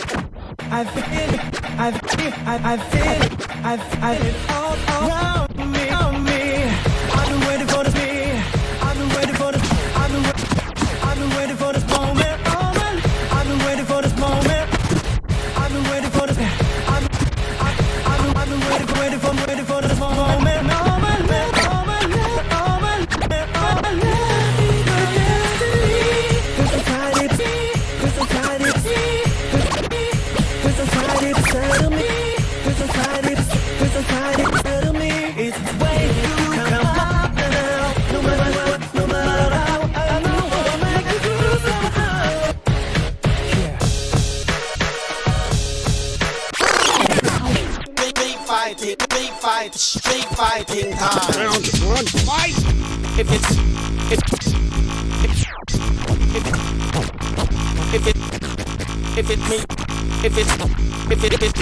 you're my dad, you get a score on your my dad, you get a score on this, you get a score on this, you get a score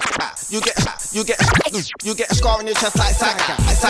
She fighting, that's what I'm bad at. She fighting, that's what I'm bad at. No one know the little Eliza, I'm perfect. I'm perfect. Like she fight up all with the Eliza, I'm perfect. Like she fight up, I'm perfect. Like she perfect. I'm perfect. Like she fight up all with the perfect. Like she fight up all perfect. Like I'm perfect. Like she fight up, like she fight up, like she fight up all with different little man.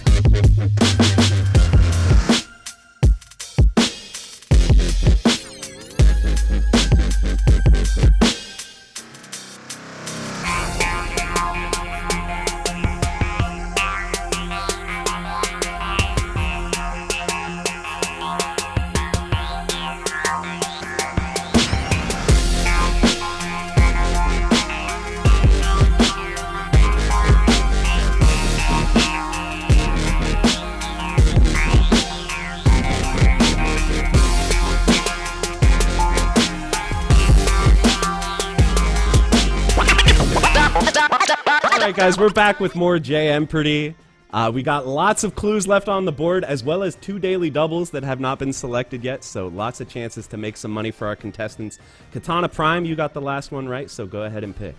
Yeah, let's set off before and after for 100, please. All right, before and after for 100. Dragon Ball Fighter's LLL Universal Mechanic when performed at the Midwest's biggest fighting game tournament. Katana Prime? What is auto combo breaker? That is correct. Nicely done. Yes, sir. Nice. Before and after for 200, please. Okay, this skull-faced archer from Marvel vs. Capcom 3 never fails to catch a Pokemon when thrown. Maximilian. Task Master Trainer? Oh, I'm sorry, that's incorrect. Nerd Josh? What is Task Pokemon Master? I got it. I'm sorry, that's not correct either, Katana Prime. What is Task Master Ball? That is correct. The Master Ball never fails. Yeah, never fails to catch a Pokemon. Master Ball. All right, before and after for 300. Okay. I think this might be your category, Katana. Yeah, we're trying to bounce back. This arm-grabbing commentator known for saying "make some noise" first appeared in Tekken 4 as a British boxer with a flicker stance. Katana Prime. Who is Tasty Steve Fox? That is correct. All right, before and after for 400, please. This creator of GGPO performed Cammy's special move with Dragon Punch plus kick. It's a tough one. Maximilian? Tony Cannon? You're halfway there. Tony Cannon Spike. Yes, there we go. Okay, I helped you get across the finish line on that one. Cannon Spike. There we go. Yeah, I'm okay with that. He's definitely had it for sure. Yeah. I'm gonna keep rolling with this weird category. Let's do before and after for 5,000. Okay. Guilty Gear's chain sickle wielding Brit can deflect certain attacks in Tekken by inputting down forward. Nerd Josh. What is Axel low parry? That is correct. Nice. Ooh, back in it. Yeah, there we go.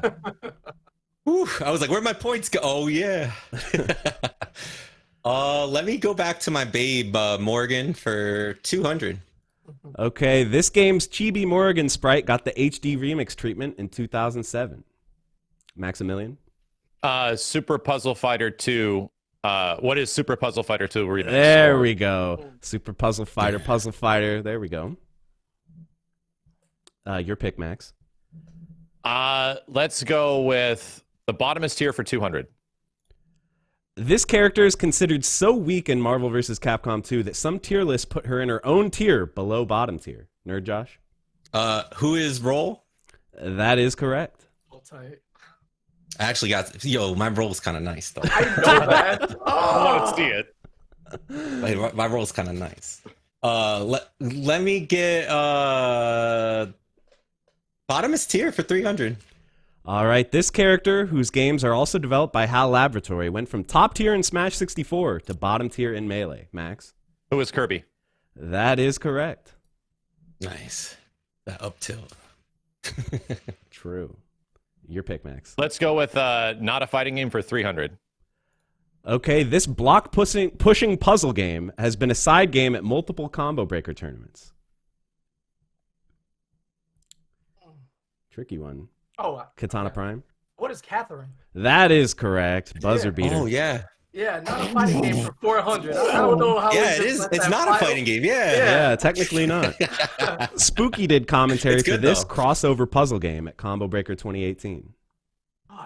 Oh, I did that with him. What was it? Great work today, Nerd Josh. Hand count. Oh, I'm sorry, we're out of time. The correct answer is Puyo Puyo Tetris. Oh, it was.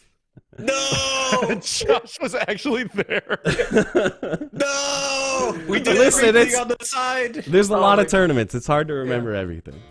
And with that, we're going to go to our next commercial break. But don't go anywhere, guys. We still got a good deal of the board left, plus 2 daily doubles. So chance to make a lot of money here for our contestants. We'll be right back.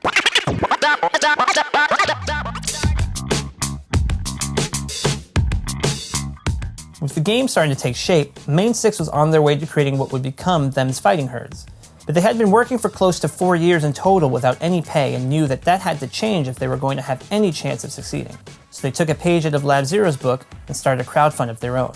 It came to the conclusion of just like, we don't have any money, we don't have any investors, so we need to make investors. What's the best way we can make investors? We could crowdfund. that's investors. Normally, when you get a big investor, like a big single or just a couple of really big investors, they tend to ask for a lot of creative control.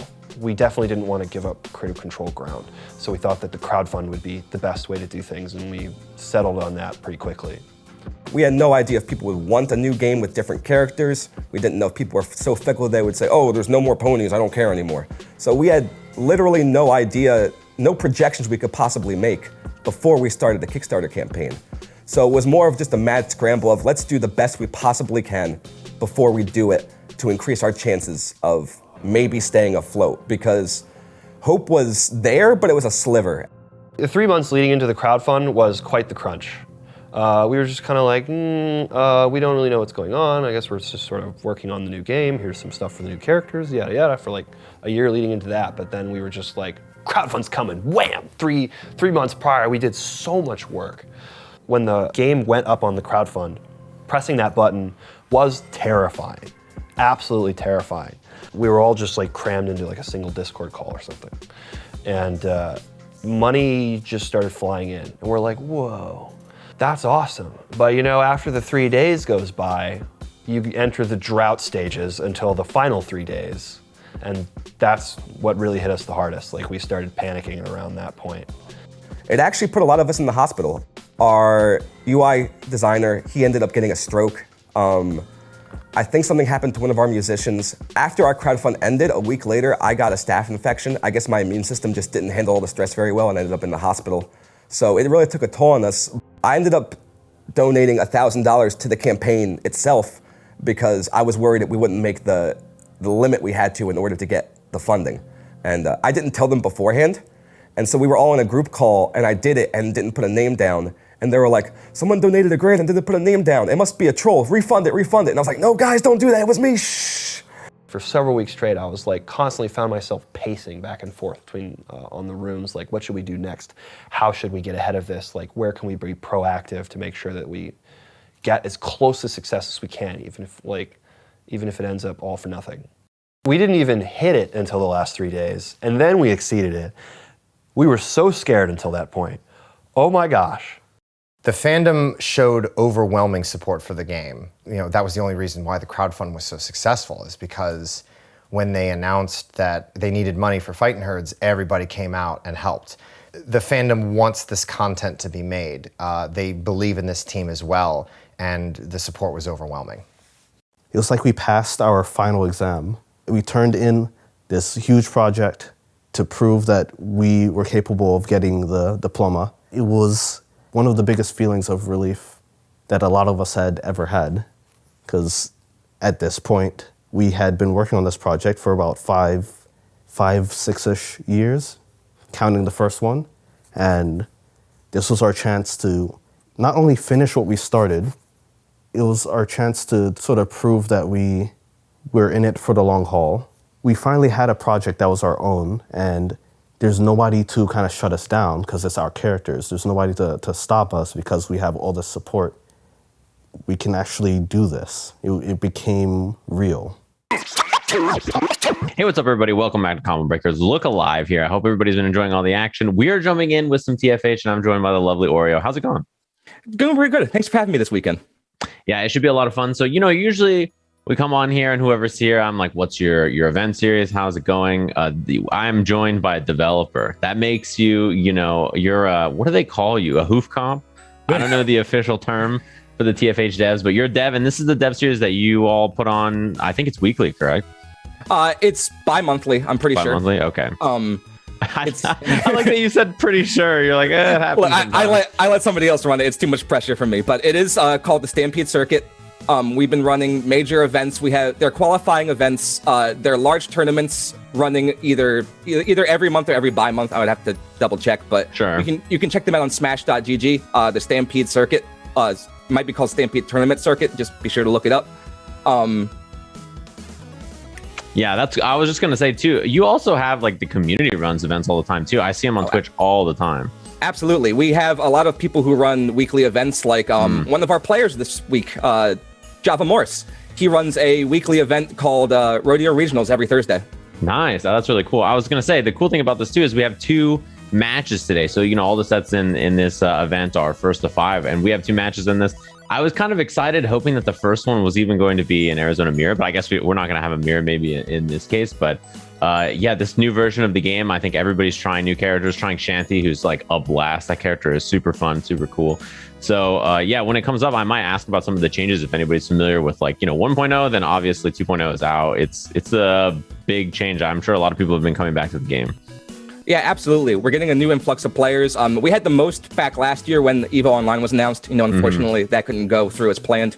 But with the new updates to 2.0, a lot of people are coming back to the game, and people are feeling really invigorated. The game's a lot different, and that's what I'm here for. Is if you notice something that you don't recognize from 1.0 to 2.0, I could be like, hey, this is what changed, and the meta's really forming and coming to its own now in a new way. Awesome. Yeah, I'm excited about that. So can you tell me who the players we're going to be watching are today? Okay, so for the first match, we have Bubble Boots versus Java Morse. And this is really interesting because both of them used to be Arizona players. Bubble Boots is the reigning grand champion of last year's Grand Stampede event. So he is currently undisputed the best. He was playing Arizona in 1.0. He has been dabbling with a little bit of Velvet in 2.0, so I'm not sure if he's going to stick through with Arizona the whole way through. It sort of fits his playstyle better because he plays Hilda in Under Night, so he's more of a zoner style character in most other games.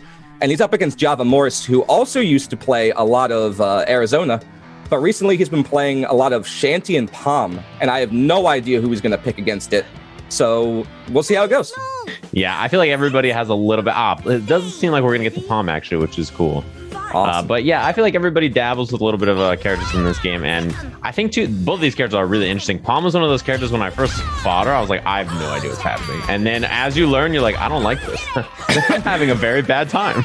Yeah, this character has a lot of really scary corner pressure, a lot of scary high lows, only a few frames apart. And here you might even see her get the hit and move to the corner, but not quite. Arizona's a bit more of she doesn't really do a whole lot of damage unless she has resources, so you'll be seeing a lot more resets from her.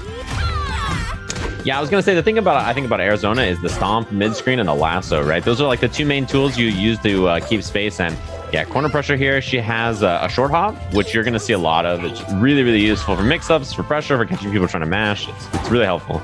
Yep, and you saw him there try to get the lasso as a read on the anti-air. He was thinking that Java Morse is going to up back in the corner, but instead Java managed to work his way out, gets him into the corner, but drops the combo mid-screen. Oh yeah, finds the hit. Has meter here too. Yeah, looks for the low reset. Again, that low combined with the short hop, pretty important. Nice. Gets the kill. Easy peasy on that first round. A couple of weird drops, but Java Morse, as you say, looking pretty solid on this Palm. I like that pick. Yeah, it might take them a few games to work out the jitters. The community's pretty small, so whenever you're on a big stage like this, a lot of our players aren't quite used to it yet. But, luckily it's a long set, so they have a bit to work it out and, get their stuff together. And there's the lasso, the backdash. It sets up the spacing. No, not like this. Catching them with the media low. Those stomps are lows, so if you're trying to up back, it'll catch you trying to jump out of that pressure. Yeah, so then you're just like, okay, I must block low, right? And then you get lassoed, and you're like, oh, all right. I see what kind of fight it's going to be. Cashes right into level 2. Oh, no combo, though. He goes for the Oki instead. Interesting choice.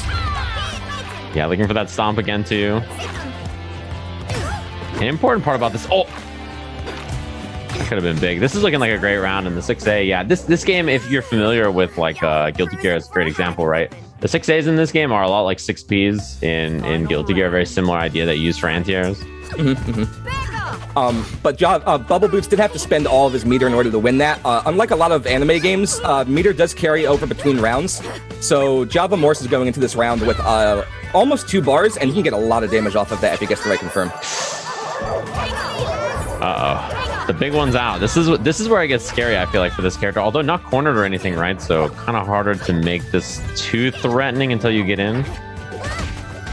But he manages to work his way in. And here you're going to see big palm damage. After 1 knockdown, maybe? Oh, please help. I love that you just see push bucket and push bucket and push bucket. It's like she's still there. Yep, here comes the damage. Oh, drops it though with the digger, but gets the throw on the rolls. Rolls are throwable in this game and are counter throws. So if you get caught rolling and you get thrown out of it, they're going to be thrown right back into the corner for sure. Yeah, and enough damage to kill. Wow, it did so much. 1-0 here. And the thing is, too, is, yeah, you mentioned the throws in the corner. You know, you have to make a choice in this game whether you want to tech and try to roll out or just stay on the ground, right? Which sometimes staying on the ground is fine because it doesn't reset the, I don't know, what is the version of the IPS scaling in this meter? Or the meter called? So it's called Juggle Decay. Juggle Decay, okay. Until that bar is filled, there's very few rules on what you can do for combos in this game. Yeah. Once it's filled all the way up, every hit afterwards will make them a bit heavier. It's kind of like NRS games where they just start to fall more as you're it's like the them. gravity scaling kind of they have. Yep. And once it's full all the way, you get no more hard knockdowns. So if that bar is red, they're free to tech however they want. Yeah. So you have to make that choice every time. Do I want to try to roll? Do I want to just stay down and like make the combo potential worse, but maybe have to deal with a worse mix-up? And just like that, he reads he rolls out of the corner and he uses the dog to cover his roll to make it safe. Gonna spin the meter here. Oh, that big, when the big dog comes in and just chunks you like that, it's like, why? I thought I had a chance. You almost think you're safe, and then there's one more dog, and it's the biggest one. That's messed up. That's interesting. I feel like that was maybe a short hop or something. Oh. All right, gets the double stomp. This combo is just to build free magic rather. Arizona builds their magic by landing the lassos. Yeah, and you see the magic meter. It's right next to the meter for all the characters. They get it in different ways, and they let them enhance or do different moves that are really useful. I think every character's magic is pretty strong. Oh, drops the 2C at the end. I think he was just trying to get him some corner carry closer to the far corner because that's where Palm is really scary. Yeah, and you see that 2C a lot to get the knockdown at the end of combos, and also just as a poke, it just goes really far. Bubble getting a little bit cheeky there with the counter, but he gets the stomp into level 1, right into level 2. This is going to be a big combo if he wants to be. Yeah, and carry to the corner here, maybe? Oh, no, just goes for the Oki mid-screen, and yeah, there's that short hop. Brutal. Doesn't get the lasso, not quite there, but that was really well done, too. Oh, I love that conversion with the tumble, and then the magic dash through to combo off of it. Dash into the throw. Easy peasy.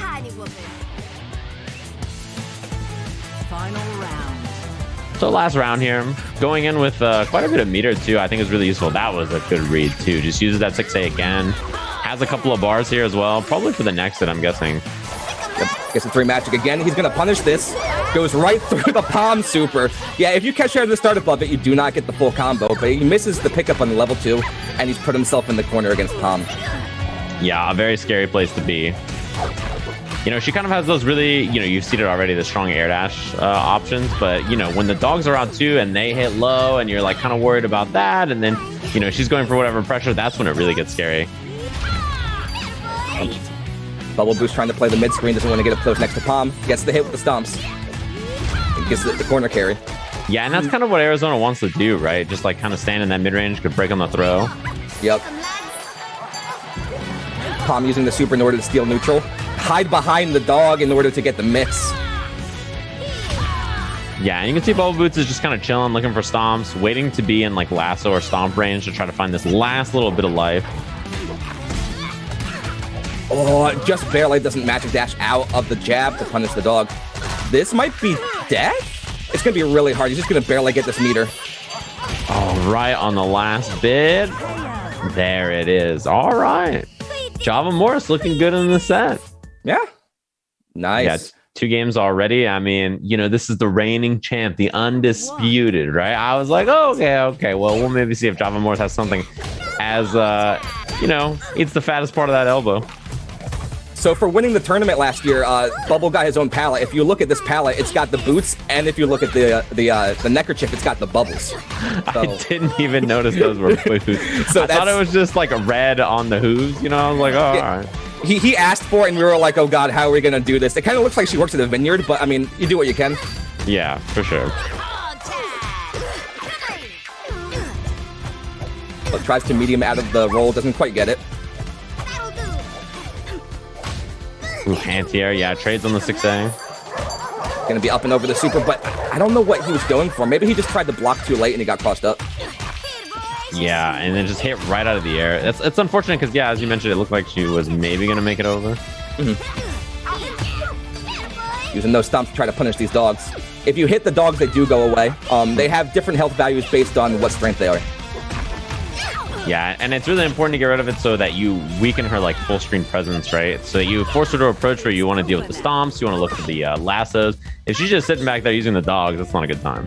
That was unfortunate. Bubble knew that he was going to use the digger dog, and he tried to counter it, but he was just a little bit too early, and Java didn't bite, and gets the punish. And the delay into the 2C, a classic. You're just like, oh, there's not going to be... Oh, there it is. And you just get hit by it. Gets the throw here. Oh, back towards the corner, but nothing off of it. This time gets the air dash. Hard knockdown in the corner. Here comes the mix. That dog can hit low. They're going to do a high-low, nearly unblockable. No, he's just going to beat him out with the footsies. Yeah, and I mean, this is a massive lead here, too. Up around, in a rough spot. Oh, he accidentally... Oh, wow. Goes right through that 2C with the super, and this is going to be... Oh, my God, look at the damage. Yeah, a huge starter just to eat that right away. But you still need more. He almost ended... He got a little bit too greedy, and he tried to go for the lasso ender, but he punishes Palm with the throw, uses that invulnerability from the throw animation to go all the way through all those dogs. All right, cross counters out. I like that option, but yeah, at this point, I think like you need so little to get the kill. Yeah, he's really hoping he can just capitalize on the red health from the cross counter. Man, this is tough. I think if Bubble Boots had 2 bars, maybe, right? But this is close. There's a big stomp. Well, that's going to be a good start. That throws a hard knockdown. He's going to be able to get mix off of it, but not quite capitalizing. But they're about even on health. 20 seconds left on the clock. This can go either way. Gets the 2 hits on the dog to kill it. Oh, he catches him landing with the stomp. That was perfect. That's exactly what you wanted to do. You know, we've seen it in the first few games that using the stomp like that is, you know, you have to use it in the mid-range to keep that alive. And that was looking like kind of a foregone match. And now we're at 1 round apiece here. See if Bubble Boost can get on the board in this set. You can never count Bubble out. He's one of those players that never cracks under pressure. So if he's got a chance, he's going to do everything he can to see if he can capitalize off of it.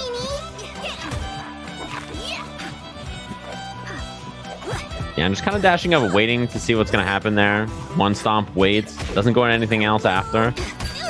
Oh. That mix-up is so messed up. You have just enough time to get a very late falling jump A after the jump C. When I saw it, yeah, the jump A, the little elbow right at the bottom, I was like, come on now. It was so low. Oh my God, that's death. Confirmed right into the super. Gets the drop kick. Easy peasy. So 2-1 now on the board. Really important here because, you know, I think at a 1st to 5, 3-0 is starting to look a little rough, right? It's starting to be like, I don't know about this one. Yeah, you never want to make sure it's a wash, especially if you got like this belt to defend. You don't want to go like on combo breaker as the best player and be like, well, I got like 4-1, 5-1. Like, you don't want that. Yeah, I won every other tournament, but on combo breaker, I got owned. Like, that's just a, you know, nobody wants to tell that story. Everybody else outside of your own community is like, sure. Yeah, yo, the best player, you know, like this story. Wow, the triple jump. Oh no, bad spot to be in the corner already. Bubble does have 2 bars of magic to work with. And yup, he uses the bust out of the D headbuck that has armor on it, and then he went right into the magic dash. You can do that on block and keep the headbuck safe, or you can get the confirm like he did. Yeah, that move is the bane of my existence for sure. It was very, very pesky move to deal with. Anti-air, we've seen that anti-air trade a few times already, the 6A, but that time super clean, which is what you're looking for there. Doesn't get the combo all the way off of it. There's that air dash jump B. Gets a nice confirm, gonna walk him all the way to the corner. Yeah, this is a rough spot. What is the mix? He may not even need mix. He might just kill off the level 1 super. No way, right? Oh, almost. I was gonna say, this is way too much damage. Please don't kill. Has a lot of meter on deck, too. Not really much magic to work with. Oh my God. Anti-air. I'm always impressed when a player in any game jumps in and then anti-airs. You know, like to land and then find that perfect range is really impressive. And it felt like the anti-air came out even before Java Morris jumped. He was like, I know what you're going to do. Like right now, you're scared. Yeah, why not? Oh, reversal punish super. on the dog call. It's a lot of damage, although there's a little drop. fine. He's got the combo in the corner. Yeah, I was looking for a little stagger. It looked like maybe there. The stomps. These have been so well placed, I feel like, in this set. It's so hard to punish Palm at her like max range 2C, but if Arizona knows where the range is, she can definitely get the stomp punish. But you have to be really cognizant of it. It's cool. I feel like, you know, the way she plays neutral with lasso and stomp, like they don't seem like very traditional options, but they're really useful and really strong. Yeah, in certain matchups, you really need that mid-range. The character doesn't have any like real projectiles, but you sort of have like these Sea Viper size modes in order to help you get in. It's really important in a matchup like this where Palm has such long-reaching normals. Oh, backdash challenges. Oh, whiffs. Off the 2C. You still steal the neutral, even if you don't get the combo.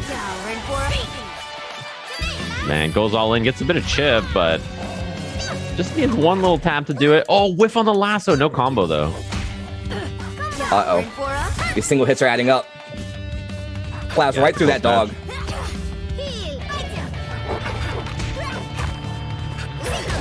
You're trying so hard to get away from the dog here. 2 in the stomp. All right, look at that. We were talking about the set slipping away, being 3-0. Now it's 2 apiece, right? 2-2. I feel like you know, the change of pace there was really just not getting caught by anything that kind of was like errant, right? Just kind of chilling in neutral, looking for the stomps, looking for the lassos, playing it nice and slow.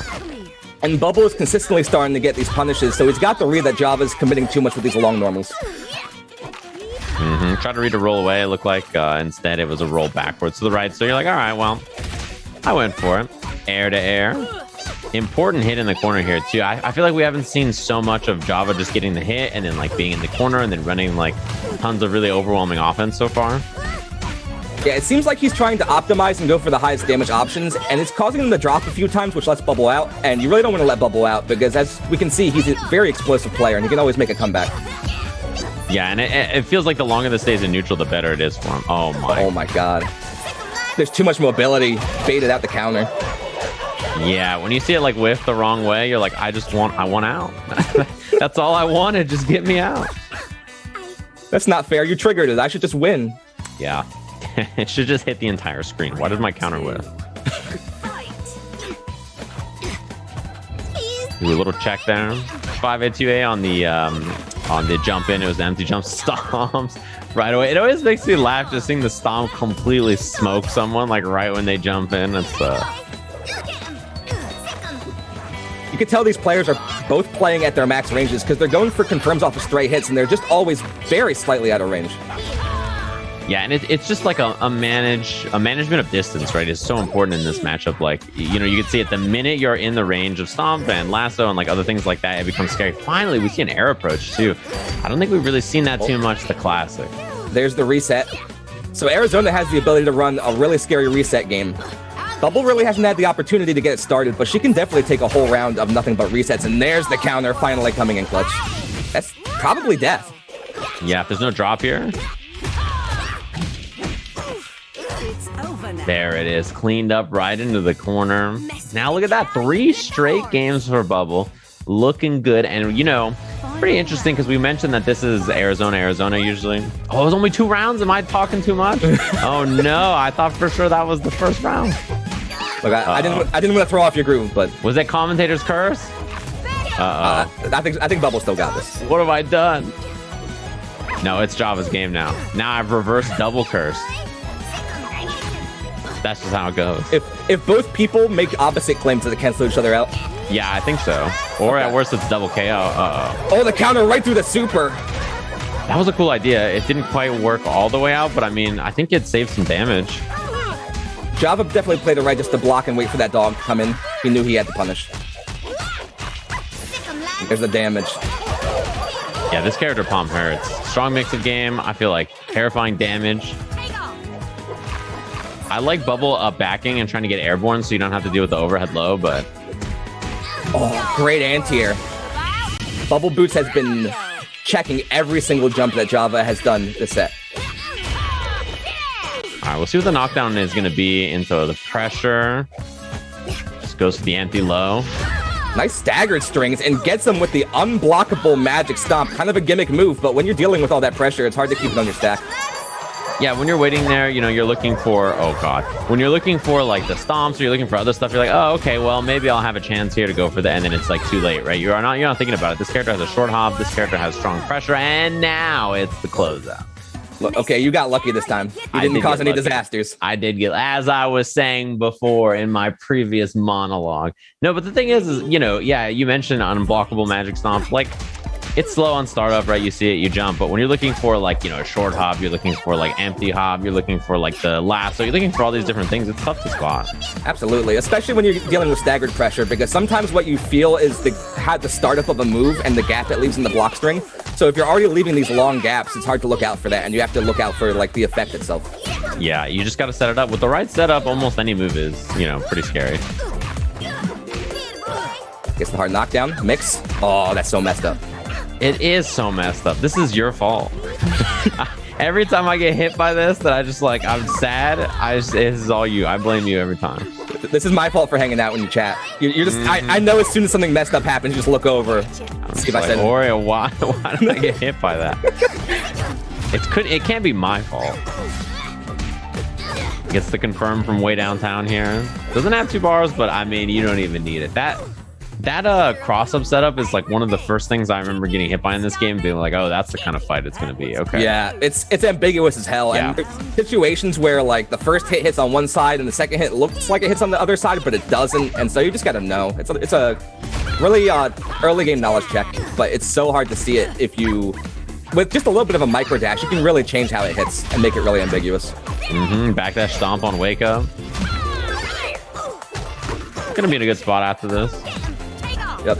Opting to not get a good knockdown instead, make sure he has the 3 magic so he can bust out with the headbutt just like that. Yeah, and that's the scariest thing. I feel like when you're pressuring this character or when you're just thinking about this character is, does Arizona have magic? Do I have to respect the headbutt? Like, what do I have to think about? It's so useful. Yeah, you see it again. And there's another punish. So it looked like Java did a long-range normal into a dog call, and you have to be careful with those dog calls because they're always unsafe. Yeah, and we've seen that Bubble so far has been really aware, right? Like, you can't get away with that kind of stuff. Wow, it just calls it out. It says, yeah, I know you're going to just go for it again. I'm going to anti-air clean up. Now, that's 4 straight games, yeah? Yeah. Man, that is wild. This set was like looking, you know, we're like, okay, maybe the champ's not got it. And then, yeah, 4 straight, just like very convincing games. Look, sometimes people have a slower download speed. It's fine. You gotta let them buffer a little bit. That's just how it goes. That's how you know someone is really good, though, is when the download is there, when they're looking prepared. It's like this, right? It's like, yeah, it seems like these games are just foregone, kind of. Yep. Oh wow, I thought that was gonna cross under and cause the combo to side switch, but she does pull back a little bit on that 6A. So Bubble was, more ready than I was. Made sure to get the correction and gets the hit with the headbutt into the magic dash conversion. Still love that. Yeah, just lots of little staggers there, and then there's the lasso at the end, and then the double. First reset, or the first part of that hits. We're just going to reset on hit anyway. Go for the short hop. Bubble looking great here. Set point now. That will always make me laugh. People like to meme that win quote a lot because it used to cut off in the middle, so she used to say kick and stop and kit, and it would just stop. But it's been a bit since it's done that. It reminded me of Wesker. Mortals are so, you mean nothing. Yeah, just saying the same, cutting himself off. Mortals are just like constantly. Every character, I just feel like versus games characters constantly do that, so, that's just how it goes. The game's so fast and the lines are so long. Yeah. Just see a knockdown here on the 2C. That's the good stuff. Calls him the dog. Yeah, but I feel like this neutral has been so rough for Java in the last few games. Uh-oh. They both jumped forward and both were like, and then it was the throw. No one wants to commit to the button. It's too high stakes. That might be game. This is going to be, yeah. It was just headbutt into super. Yeah, no. 2.0 damage is a little crazy on good starters. Not quite enough, but the little toe tap at the end. And look at that, 5 games for Bubble after, a little bit of a slow start. I mean, that kind of stuff happens. We've seen that actually in some of the other sets in CB so far. I mean, one player is looking a little comfortable, and the other commentator always says the same thing. And they're like, look, trust me. This other player just needs some time. They'll warm up. It's no problem. And then, you know, I see it and I believe it. It makes sense. But that's only our first set. We have one other first to 5. Absolutely. So the next set is going to be Barlow versus It's a Canine. So Barlow is a BlazBlue player. He was a really big Valkenheim player on the East Coast. I think he's from Boston. And he picked up the game late into 1.0, and now he says it's his favorite game. He's trying to get all the BlazBlue players onto it. He's like, come on, come to the rollback island. We got rollback over here. Please try it. And he's up against It's a Canine. She is a Velvet player from 1.0, but ever since 2.0, she's been going all around the cast. She has a Shanty, she has a Paprika she's learning, she has a Palm, so she can really play a lot of characters in the set. So if things aren't going her way, she's really multivarious and can always counterpick the player. Nice. Yeah, having, I feel like a lot of pocket characters is nice, right? Like you just have other characters to see, oh, it is Shanty, which is the new character. This is cool. I think this character is super fun. I had a blast playing this character when I tried her out. Yeah, she's got a lot of weird stuff going on. So she's a run stance character, but she's also like a ninja archetype where she can go on the walls. So she has a lot available to her, but it's all limited to magic, and it's kind of hard for her to build magic. You can see her building it there with the A. That's her parlay. She built magic slowly over time, or she can opt to do that instead of getting a better Oki game. Yeah, so you're gonna see her go for it quite a lot. She's like a very mobile, kind of offense-heavy character. Also that short hop again, and the perfect in round 1, starting off strong. But you see the A's. The A's are, you know, they're a hitbox, right? So they can hit other characters if they collide with them. They also build magic, and yeah, with a character like Tianho, I mean, she's pretty fast. Yeah, covers distance really quickly. It's not always easy to get the A's out, right? So I was just gonna say this is one of those matchups where I imagine offense is key. Yeah, it's really difficult to just throw out a parlay in the middle of neutral because Tianho is the air mobility character of the game. She's like the Magneto. So if you do it when you think you're safe, she can always instant air dash in and get you from a punish from a deceptive range. Yeah, and this is that character. Yeah, I mean, you just expect that you're like, oh, I'll be fine. And then double overhead comes off the flight and you're like, please help. I'm in trouble. She has magic. These mix-ups are scary. I don't know what to do. And then you're just suddenly dead. And you're like, I don't know what's going on. Yeah, it was a complete steamrolling in the opposite direction that time. Yep, tit for tat. It's just kind of how it goes. I mean, both of these characters are, you know, they're scary when they get hit. And also, I don't remember what Shanty's defensive options are, but my recollection is not strong. Yeah, no, she doesn't have a lot available to her. Really, it's just wake up super. Yeah, okay. Combo in the corner off the throw. Yeah, spend some magic, gets the knockdown. Gets the throw. Is she going to combo into level 2? Looks like it. Nope. Opts for the level 1 hard knockdown. Oh, fuzzies. Oh my god. The short hop fuzzies are so scary. Gets out of there, but I mean, your health bar melted. You are in such a bad spot. Okay, this is big. Could be a big corner carry too. If I know Barlow, he's probably going to do a level 1 super just for the hard knockdown. Yep, there it is. Then just goes to the immediate pressure. Throw is broken. Great defense from K9. Cross cannon to keep her in the corner. Oh, catches the wake up backdash attempt. Oh, this is yeah, scary. But the 5C didn't combo, and yeah, it's super. Why not? There's so little health there. Yeah, that's a tactic that K9 likes to go for. So she's a really solid player, and then she'll just go for like the unsafe move into frame trap super. It's like, what you gonna do? No one doesn't hit a button. You're like, oh, that's a weird choice. I should just. Oh, yeah. I see what kind of fight it's gonna be. I see how it is. Yeah, and I think, you know, there's some value in trying out Shanty here as well for her, right? Like, I mean, why not? I don't know if everybody has been playing against this character or how familiar they are, and the character's just quite fun. I like Shanty a lot. I think the character's cool. Yeah, the character's only been out for a month with the new update, so even if people have been playing against her a lot, there's a lot of gimmicks that people just aren't, like, used to yet. A lot of knowledge checks going on still. Yeah, combos off the throw again. This is the kill. Yeah, I mean... Well, I tried to keep that sentence short, and the round was still over. It's so fast. I mean, it's not your fault. That's the second perfect too that we've seen actually. Yep. Round 2. Fight. Bannon finds a clean hit again. This is looking like more of the same. It's just such a bad spot. We got to see some distance here, and then gets hit low, trying to escape. Amazing staggered pressure from It's a Canine. Oh. That was so messed up. We've seen that so many times, like jump A, jump B, and then that time is jump A, go low. And you're just like, please. I just like want button. Oh, super. Hard knockdown. No, gonna go into her install. So during her install, her magic moves cost less magic to do, and she builds magic over time way faster than she normally does. Oh, and goes off the wall, the double perfect. You mentioned she's a ninja too. Why not? Just clings to the wall, gets the double P. Well, that's 3. Look, ninjas are cool, pirates are cool. Ready? Ninja pirates. Yeah, why not? Yeah, instead of clinging to the wall, you cling to the mast. You know, that's how it works. I like it. Well, she's a goat. Goats climb. Yeah, straight up, basically. Oh, gets hit.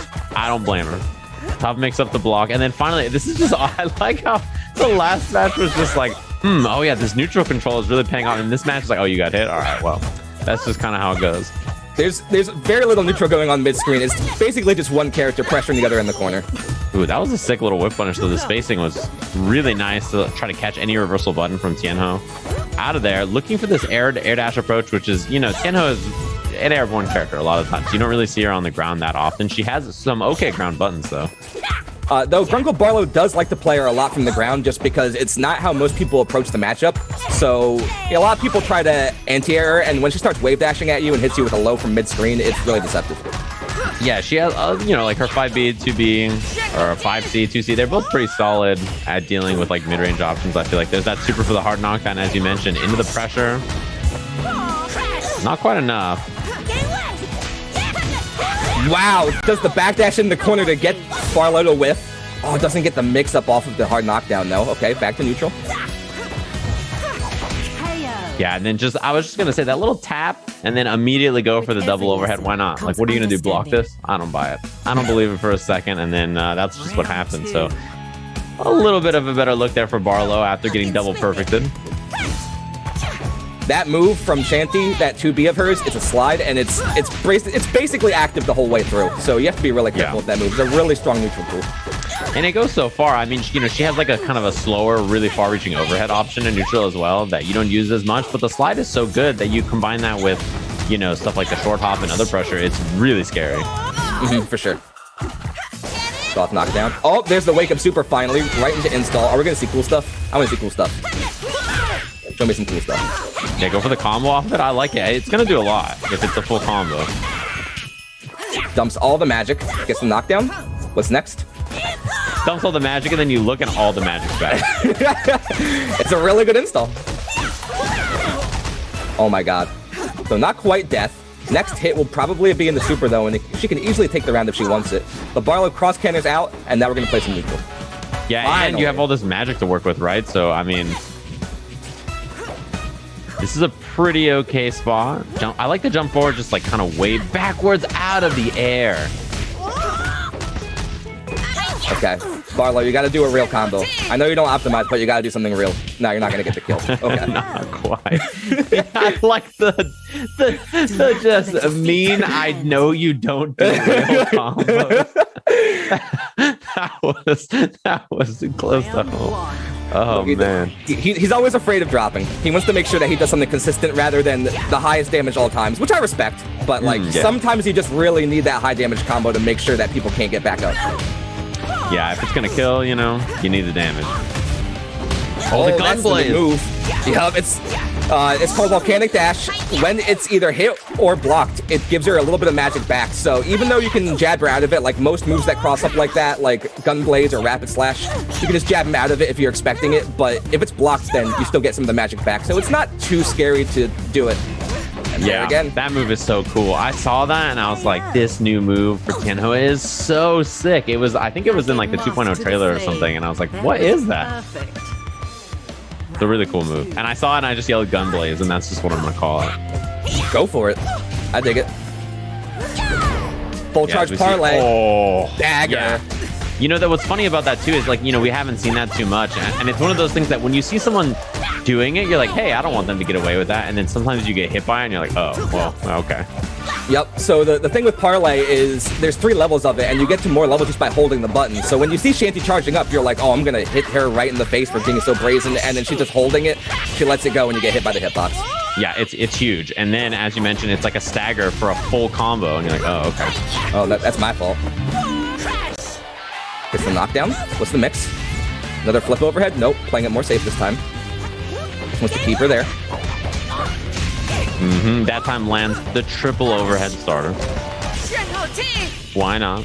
Spin the bar here? Okay, now we have a combo. What you gonna do? Oh, well.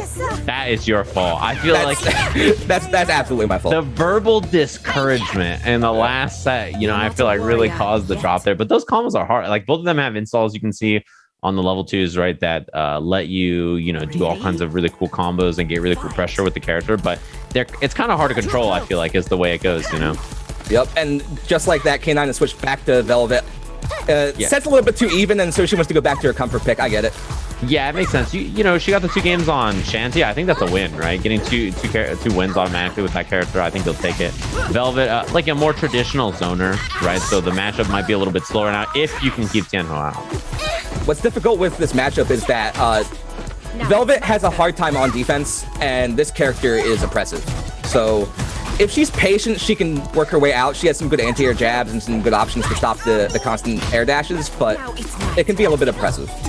Yeah, holding that icicle, I feel like, is really effective too, right? Like, it's kind of like the anti-air deterrent, so, you have to get around that, and it's an important thing to have. There's that anti-air you mentioned as well. Yep, and she's going to get a decent combo in the corner. Oh, an option for the level 2. That gives her more magic, and it also applies a slow to the opponent. So think like Amaterasu or Beautiful Joe. So Barlow is definitely in a bad position there. Yeah, the slow, I feel like when you have such a big lead too, right? It's just like, okay, well, I'm going to be slowed for like 10 seconds, then I'm going to have to work through all this, and I'm going to have to deal with the chip. It's just a lot.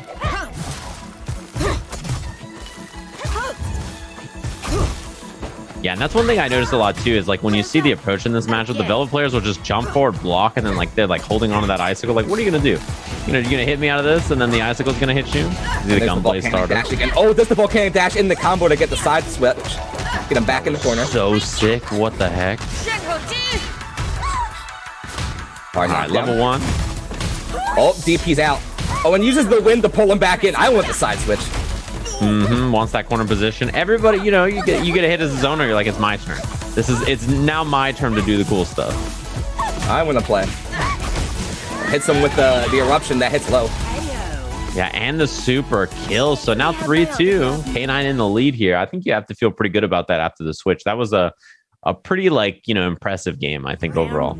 Yeah, for sure. It's a real confidence booster to swap characters in this set and then get rewarded immediately. It's like, okay, I definitely made the right decision here.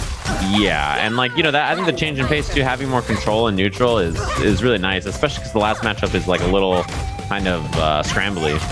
That was really rude. She knew the snowball was coming down, and she was like, I'm just gonna take this chip. Yeah.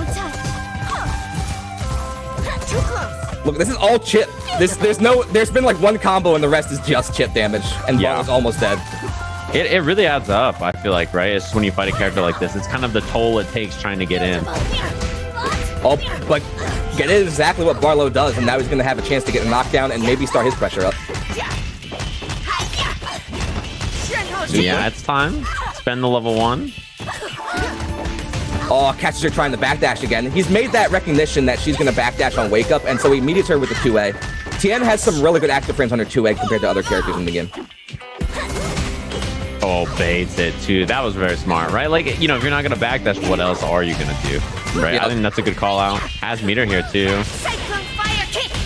That should be death. It's over now. Nice. That was kind of a rough start to the round, but in matchups like this, that's sort of how it goes. Yeah, you get on offense, the zoner's just kind of in trouble. Pretty normal for this archetype. And Barlow did a really good job conditioning her. Once he recognized the backdash habit, he got her to stop doing that, and then Velvet only has so many options after that's taken off the table. Yeah, she's doing a good job controlling the neutral now, though. I think this is, important place to be. Has not even really got a hit, as you mentioned last round, and it was a lot of chip that kind of added up, but there's the hit. That was really smart of Barlow. He was waiting for that Shatter Seed during that block string. K9 hasn't really shown it at all yet in this set, and yet the first time he shows it, Barlow uses the Invincible Flip to get out of there and punish it. Oh, you hate to see it. You're just like, okay, maybe if I roll forward, they won't expect that, and they just jump right over. I mean, especially because Tianho spends a lot of time in the air anyway. A lot of your pressure is just air dashing around like that, and gets the hit again. Doesn't get the combo off of it, but this is looking rough. Again. Too close. Oh, respectful. Both players just jump at each other. Don't press anything. Don't even go for air throws. Yeah, and the little toe tap to do it. 3 apiece here. I like that choice a lot. Just the little walk up, like, I'm going to check. I just need one little hit to close it out. Jab is a pretty safe choice. And I'm curious if it's still Velvet here. Yeah, it is. It looks like. You have to wonder what she's thinking though. Is she like, man, was this the wrong choice now? Because that last match was kind of rough. Yeah, it's sort of. It looked okay for a second, and then you get hit, and that's just kind of how it goes in a matchup like this. Oh, catches him low. That was a lot like the stomps in the previous match that we saw from Arizona, where you're using an active low to try to catch somebody landing, hoping that they're not already holding down back. Yeah, and it's good to check them and keep them honest too, right? Even if you block it, it's like, okay, well, I'm gonna make sure that you're sitting there thinking about this. No more games. Got the counter throw. Not quite sure what Barlow was trying to press there. That was a good dash under too to like kind of retain it and maybe try to get a mix up. I like that idea a lot. Dash up to try to check when Tianhun's landing again. Yeah, Velvet doesn't have a lot of high-low games. She doesn't actually have any normals that hit low, so you have to get really creative in order to get mixed. And she's doing a really good job of fighting for this position on screen. And I feel like this is where it gets scary. Yeah. Favorable trade. It worked out and just dashed all the way up and said, what are you going to do about this icicle? Don't you want to hit a button? You want to do something, right? Intimidation factor. You hit a button and you just immediately, they block it. The icicle hits you. You're like, all right, well, fair enough. Getting the TK icicles out there for pressure. Yeah, just creating some space too. This is looking great. I feel like this control is really nice. It's the longest we've seen it just be stuck in neutral. Wow. Nice confirm off of the throw. Gets the level 2. Gets the slowdown. Oh, she went for a throw tech gimmick, but Barlow's not biting. Instead, decided to jump out. Says, I'm not going to engage with that throw. Pushes her back. And in a great spot too. I spent all that meter, but has such a big lead. Yeah, take the damage here, into the corner, into the knockdown. And that'll do it. Easy peasy. The perfect. Is that the fourth perfect, I think? Wow, this set is swinging back and forth like crazy. And I think it's just sort of the nature of the kind of characters we're seeing here, right? And that's just sort of how it goes. We're not going to see a switch, right? Obviously, Barlow has been playing nothing but Tianho, but at that point now, after, it was looking a little shaky with this pick before, right? And I think believing in your guns is important when you switch around characters a lot, too. Good blocks from K9. Text the throw. Gonna start to try to work her way out of the corner. Gets the counter hit 5C. This should be a nice full combo. Yeah, good damage, and more importantly, you're away from the corner. Blocks the overhead mid-screen.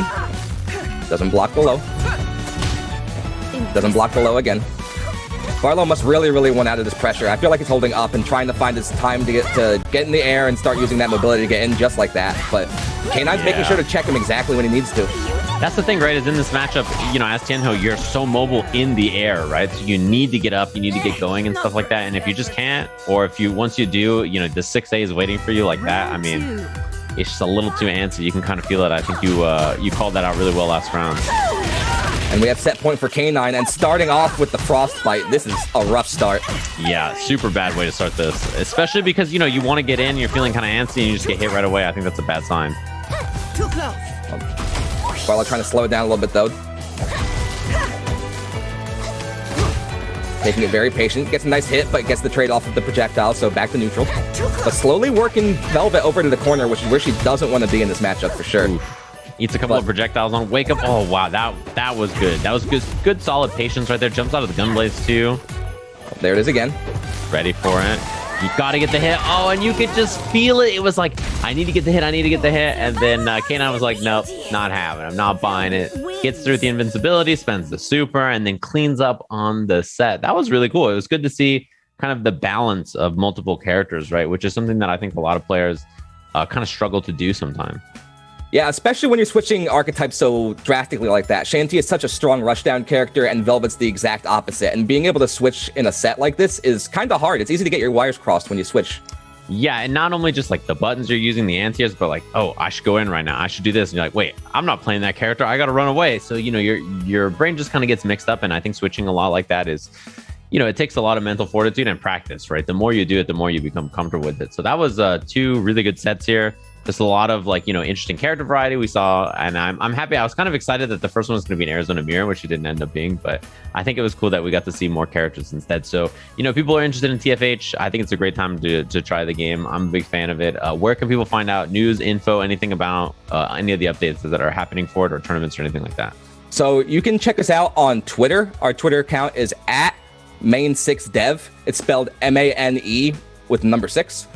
We post up whenever we're making an update to the game, whenever the game goes on sale. And also, that's where we're posting about Stampede Tournament Circuit, which is our tournament series that's going on right now, with the grand finale going on in August. So you can either register just for the August tournament when it gets closer to that, or you can sign up now and get some ranking points in early and get a better seed for that final tournament. Open brackets to everybody. Yeah, open bracket event. Online is great. If you're interested in it, it's not an expensive buy. There's tons of really cool features. It has like one of my favorite fighting game features ever, which is the combo thing that you can do in training mode, where like, the games have combo trials. People just make custom combo trials. So they could be like, this is your low starter, this is your starter off this is your, combo into this. It's like such a useful feature. And I think when you play the game, almost every time you do anything, you'll be like, oh, they really thought of this, huh? There's so much love that went into the product that you can just tell from all areas, right? Not just, the characters and the design of the game and stuff like that, but just every little feature. It's really awesome. So I highly recommend people check it out. Thank you for joining me on here. It was a lot of fun. Hopefully everybody's been having fun this combo breaker, and we'll catch you guys with more action in just a little bit. Thanks for having us. Hey, you up? You want to go get breakfast? Now, we hear that from all of our friends at Combo Breaker when we have 10 a.m. pools and they are alongside suffering with us. But when you've got a short schedule and you want to eat, the one thing you're always going to get is one of the hotel breakfast sandwiches. So today we are going to recreate that without the hefty price tag. Let's get started, shall we? To start, we are going to lay our bacon in our pre-warmed pan, and we're going to let that cook until that bacon is crispy. Once our bacon is crispy, we are going to tuck it in and let it rest. To a separate bowl, we're going to crack in 2 eggs, salt and pepper, and last but not least, creme fraiche. Now, if you don't have this, that's fine. You are cool to add milk or heavy cream, whatever you may have access to. With all of your ingredients inside, we are going to go and give this mixture a schmixin until it is homogeneous completely in color, like you see here. To a very low heat pan, we are going to add 2 pads of butter and wait for that to completely coat the bottom. Once the butter has covered your pan, we are going to go ahead and add our egg mixture. And for 15 minutes, you are going to slowly stir this egg mixture. For the first 5 minutes, it's going to look like it does absolutely nothing. But after about 15 minutes, you should end up with this. Perfectly scrambled eggs with lots of moisture. Once our eggs are done, we're going to go ahead and grab our croissant and give that a nice slice. On top, we are going to layer our perfectly scrambled eggs and top them with some freshly chopped chives. Then we are going to layer our bacon atop the chived eggs. And last but not least, we will once again tuck in our bacon with a slice of thin cheddar cheese. Place the topper on your croissant sandwich, and you are good to go.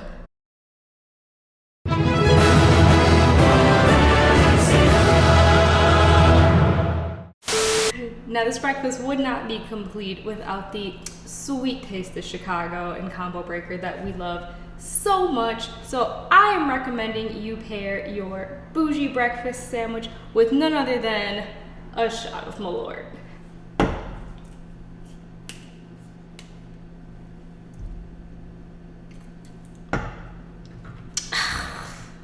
Because there's nothing like gasoline that gets you ready for 10 a.m. pools. Welcome back to the Combo Breaker Look-Alive exhibitions. It is time for Blaze Blue Tag, powered by Astro Gaming. My name is St. Cole, but I can't do this alone. Who am I joined with on this one? Hey, I am Jadlyn, and I am so hyped to bring you some cross-tag action today on behalf of Ronin Rumble. And so before we get into this, let's talk just a little bit about Ronin Rumble, because they're a fabulous online community. So they're an online grassroots fighting game series and community, and their mission is to foster quality events and provide an inclusive platform to the communities that they serve. And it's founded by Jeff the Hero and Reiki Keto. Right here. I love those boys. I love them so much.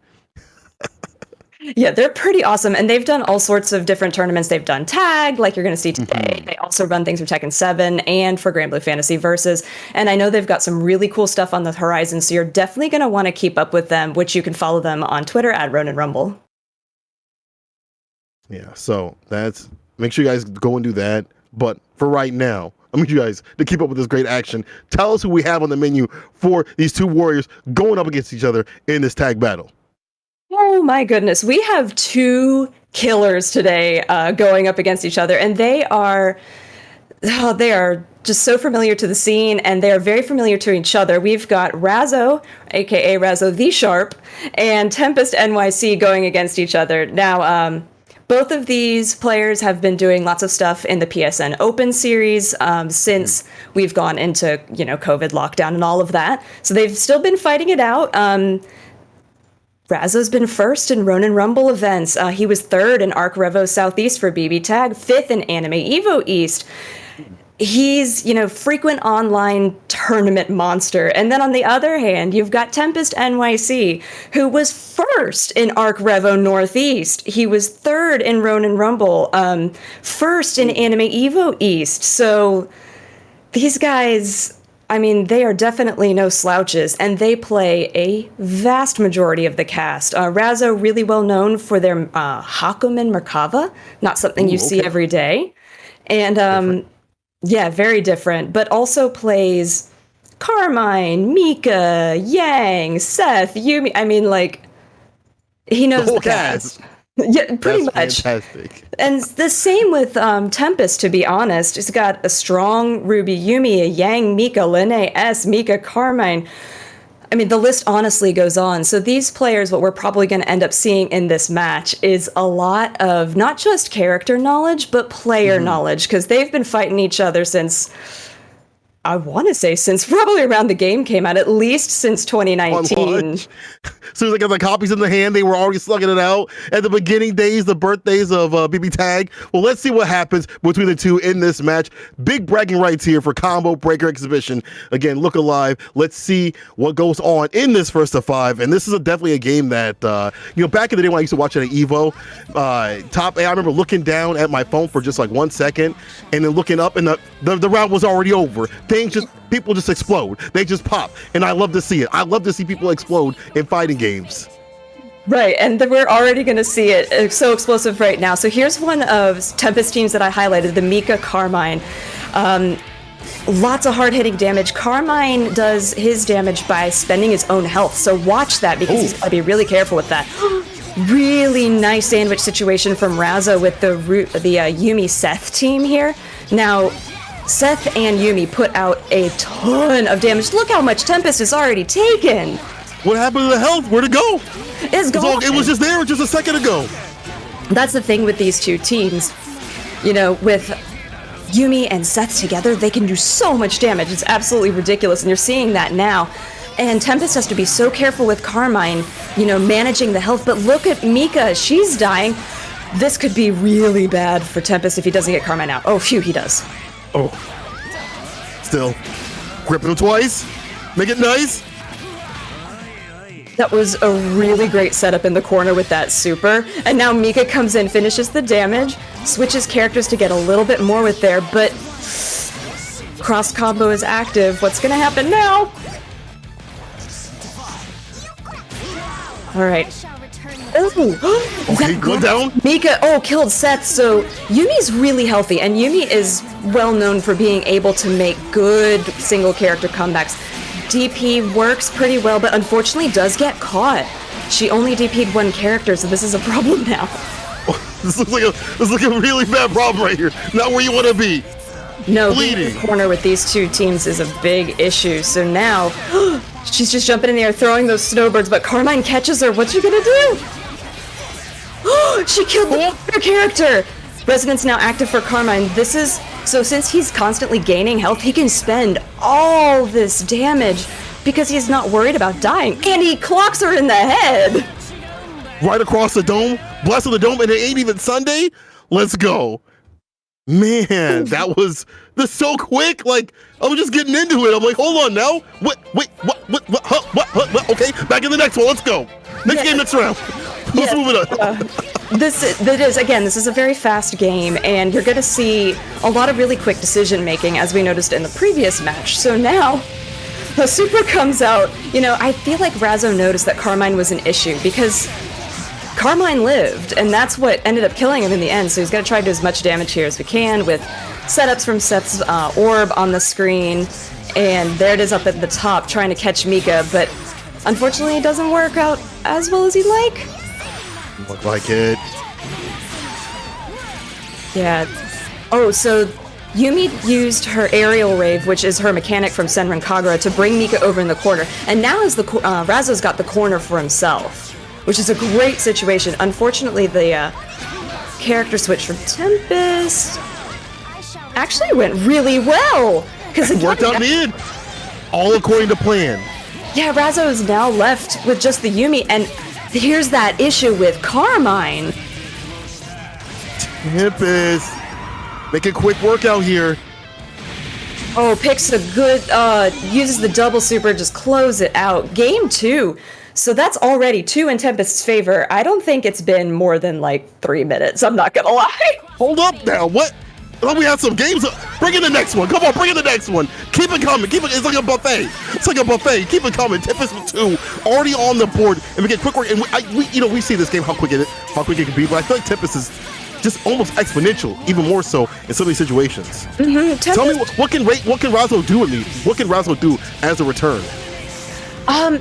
In the return to try and fight it, I mean, I really do think that he's got to do something about this Carmine, because that's where the issue is. Look at Mika. Mika, every time that she's come on onto the screen, has taken a ton of damage and has to get called out immediately. She's been the closer. It's been called for double supers and things like that.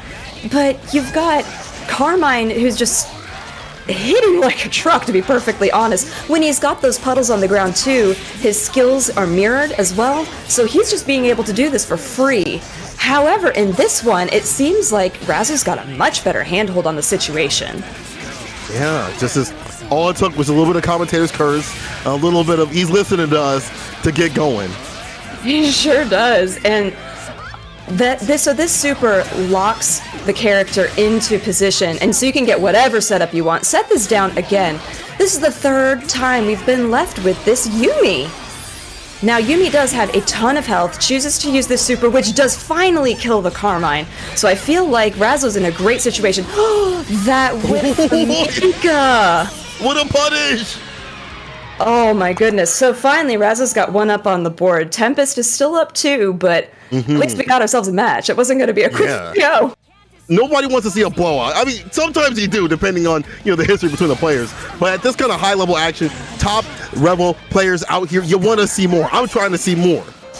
I'm trying to see more too, because this is so much fun to watch them play, especially on these characters. So, oh man, Tempest did such a good job blocking all of that damage from the cross combo there, and now is being able to really just damage Seth a whole bunch, which I feel like is problem. Oh, the grab on incoming. What a punish.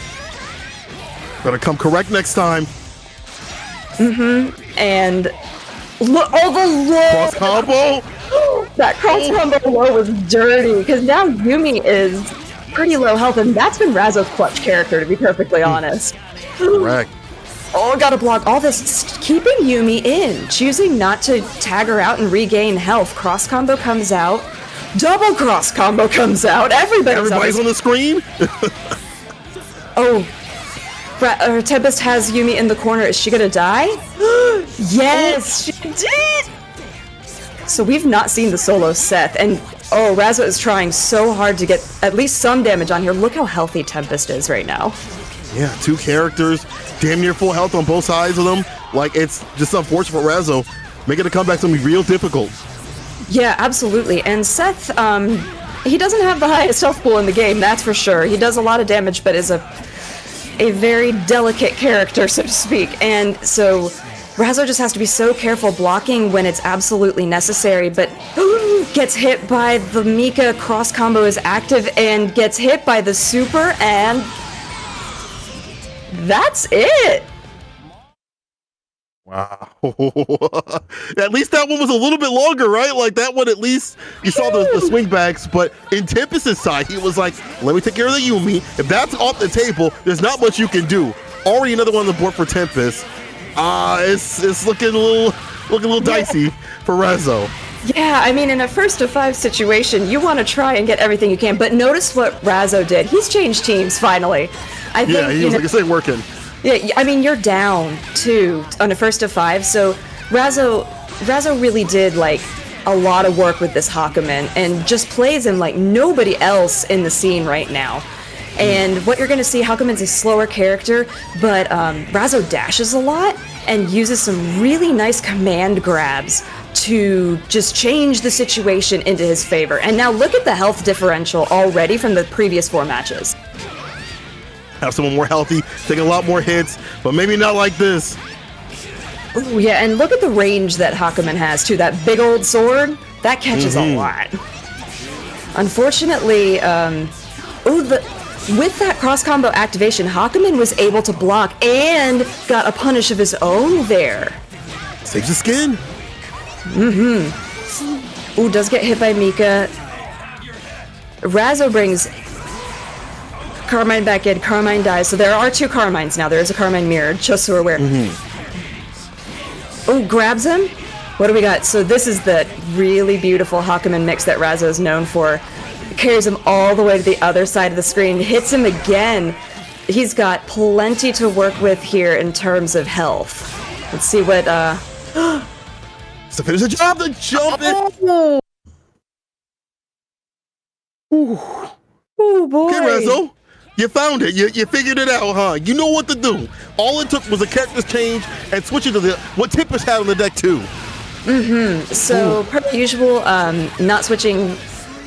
The winner can't switch characters, so this was working. So great stuff. Look at the damage output that Hakumen has too. 2 Carmines on screen. The red Carmine belongs to Razzo, just for clarification. Green one belongs to Tempest. Alright, look at the blood pools now and all of the really cool mix-up stuff that we can see from Razzo's Carmine now, which is actually pretty contrasting to Tempest's. Tempest likes to throw out some different combinations of skills, so that's pretty cool to see. I like that he's like piecing him up with his own character, really making a statement. I wonder how this set would have went on if he had went with this team off the bat. Honestly, I'm wondering that too, because, you know, the Yumi Seth is a good team. It's a good team, it's a solid team, but against somebody like Tempest, you gotta bring your A game. I mean, you guys know each other so well, and look at this Hakumen play and how much it's bringing to Razzo's gameplay right now. I like this only one character on the deck for Tempest. Trying to make something work here. Yeah, unfortunately not as much as I think he would have liked, but Mika does have level 2 resonance, not as much resonance as you would want, but he still has nearly 5 seconds of it left, so gaining a lot of meter, doing a little bit more damage. Look at him, just spending the meter as soon as he gets it. And it's actually working out really well. Look how much it did to Carmine. Spend the cash to make the cash. Spin now, make it later. Okay, and now we're character. Yeah, now Razzo, choosing not to resonance on incoming, waited a little bit to see if he could get something when he dropped in, but when he didn't, went ahead and just got resonance, trying to fish for something here. Oh, just super? Oh, Mika jumps it. Nice. Catches him with the low and starts this combo. Cancels into a super, do all the damage. Don't leave anything out. No risks. No risk, all reward out here. Razzo finally finding the answer and fighting back. This is what I wish he would have went this team right off the bat. That would have been way better, I think. But hey, no better time than the present, right? No, definitely not. And so now we are even. We're 3-3, so it's a first to 2 now. Yeah. And interestingly, Tempest is not choosing to change his team. I think he feels like it works. So, you know, keep it going, see what happens. But, oh, nice DP there. It actually, you know, gave him a little bit of space for the Mika. See what we got here, though. Oh, gets Do you grabbed. think that there's anything that Tempest can do in his gameplay right now to keep solid? I mean, yeah, he's working right now, right? But what can he do to keep solid and kind of take the momentum back? I think really what he's got to do is sort of more akin to what he did in the first few games, which was not let Razzo ever get a foothold. Because in those first couple of games, Tempest's pressure was really, to use the same word, it was really oppressive, honestly. And Razzo just didn't get a chance to play his game. And now with Hakumen's able to create space and just, do chunks of damage. Even there, took out the partner character without even, breaking a sweat. It was a couple of hits. So I think Tempest is a little scared. I'd be sweating too. 3-3 right here. This match right here is going to be super important. You go up 4, you're 1, you see a finish line, you're 1 away after that. It's all in your hands. So this one is going to determine so much, and already Tempest losing a lot of life. Man, the way that Carmine caught Mika with the pools after being in the air sets up the super situation after that, just links it into another super after another couple hits, but she's not dead. So by a pixel. She's bleeding, but she's not down yet. You finished the job, Razzo. Oh, text the grab. Gets with the overhead. God, that was really tense. Razzo, please. Come on. Just, Razzo. Just wrap it up, bro. Round start. Oh my gosh, look, Tempest has decided to change into one of his other teams. Yuna are coming in Waldstein. Now, Waldstein's got some reach on him. Look at those arms. They're huge. There's so much screen space. I think it's a fabulous counter to Hakumen. He also has he also has a lot of health, so it's going to be Razzo's going to have to cut through so much more than he did previously. The game plan, and this, remember, is Razzo's game point right here. He is up 4. All he needs is one more. Right, and this is working out so well. So a lot of what Razzo's Carmine like to do is jump in the air, and Waldstein can just grab you straight out of it and ruin your whole day. It's a perfect counter. But you forgot until, never mind. Hold on now. Razzo's kind of working out here. Hasn't lost too much on the Hakumen. Hasn't at all. Calls in the cross combo from Tempest. Let's see what we've got here, though.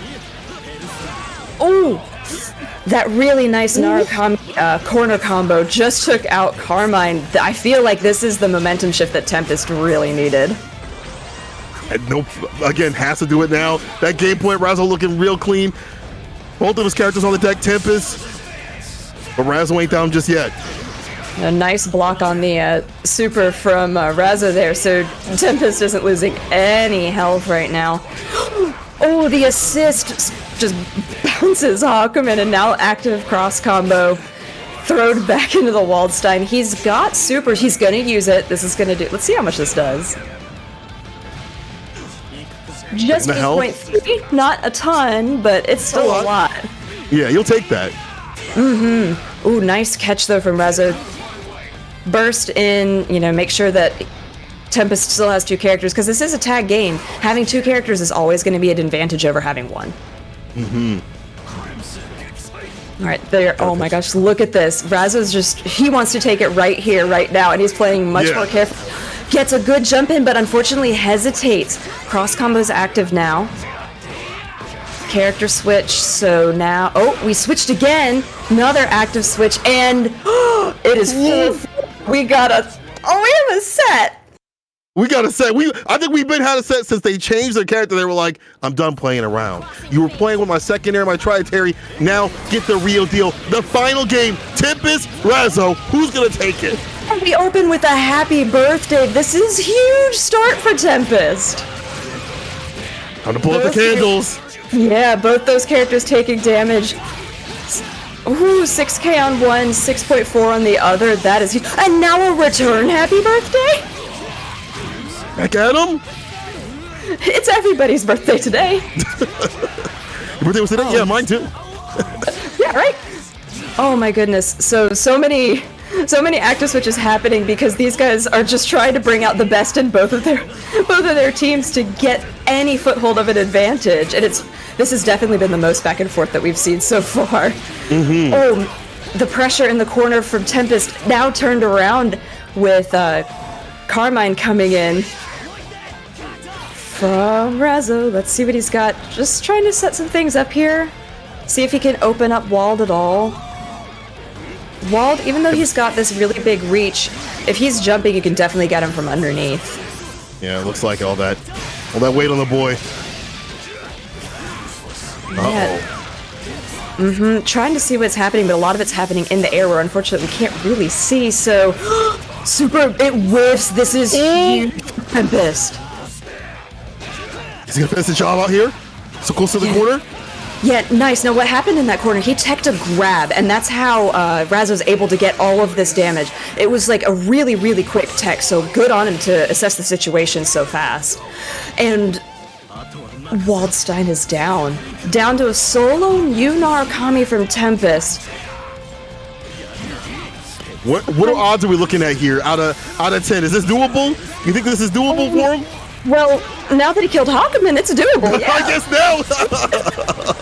Answer my whole question. Yeah, you really did. Now, in this situation, there's one factor left, and that's Astral. Because both players are down to one character. He's got 4 bars of resonance. If he builds up one more, Astral was on the table, but he chose to use it to try and do some more damage. Let's see what he's got. He sets it up, and double super. Is this going to be enough? It is! Razzo takes it! And all it took was switching characters. He was like, wait a minute, this wasn't the real deal. Now it's a real deal. You had to wait for after the credits for me to bring the real stuff. The true final boss, Razzo coming through in the clutch and taking this exhibition of BB Tag. That was fantastic action. That was definitely some high-level play. Like, listen, I'm not the most well-versed in a lot of the anime games, but I do know what I saw today was some high-level play. All right, so how did you feel about that match, though? I mean, to be honest, you can't ask for too much more. I mean, we got it all. We got character switches. We got happy birthdays. We had 4 characters on screen almost all the time. And you really saw the players pushing the other to the limit. And I think in a first to 5 situation, that's really what you want. You want to see everybody fighting for their tournament life every single game, and that's really what we got. It was looking scary those first couple matches because Tempest was just dominating. Then we had the character switch from Razzo, which turned the tide in his favor really quickly, and then Tempest said, no, I too have separate teams, and came back with their own. And honestly, it could have gone either way at the very end, but Razzo clutched it out for sure. So Grats to Razzo, but shoutouts to both players for showcasing what fantastic high-level BB tag play we've got in the community. I'm so glad that that's still going on. Y'all make sure to check out Ronin Rumble. Fantastic seeing people still carrying the game on their backs. Shoutouts to the players coming through. And people, we are not done yet. When we return, we're going to have more Combo Breaker Look Alive action coming your way. Stick with us.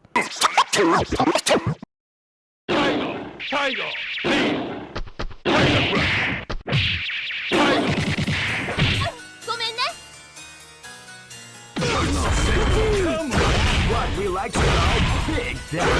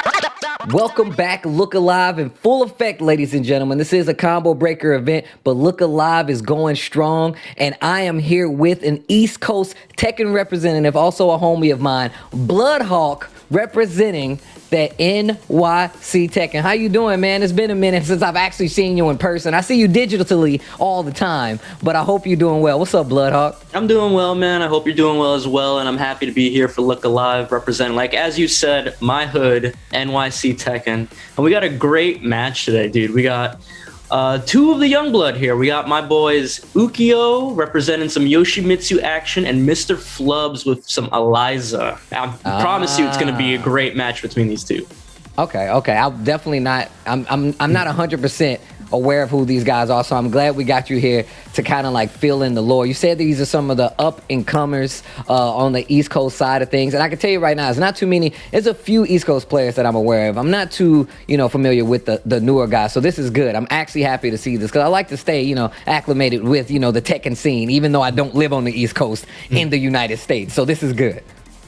Yeah, both these guys are basically Tekken 7 babies to me anyway. I think Ukio might have been playing a little bit of Tag 2, but I met these guys both when Tekken 7 came out and we started running the NYC Tekken monthlies. We were, even, for forever we were running monthly events during offline times, and even online now, even though we've been moving to online stuff, we still run a monthly every month for these guys to enter and play. But these guys have been running into each other a couple of times offline. During COVID times, we ran actually a couple of lockdown leagues in conjunction with East London Fighters.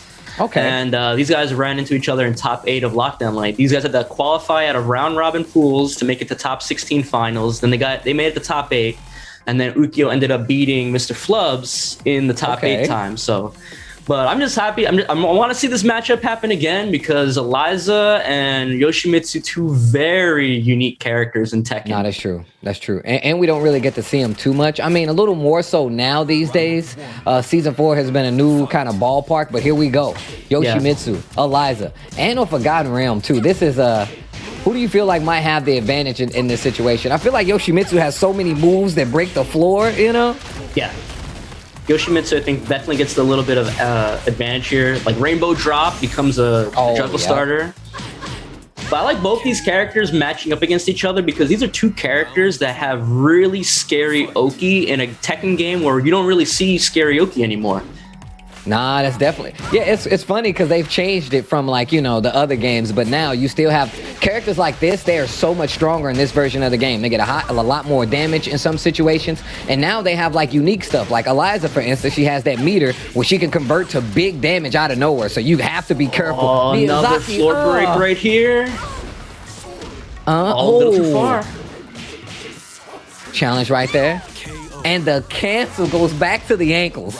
Yeah, that new move they gave him in Season 3, he can cancel it out of stance. Ooh, counter hit low though. Multiple dive kicks. He messed up the ending. How are you gonna hit the 4 dive kicks and then mess up the ender like that? You gotta finish the plate. Yeah, you definitely gotta finish your play. Okay, wait a minute. Should be able to get the wall, but the drop once again. Mr. Flubs, sounding like the name. Give me something, Mr. Flubs. I see you with the Tekken God over there. Poking game getting super strong right now from Yoshimitsu. And I think it's because they're both aware of, like, you know, they're up close. You got to be quick with it. You got to be wary of flash as well.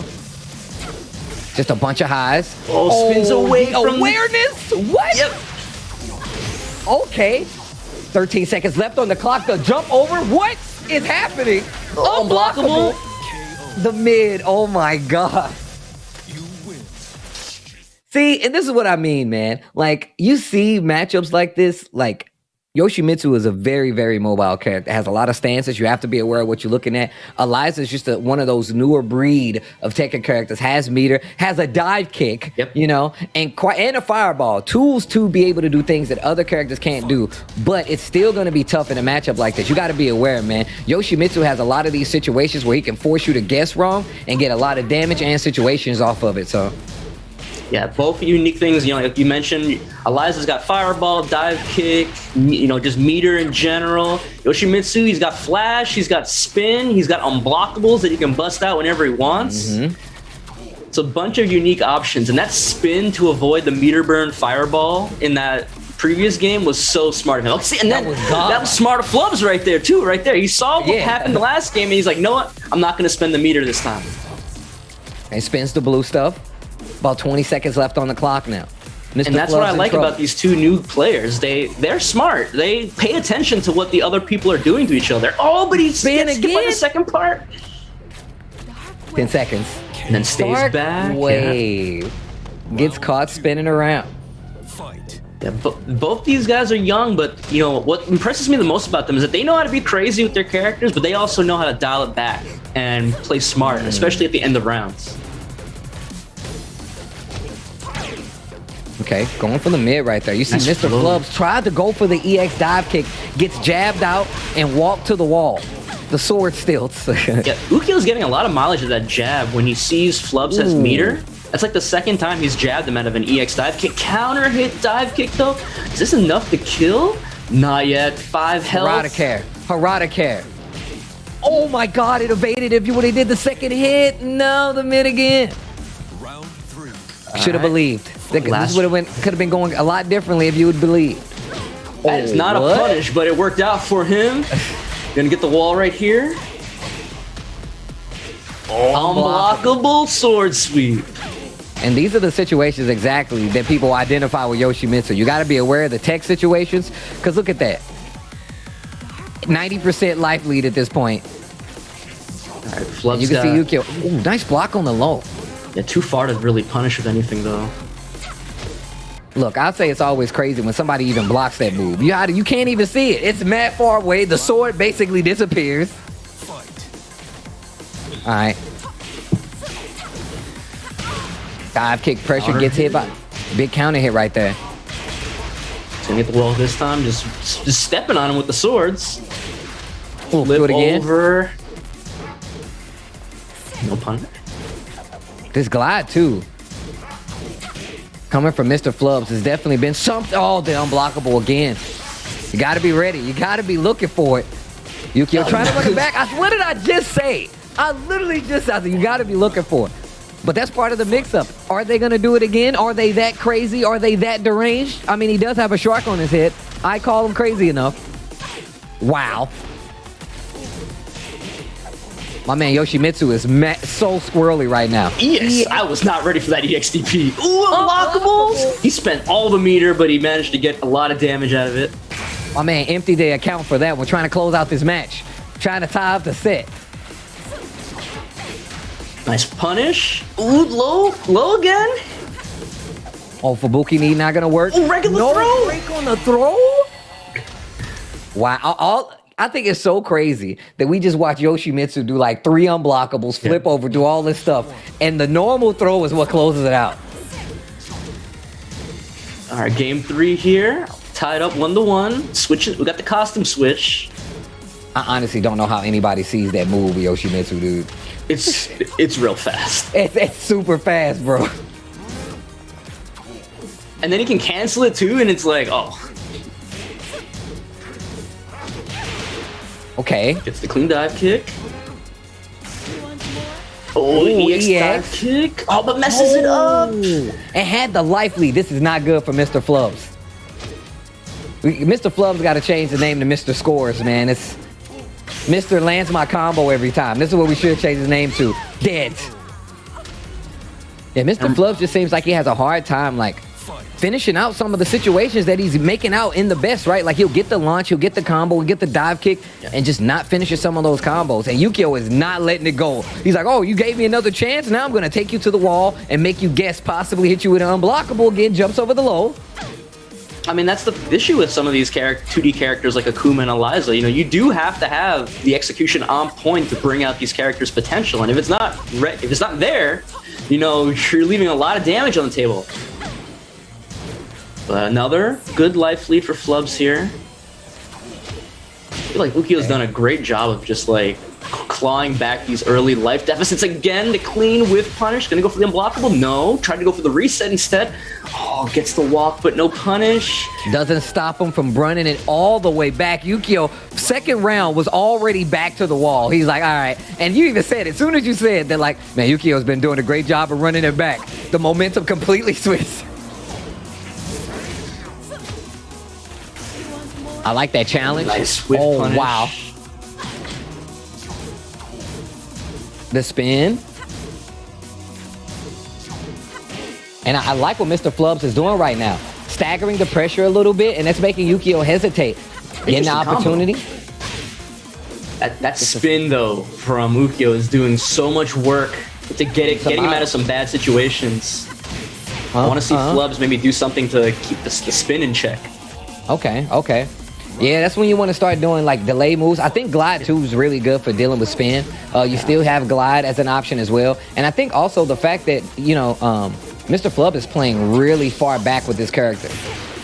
Oh, see, and that's the kind of thing you can force up close, right? You have fireballs to control the neutral. At that distance, you get an opportunity for Yoshimitsu to kind of like move around, get away from some of this stuff. Another regular throw.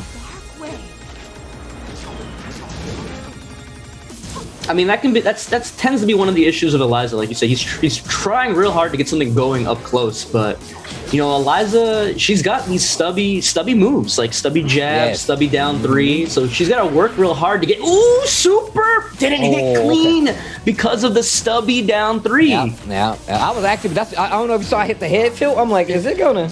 Are you close enough to? 10 seconds. Oh, rage drive. He's dead. Bro, and then the wall hit killed. Man, I'm gonna tell you right now, I've been actually running into a lot of Yoshimitsu's online. Yeah. And I've been getting beat up, dude. I've been getting hit by some of the dumbest stuff fighting Yoshimitsu. And it's because it's not that I'm not looking for it, it's just the fact that I feel like Yoshimitsu has a lot of options. Yes. And trying to keep track of a different Yoshimitsu player, that's actually they all play ridiculous. different. They, like, you know how we talk about Lays playing different? Yoshimitsu is the extreme case of where like every one of them plays different. And there is a surprisingly high number of good Yoshimitsus in the US. Especially now. Yeah, like, what the hell is going on? You got Yukio, you got B-san, you got Mazen, you got Just Frame James whenever he decides to show up. Inca, if you're going even older school in the Florida area. And they all play different, like we said. And, you know, even though I still think, in terms of character strength, I think Yoshi is like a solid mid-tier character. You know, I agree. But at the same time, this is the best Yoshimitsu has ever been.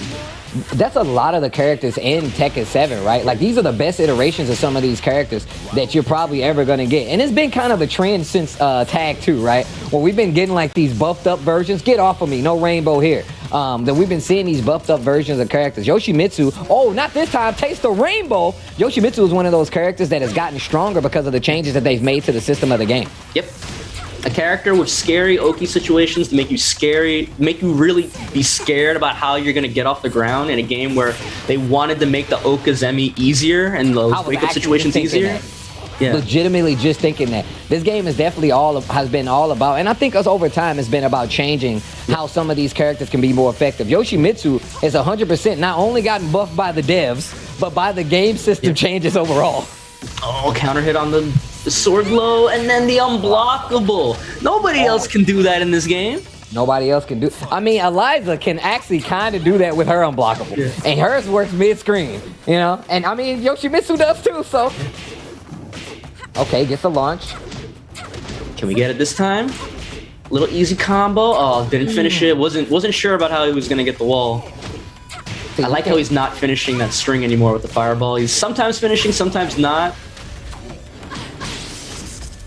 Bad situation here with the back against the wall. Oh, I like the empty run up. And another normal throw. Ooh, EX side kick, he's a little close. Oh, nice adjustment on the combo. Okay. Okay. Mr. Flubs, read their name. Guitar riff, bro. I feel like there's no way this is all recorded in the same place, this song, bro. It's just, it has way too many elements. Right? Like this instrument next to a guitar, I would have loved to have been in a room with this. I probably would have started crying. I'm like, bro, this is ancient instrument? I said ancient instrument next to this guitar. Oh, nice. How many we got here? Oh, messed it up. That has been the tale of a lot of these situations, man. Mr. Flub, make me wrong. Gets the combo this time around. We're going to the wall. Big damage. Mr. Why are you staying down? Oh, finishes the Moonglide, the EX Fireball into Moonglide for the advantage, and Mr. Flubs puts another one on the board. Mr. Flubs, looking alive here. Look alive. Let's go. All right, playing that range game once again. And now we talked about her having those stubby normals. Lots of down forward one and up close pressure coming from Yukio. Gets the launcher. Not going to get the wall, but going to be damn close. Actually, it's Yoshimitsu. What the hell am I talking about? You're definitely on the wall. Yeah, when Yoshimitsu's in that fleece stance, you got to be so careful. Like, he's got a huge hitbox before the sword, but it only takes one hit. So if once he uses that one hit, he's got to do something else to refresh the hitbox on the sword. I like that terminology. Refresh the hitbox. You gotta refresh the page. We're on the internet. Oh, here we go. No escape. Lifts him up.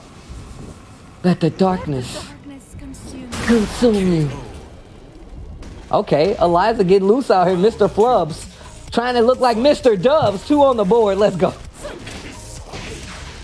You guys have never said that, Mr. Dubs? Is that the first time? Is that the first time? I've never said it, but I like it, so I'm gonna tell people that I said it from now on. That's hateful. Wow. Yeah. I expect nothing less. Bloodhawk, you say, yo, cranking back the unblockable? My grandma used to chase me around the house like that. She's like, didn't I tell you not to?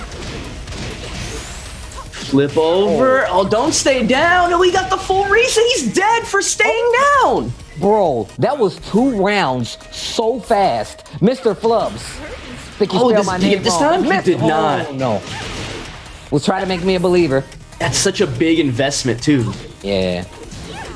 I know. But, Eliza, compared to the other 2D characters, she never got her meter gain nerfed like Akuma and Geese did. So she's actually getting it back real fast here.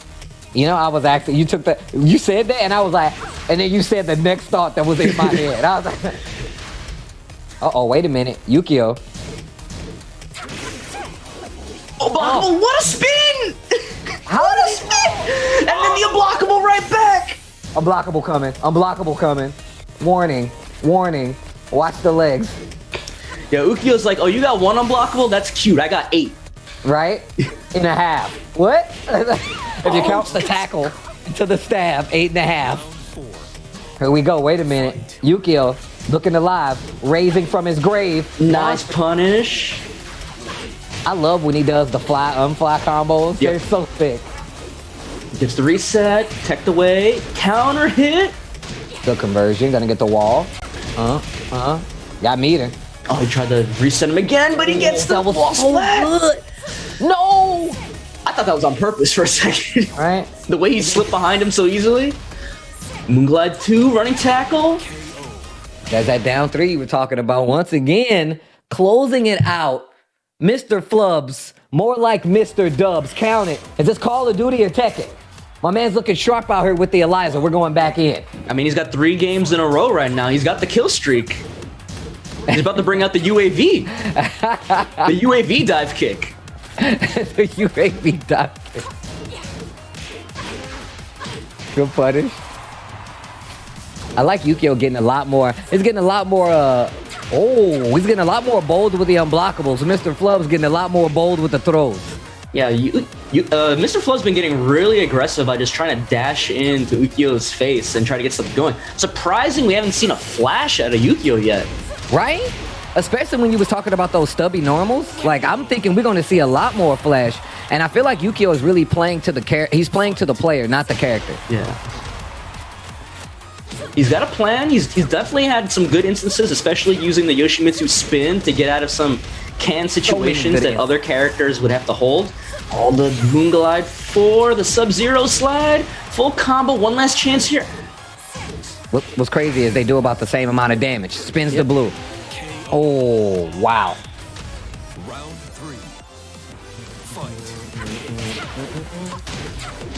Okay, Mr. Flubs. He's definitely warmed up here, and I feel like this is at least his 5th round in a row. I've been losing track. I mean, you can tell by the dubs down there that this has been going on for quite some time. Mr. Flub's looking strong. 3 wins, lots of meter, gets the wall splat though. This could be a chance for Yukio. That rage is looking pretty strong. EXDP. Oh, what he didn't get a cancel. And another W for Mr. Flubs here. 4 in a row. It's 4-2 right now. That Eliza looking super strong right now. And you can tell they're fighting each other. You can tell they're fighting each other. This is a player versus player, not a character versus... Don't let your eyes be fooled. These guys know what they're doing versus each other. They might as well be fighting each other in real life right now. Don't fight each other in real life, guys. It's just video games.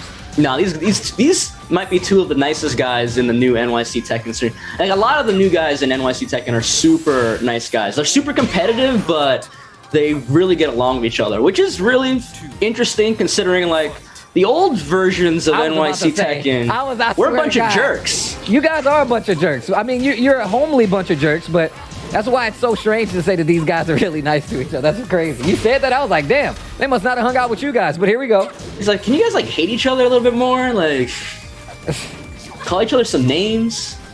Right? Go say something about his mom. Oh, another counter hit sweep here.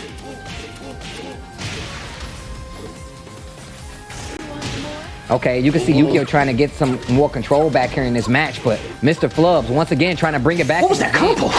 I have no idea. It looks like a wall carry combo. You're dead. I've never seen that multi-hitting move used in a combo like that, and then he set it up with the Moonglide 4? Flubs is showing me some stuff. Are you learning? One of these days I'll buy Eliza on Steam. I just got her on PS4 and that's it. Nobody plays on PS4. All right, here we go. Oh, the slide. Yo, that Glide 4, Glide 2 starting to come out more and more as these games go on. And I mentioned before, the last time these guys played in Lockdown League, Ukio was the winner pretty handedly. Maybe Flubs has been holding that L a little bit close to his chest because he's been looking really good after the first couple of games. Right. Nice spin, though. These spins have been on point. My man has been in the gym waiting for this day. One day, Yukio, I'll get my revenge. Today might be that day. Oh, we're finally breaking throws.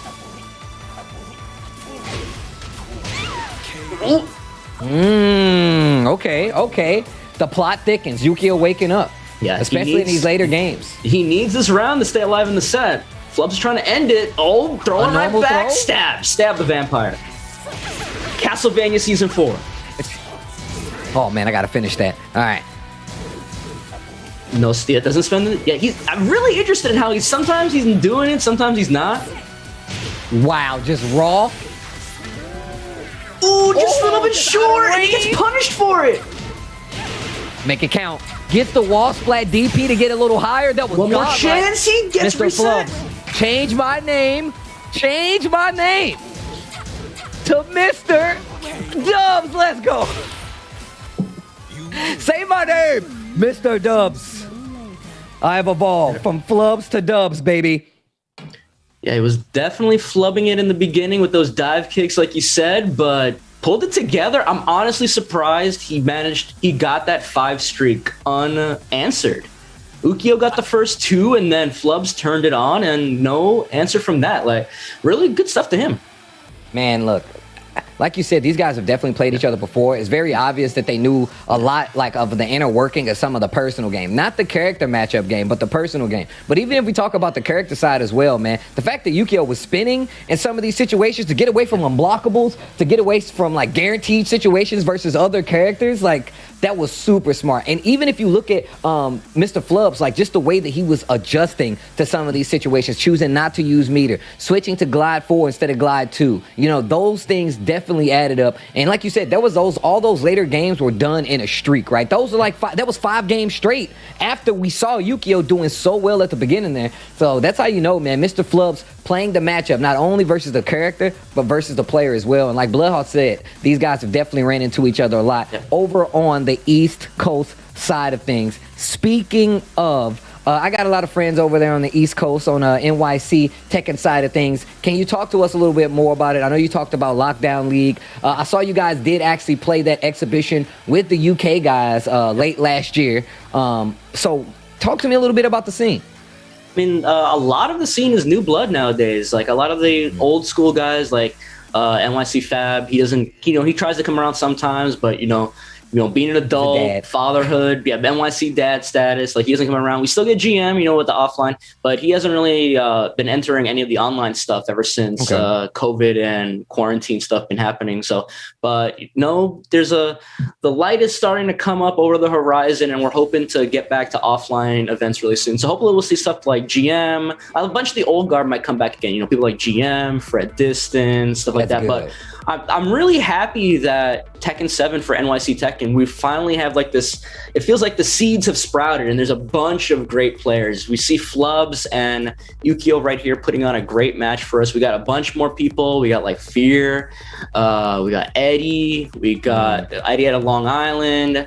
You got other dudes from Long Island like Chenzo streaming all the time, great King player. So it's like, like New York finally has like this new generation that I can be happy. Like now I don't feel like I don't got to carry the scene on my back all the time. Now I feel like I just sit back and like commentate or just sit back in my rocking chair with my cane and be like, it wasn't always like this. And then everybody else can be like, that's fine, Grandpa Bloodhawk. Let's put you to bed now. It's you're gonna tell me? Oh, you're gonna tell me we couldn't block on tech roll? Oh, that's silly, man. That's stupid. Why would you ever do that? But I'm really Grandpa Bloodhawk was talking crazy again. But like, shout outs to Helst. Also, like Helst is our tournament organizer for NYC Tekken, and he's a new guy for Tekken 7 too. The whole reason why he started NYC Tekken as like a group was just because he wanted people to play, and he was wondering where the hell were tournaments happening in early T7. And he put the scene on his back and he made the effort to get stuff going. And like I said, we get great monthly events going every time. Online never stopped it. We've been doing great stuff. We did the UIU stuff with the UK, as you said. We did a New York versus SoCal thing a couple of months after that. We did a great thing with Bandai Namco. We were part of the King of the Hill thing. We had an event with that as well. That's true. Shout outs to Helst and Unexcited and Harsamist. Those guys do a lot of stuff behind the scenes, promoting, trying to get events going, and I'm happy that they were around to do it because I know my lazy butt wasn't going to do it. So I am here with Puppy Swarm representing Chicago Tech, and how is it, sir? It's going great, Steve. We're going to be watching some good ass Tekken here. I'm excited, especially being here with you, Steve. No problem. Hey, man, look, as long as I get to help out not only Combo Breaker, but local scenes go up, I think this is really cool. In all honesty, I know about Mason a little bit because I'm well familiar with Mason, but Kaiser, I believe I've seen in a few online tournaments, not 100% familiar with. So it's good that we get to, show these local areas, especially all over the country. Tekken has been going strong, especially for a lot of the events happening. So it's good to have, some Midwest Tekken, especially, I'm a Midwest. I come from the Midwest, so I always love to put the Midwest on, see what they have cooking when it comes to Tekken, Guilty Gear, whatever the case may be. Look, when I was asked about Chicago Tekken, I knew immediately the two players I wanted to pick because Chicago Tekken, we have a vibrant Tekken community. if you've seen some of the local stuff we've put on in the last couple of years, it's been crazy. It's been growing. And Chicago Tekken, we are the place to see what we have. You come to my channel, twitch.tv/PuppySwarm, every Tuesday evening. You're going to find some good-ass Tekken. And these two guys, Mason and Kaiser, knew exactly who I wanted. Mason is a long-time vet of the Tekken community. Everybody knows his Yoshi Mitsu, and he is just a stand-up guy. Kaiser, that's true. Bit of a newer blood. I mean, Tekken 7's his first Tekken game. So while Mason is from Chicago, Kaiser is from North Chicago, aka Milwaukee, Wisconsin. Damn. He's a Chloe player, loyalist, new to Tekken 7 within the last few years, and he's just kind of gone on a tear. He's been playing in the Shy-Tech brackets for a long time, and a couple months ago took home his first W after a while. So these are some tough matches you're going to get at Shy-Tech, and these two guys here, great representation of the quality of matches. I can tell you right now, man, I think I played Mason in tournament, actually. So, and I've seen Mason, me and Mason go back a long ways, and I've definitely seen Kaiser, so this is going to be good. I was actually talking to Bloodhawk about how every Yoshimitsu plays different. Mason is definitely a different breed of Yoshimitsu player. I mean, look at that. You hardly got through a sentence and a half, and then the round's already over. Mason just walloping Kaiser here. One of the things that you got to look out for Yoshi, one of his biggest strengths is that Okizeme. I mean, you really have to guess when you are waking up. And right now, Kaiser's getting hit with everything. Kaiser 2 rounds on the board. Combined total of maybe 40 seconds of gameplay. Yo, Mason smells blood. It makes sense because he has a giant shark on his head, but here we go. Ooh, blocks the first toe bounce. Oh! Yo, Trucky Chloe peeped the damage for no reason. Yeah, while Yoshimitsu, obviously king of Okizeme, Chloe, queen of combo damage. Yeah. I'm telling you right now, a lot of people are like, yeah, man, Lucky Chloe. I'm like, look, we don't see enough Lucky Chloes. Because if this character hits you, I guarantee you, even the character in the game says, ouch, bro. Takes off too much damage. We're seeing Mason make some pretty nice use of these twirls here to get away from Kaiser's setups. He does not want to deal with having to guess at all. Using spin to get out of a bunch of situations, as well as like faking him out right there with a back turn meditate. Try to get a little life back. That's actually faking Kaiser out, dashing in, trying to get the hit before he starts to get life back. That's one of the classic Yoshimitsu fake outs. He's like, hey, is he gonna get some life on me? Is he not? Spins around, gets hit. If you don't run in and hit him, I get a little life back. The back and forth is gonna be pivotal. But Lucky Chloe can definitely take off a lot of life. Oh my God, this is gonna hurt. Yeah, and this is it's an interesting matchup. Yoshimitsu is one of the characters that has a true OS for the Cali roll, but that's the Kaiser special, Steve. You're gonna see that a few times in this set, I guarantee you. The backswing blow, aka the weeb hammer, we call it. Kaiser loves that move. Wow, if he would have turned around and got that hit, I would have freaked out. I thought he was gonna like spin to get away, I would have screamed. Yeah, too many frames there. Kaiser able to close out the pixel life left. All right, to the wall for sure. Ooh, at the wall using the scoot there. I like that, the scoot. The dog rubbing his butt on the carpet. Oh, my dog loves to do that. Oh, he's gonna punish the unblockable. What about the just straight? Oh, bro. Kaiser. Oh yeah, he is a Chloe player through and through. Oh, catches him out the air with the weave hammer and converts off of it. Goes to the unblockable. So both players getting punished for unblockables. Side switch. Wow, that took off a nice chunk. Ooh, crouch dash one gets the sidewalls. Not a ton, but he does get the slide under. And actually stop the power crush, but not gonna stop the hop kick. Lucky. You think a Chloe player's not gonna hop kick ever? Come on, man. Kaiser turning that game around 3 rounds straight. We call that a no round brown. No round brown going to like pixel life every round, just barely. But hey, it's a no round brown nonetheless. Oh, nice the defense weave hammer back in action. I told you, Steve. It's his signature move. Well, you said a few more times. Okay, wait a minute. I hate that move. Because you can't see it, bro. Oh. Ooh, it's not confirmed. Nope. Both players on rage. Backflip. Martial arts. Gets the tackle, and that's going to be that. That noise. Oh. All right, Kaiser working on 4 rounds straight now. And dang. another one. That's a couple. You said a few more times, bro. That means 3. If I see it 3 times, you might be a prophet. Well, we are in a first of 5 set here, so we've got plenty of opportunities for Kaiser to throw it out. Or all right, sidewall's not going to get a full combo at the wall. The spin once again. I like using that spin to get out of these situations that you have to deal with from Lucky Chloe. Fighting away from the wall, amazing. Oh, and that's going to be it. Big conversion right there. Got to keep your wits about you. Staying calm, not letting Lucky Chloe get that game started. Almost got a combo. Punishes the back one, nice. There it is, bro. Wow, you was out of line. All about the weave hammer. Saturday morning cartoons. I mean, he will catch the best players in the world with that move. He's beaten Shadow in tournament with it. The guy's I'm pretty crazy. sure I played Kaiser and did the exact same thing to me. I could be wrong. Oh, the man. Hey, Mason not only stemming the bleeding, but taking the advantage here.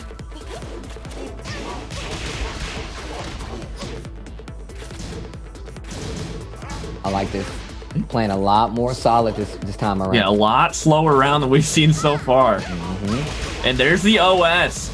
Gotta be really careful using that Cali roll against Yoshi Mitsu because he can just shoulder charge through it. If you have a character with a forward moving armor move, it's an excellent option. Oh, wow. Caught you ducking, Kaiser. That might be it. And there's the unblockable to close out, man. It's better just to lay there and take it anyway because you're not going to get as much damage. But still an unblockable. You got to eat Yoshimitsu. Amazing. Hey, we're going to go to Sook here. Mason taking the advantage in the set now. Okay. Running 3 and gets a combo conversion at the wall. Yeah, that was weird. I didn't know she could do that. Yeah, spaced just far enough away, I guess.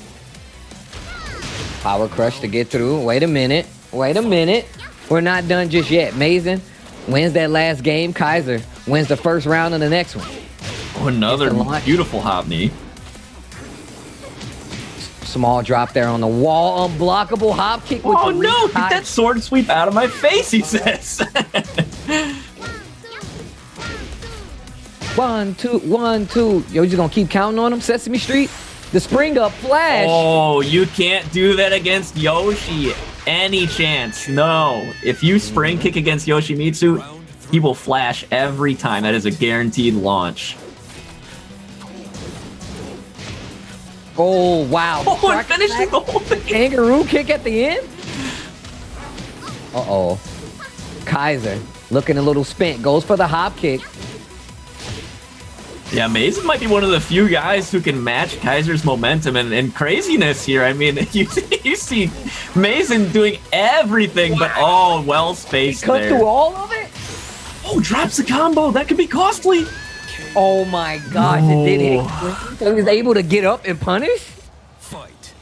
Yeah, costly drop there from Kaiser with the rage. That might have been the round because of Chloe's combo damage. Okay. Ooh, a nice conversion here from Mason. See how far he can take it. Using those spins to get as much carry as possible. Nice block down, 4-2. Raw gets the launch. Blocks it this time, the teleport. And Mason takes it. Oh my god, dude. Mason just from round to round makes some like just hard gear. He's like, yo, let me hit the clutch real quick. Let me use the stick shift and go into second gear really quick. And look at these combo conversions from him. These are some weird floats he's getting, but he has really good awareness to pick them up. And now at the wall, rough situation to be in. Okay. Power use the wall bounce. Goes for a reset. Get the jump over, but a little bit off axis. Nice throw break. Okay, I definitely didn't think that was going to hit after the throw. Oh, you're dead. Oh, the super flash. You're dead. Yeah. All right. Mason with the reads. Bro, tearing the ankles up. Oh my god, again. Going for max damage here. Reset once again, not taking the bait. Maze is still in trouble though. Goes for the low follow-up this time. Starting to get mixed up with some of these strings from Kaiser and Lucky Chloe. Oh, the tackle whiffs, and he's able to convert off of it. Nice job from Kaiser there. Power Crush once again. Oh yeah, the nip up. Nip up, yeah. Nice block both sides. Tries to go for the hammer of weebs. Didn't work. Ooh, the flip over. I got some slaps for you, sir. Oh, what a good button. Back one from Chloe. Hits grounded. Now counter hit launcher. Wow. Oh, that's a lot of damage. Oh my God. Kaiser stays cool and collected. The instant running 3 catches Mason.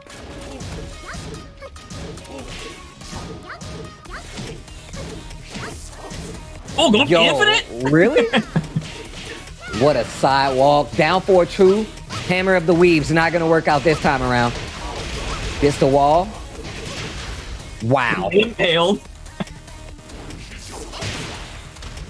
Oh, real close. Almost got the bounce. Yeah, too far off axis. Sorry.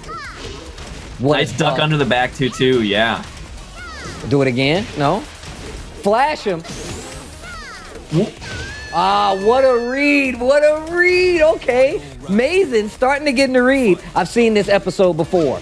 I know it's 1,000 episodes, but I've seen it before. You're not the only weeb guy here, bro. Oh my God, yes you are. This is a brand new anime, bro. This is gonna be crucial for Kaiser. He is down 3-1 right now. He could really use this game. Yo, taste the rainbow drop. Can't break that because he was in armor. Counter hit kills the Power Crush. Dead. Oh my God, Mason with the run back. Made you taste the rainbow and then stole the game away, Mason. Keeping it solid to get the victory here. Now Mason is up 4-1. Going to the Island Paradise, the stage selection for Kaiser. What a good stage. This stage is so cool. I'm glad you said that. I love this stage. I love it. The music, the stage. The only thing is it's so big, you don't know where the walls are on this stage sometimes. Well, I haven't gotten the feel for it yet anyway. Nice. Man, the mix-up out of some of these stances that Mason is using, very... Oh. The running 3 on Wake Up. Okay, all right, all right.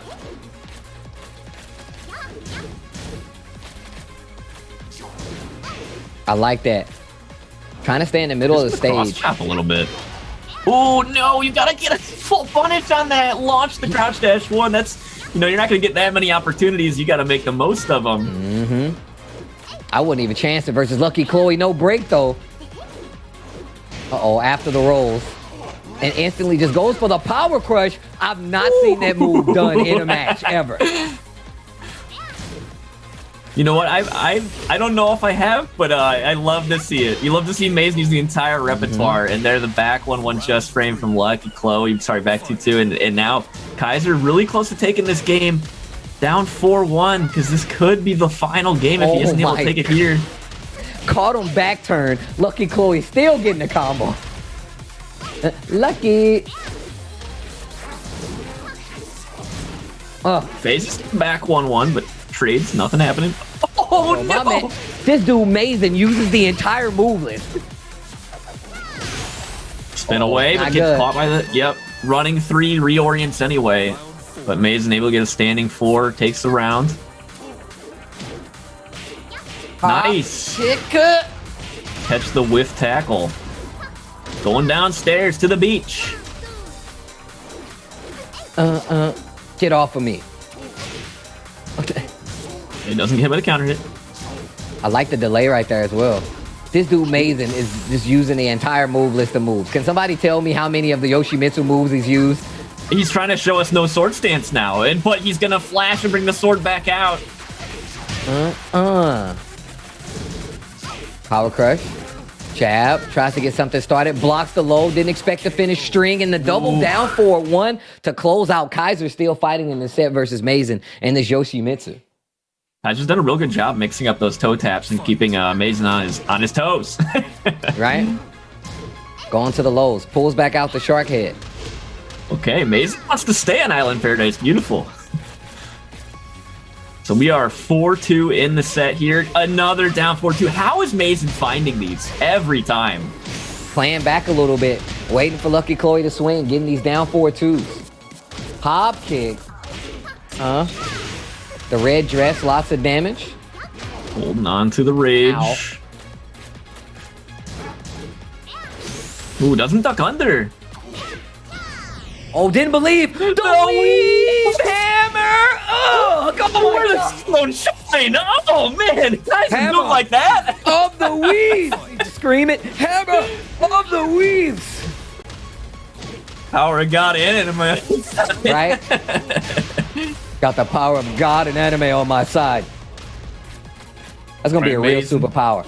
Trying to push Kaiser to that balcony Oh, break. that's Oh, the whiff kick. Oh, this is Look a lot at of the damage. It's going to live just barely. Okay, amazing. In trouble. Tries to use the blue stuff. Okay, Kaiser on game point now. Looking really solid. Ooh. Another down 4-2? How? How does he do it? Unblockable. Hey, Kaiser stays on the ground. Yeah, nice. Just takes the toe tap. Do it again. I was looking for him to do it again. Punish. Okay. Everything coming up amazing in that round. Finishes. Oh, Kaiser not falling for it that time, but he does get a low parry immediately after. Oh, wow. Was going for that second stab, too. I remember that. Gotta be careful. There it is. OS, answer. the Cali roll. Lots of options. Looks like coming from Mason here. I'm telling you, my man's used the entire move list. Yeah. There's no way he hasn't used the entire move list by now. Actually, I know a move or two he hasn't done, so we still got some time. Yeah, we've got what, like 170 moves? Right. Okay. Spin the blue stuff. Next, can he kill? Yes, he can. Wow. I actually didn't think it was gonna hit, but here we go. Okay, this is first to 5 point for Maze, and Kaiser needs this one to stay alive. Final round situation here. But the combo goes under somehow. Kaiser's getting a chance. Oh, the power crush fake out. Ooh. What the? What the hell is that? The spin. I have no idea. Mason's in range now. Oh, the blue stuff. Not dead. Not dead. Oh my gosh. Mason keeping up the pressure after the knockdown on the wall. I was not sure what Kaiser was going to do, but it did not work out in his favor. Mason is going to take it over your boy Kaiser. Hey, but the real winners are us, because we got to see some good-ass Tekken between two characters you don't get to see a ton of. And I guess I got to thank Mason and Kaiser. But yeah, it is going to be Mason taking home the dub today. Nice stuff to both these players. Man, you talked a lot about, both of these players being from the scene of Chicago, being from the Midwest. Can you tell us a little bit about some of the events that you guys are having, either if it's been online or not, but just talk to us a little bit about the area and what they've been doing event-wise. Yeah, so as I said earlier, Chi-Tech in the Chicago Tekken community, we have a very vibrant Tekken 7 community. Pre-COVID, we had at least 2 TWT Dojo events every month. In addition to 3 local weeklies, if not more. And now in this online environment, we've been keeping it alive on my Twitch channel. Again, that's twitch.tv/puppyswarm. We run every Tuesday. You can find some good-ass Tekken. We're going to be stepping up into full gear here soon. We're staying in the online, but we're also, as things start to open up, there are huge plans for the Chicago Tekken scene. And again, we continue growing. If you want to see 100+ players for Tekken in a single monthly, you don't have to just go to East Coast, West Coast. Right here in the Midwest, Chicago, everybody comes down. We have Chicago, we have Wisconsin, we have Indiana, we have Michigan. We have folks from all over who come to our events because they are that good. And they're a blast. It's just, Steve, we got to get you out sometime, man. Hey man, if I eventually look, I know I'm gonna eventually come back to the Midwest. I might have to make my trip up there and check out some of the Chicago Tekken. But just like you said, man, for everybody at home, they've not stopped having an events. So that means you guys can play online. Like you said, hopefully once things clear up, we can get back to offline. But always support your locals, ladies and gentlemen, whether it be on the East or the West, and even if you don't live there, support your locals, especially for Tekken, because it's been doing a lot when it comes to, American representation, as well as just letting people know we got some great American Tekken players out there. So I appreciate any scene that continues to, pump and promote each other. Regardless, it's been a pleasure here talking with you, man. The matches have been good. And until next time, guys, I want you to know it's not done just yet. So don't rest your eyes, look alive, and come back and join us for some more. Welcome back, Look Alive, still going strong, and I hope you guys are tuning in and enjoying this Tekken, as well as all the games you guys have been watching here. This is a combo breaker event, and I am Tasty Steve, joined by Zhang, representing the Minnesota, aka the Iowa Tekken community. How does it go, sir? It's going pretty well. Midwest strong, right? Hey, that's what I'm talking about. Farm boy strong. So how's it been going, man? I know you represent the community. We've seen a lot of different, Tekken scenes here on Look Alive. Tell us just a little bit about the community that you come from before we get into these matches. Sure. So like you said, I'm technically Iowa. I've been part of the Tekken scene for a long time. 20 some years, however long it's been at this point. And Iowa's been up and down with the scene. Obviously, we're not a big state. So Minnesota has adopted me a little bit because they've been a much bigger scene traditionally. And especially for Tekken 7, we have a lot of newcomers, two of which you'll actually see here in a minute. But the scene is continuing to grow. And we've had some Red Bulls here. Anakin's been out here. We've had some big events. So scene is going strong. We got some killers, I think.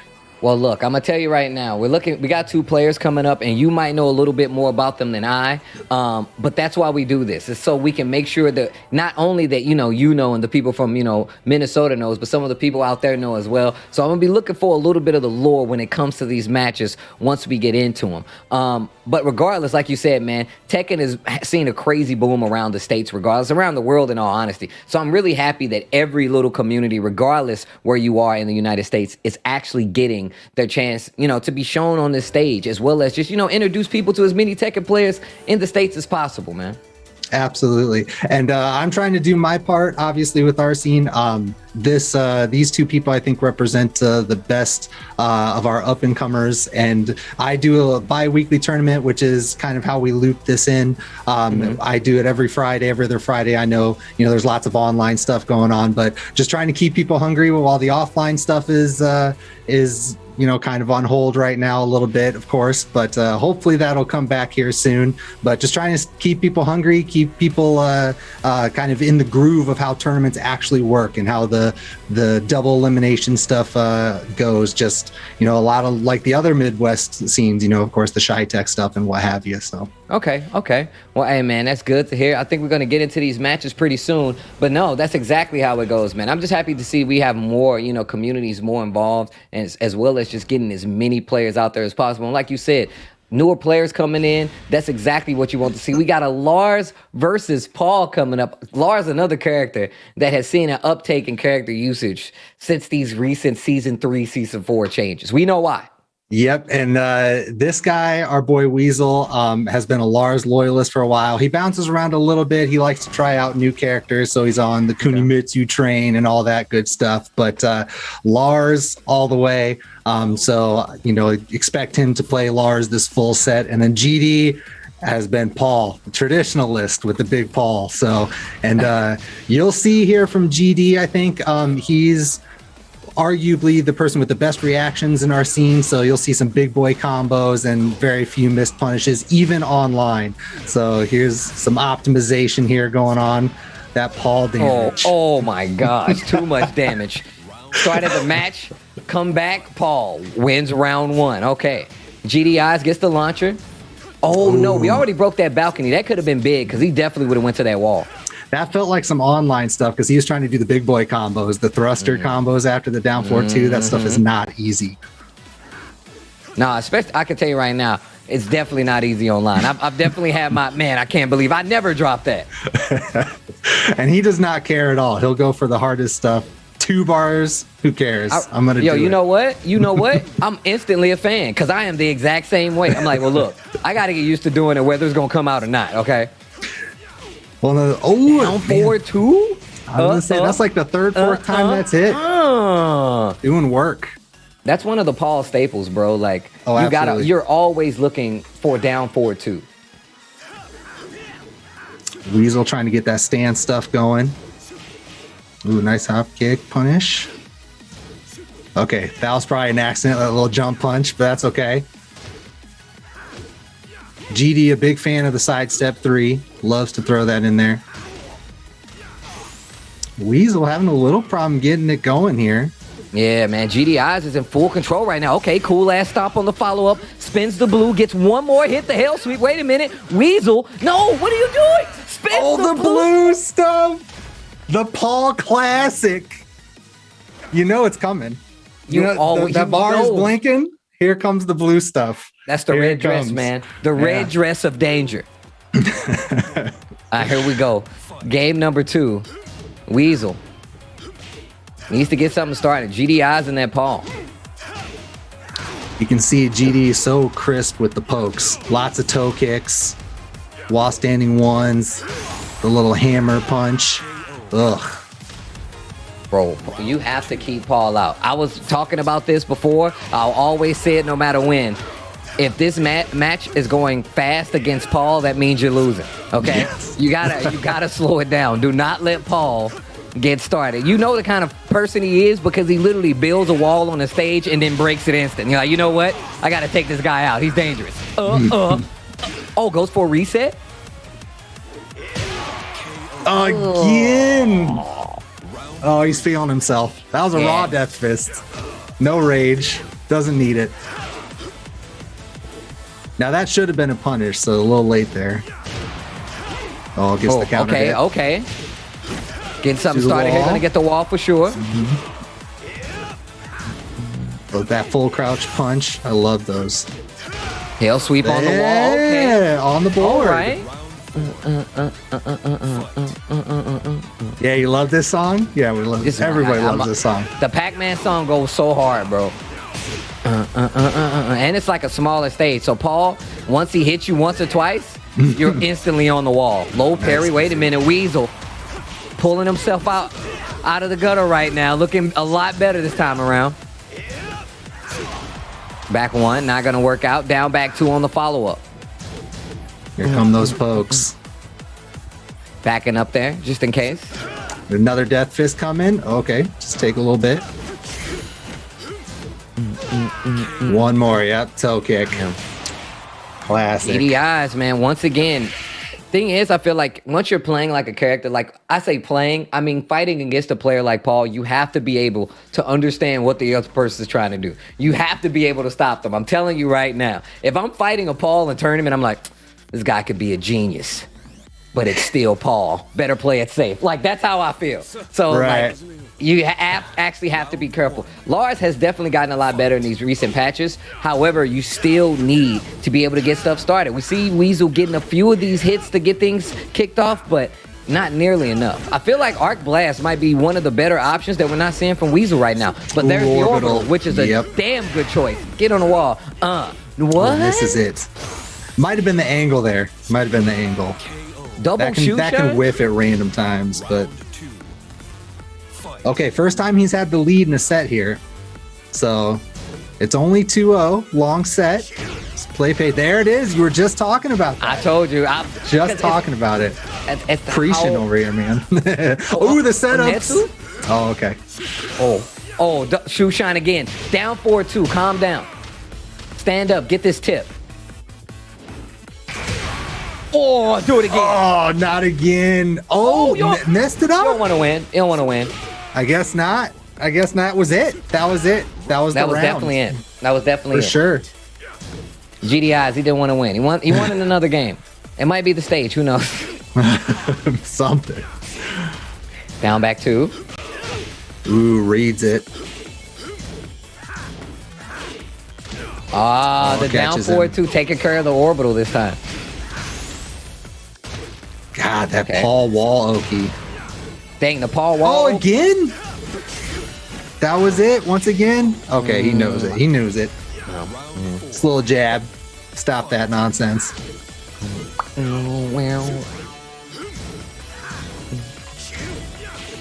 Oh, he was waiting for it. Fool me once. Nice pump. Got it. Wow. That was such a good punish. Wow, that was so sick. Pump the brake. He had that locked and loaded. I can't believe that. Nobody punishes that. Right? I don't think I've ever seen anybody punish that move. I'm gonna just be real. Goes for the power crush. GDI is getting a little loose. Playing real safe. Okay, wait a minute. GDI is trying to run it back.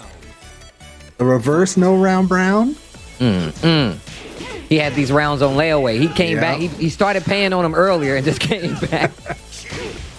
Oh, there it is again. That arc blast, bro. I told you. That move alone will make sure that Paul kind of second guesses his up close game, right? And stuff like down forward one, demo man, even that Hammer of the Gods becomes questionable because arc blast is so much faster.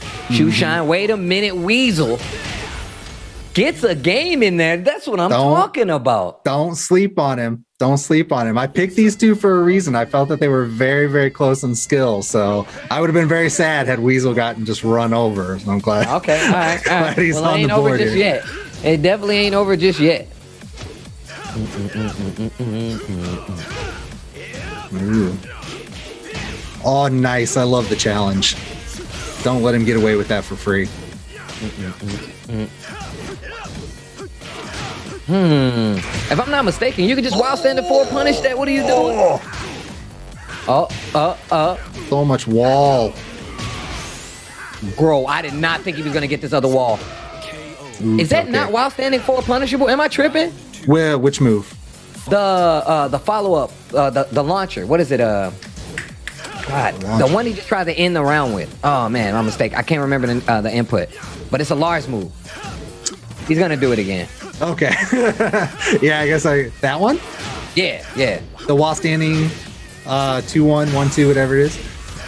Yeah, I can double check. I know it's for sure wall standing for I-11. Okay. But Okay, I that's what I thought was I thought it was actually I-13 that you could punish. Maybe I might be wrong on that one though. See, that's why I always go for while standing forward because I'm mistaken on the 13. Oh, nice parry.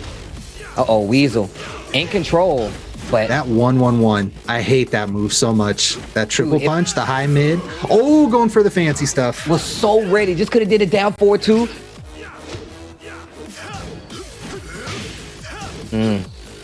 Yo, Weasel is getting a little loose with the gameplay right now. Yes, he is. Spins the blue. Oh, the Chill classic out. Iron Mountain. Call that the hockey check. Chill out, bro. Have this shoulder. Stop it.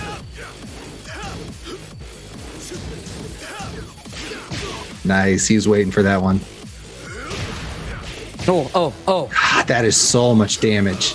Dude, side step 3, back 1-2 after the counter hit. Oh no, caught him. No, and once again. That was a nice call. Weasel interrupted the down forward one sway last time, so caught him trying to press buttons again. In.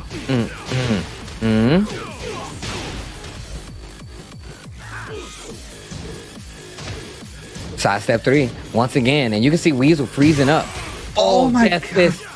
Don't So duck much again. death fist. Okay. Still spins it. Once again, GDI is keeping his wits about him. Oh. Side steps the orbital and back 3 for the launch. That's another one on the board. What is it, 2-1? Is it 2-1? 3-1. 3-1. Yep, 3-1. GDI is, Looking man. rough. I love watching this guy play because he plays so tight and crisp, and then he's just like, here's a death fist. Right? He's like, I thought I was going to play solid death fist. Double Luigi at the wall. Here's a death fist. You know what? Things are getting kind of dicey. We're going to death fist. That great equalizer. He's a true Paul player. There you go. That's exactly. Once you see him next time, like the essence of a Paul player. You guys smell that? There's a Paul player hitting on his back. Now look at this offense coming from Weasel. They finally blocked one. I like this. I like this. Okay, starting to challenge a little bit more, and that's why I said Arc Blast is so good, because then you get to put in moves like that to see if they're gonna move in between. 1-1-1 becomes a lot more powerful, and Arc Blast is still just a tool. You got Orbital, you got Lightning Screw, you got options. Okay, once again. I love how he runs the Lars full crouch game. He's constantly ducking.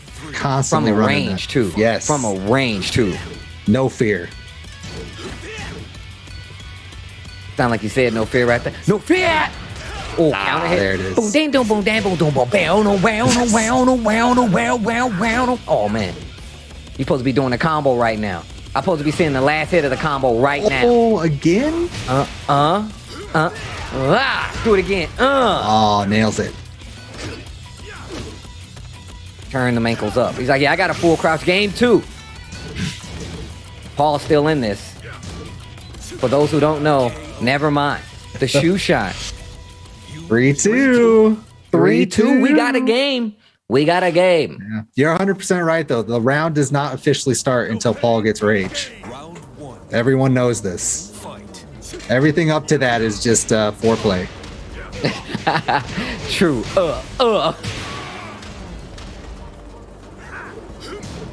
Ha!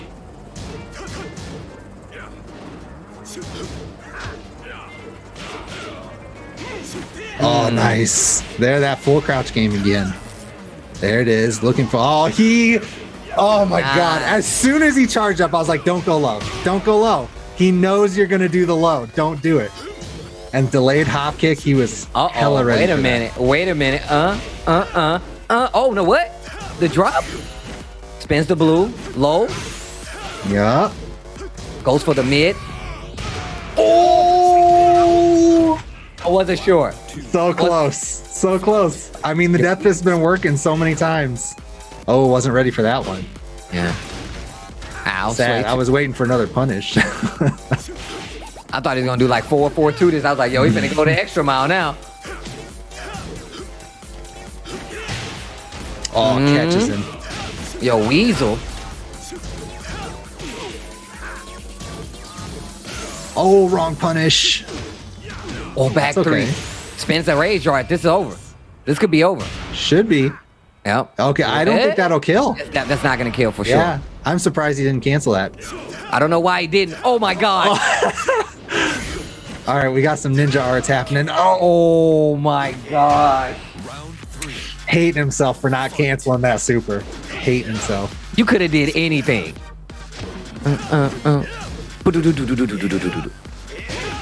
Back ones. Just being so aggressive. That's another move that you can use up close.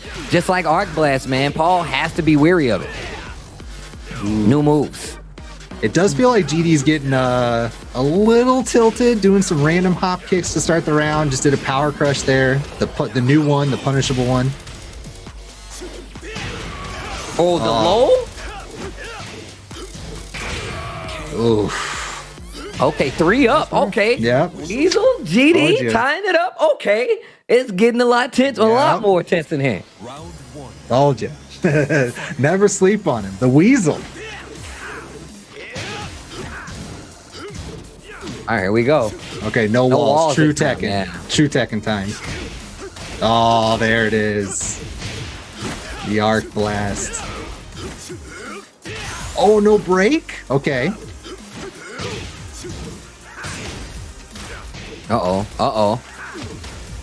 He's in rage. That means he's still winning. Paul is still winning. 1 down, 4-2. He got the whole thing! Oh my God, that was sick. And the dead fist in his back. Oh, extra lumbar support. He's never going to walk again. He's never going to walk again, bro. So what happened to this man? He got hit with the blue stuff. Jesus Christ. In the back? In the back. Oh. Gonna need a stretcher. Brakes are not there right now. How's that 1-1-1? I would like to see some more grabs out of GD. It's one thing that he's not doing a ton of. Oh, nice counter hit. Did not get the combo. He was trying to do the hard stuff. He was trying to do the wall standing 3 right there. Sway 4. This is not good. Not be dead, close. Nope, not quite. I like that. I like that decision. Run up power crush. Wow. Setup. Weasel. Steal right back. Steal it why right his name's back. Weasel? You guys should call him Polly Shore. That's what you should do. Just call him Polly Shore this time. That's what I was expecting last time. I thought that once he saw it the first time, the second time was going to be like, you didn't learn anything. 4, 4, 2, 1. Back 1, 2. Oh, no. Little makeshift combo there. Didn't work out. GDIs. Trying to stop Weasel on the climb back. No, back 1, 2, huh? Got the counter hit. Wasn't ready for it. Yeah, I think he's thinking too far ahead right now is what he's doing. He's trying to get offense going before looking at what's actually happening. So it has the rage, and there it is. Oh, God. Oh, do we have a counter? Can somebody put up a Death Fist counter? How many of these have hit? Okay, going more towards the strings. I like GD's eyes thoughts right now. Make him second guess following up behind some of these attacks you've been doing. Back 1, 2, staggers the pressure, down 4, 1. So a lot of stagger pressure coming from GDI. Finally getting those grabs in there. That was pretty good. That was pretty good. A complete turnaround. Yes. Especially because GDIs was like, you know what? It was one of the things you pointed out. He's like, yo, playing a little iffy right now. Throwing out some attacks, the hop kicks at the beginning, stuff like that. It could definitely add up. Weasel taking advantage of it, and now you see GDIs tighten back up a little bit. Got the lead in the set. This match could be the final one if Weasel doesn't tighten it up. Nice parry. Wall. Yeah, that'll get there. Ooh, setups.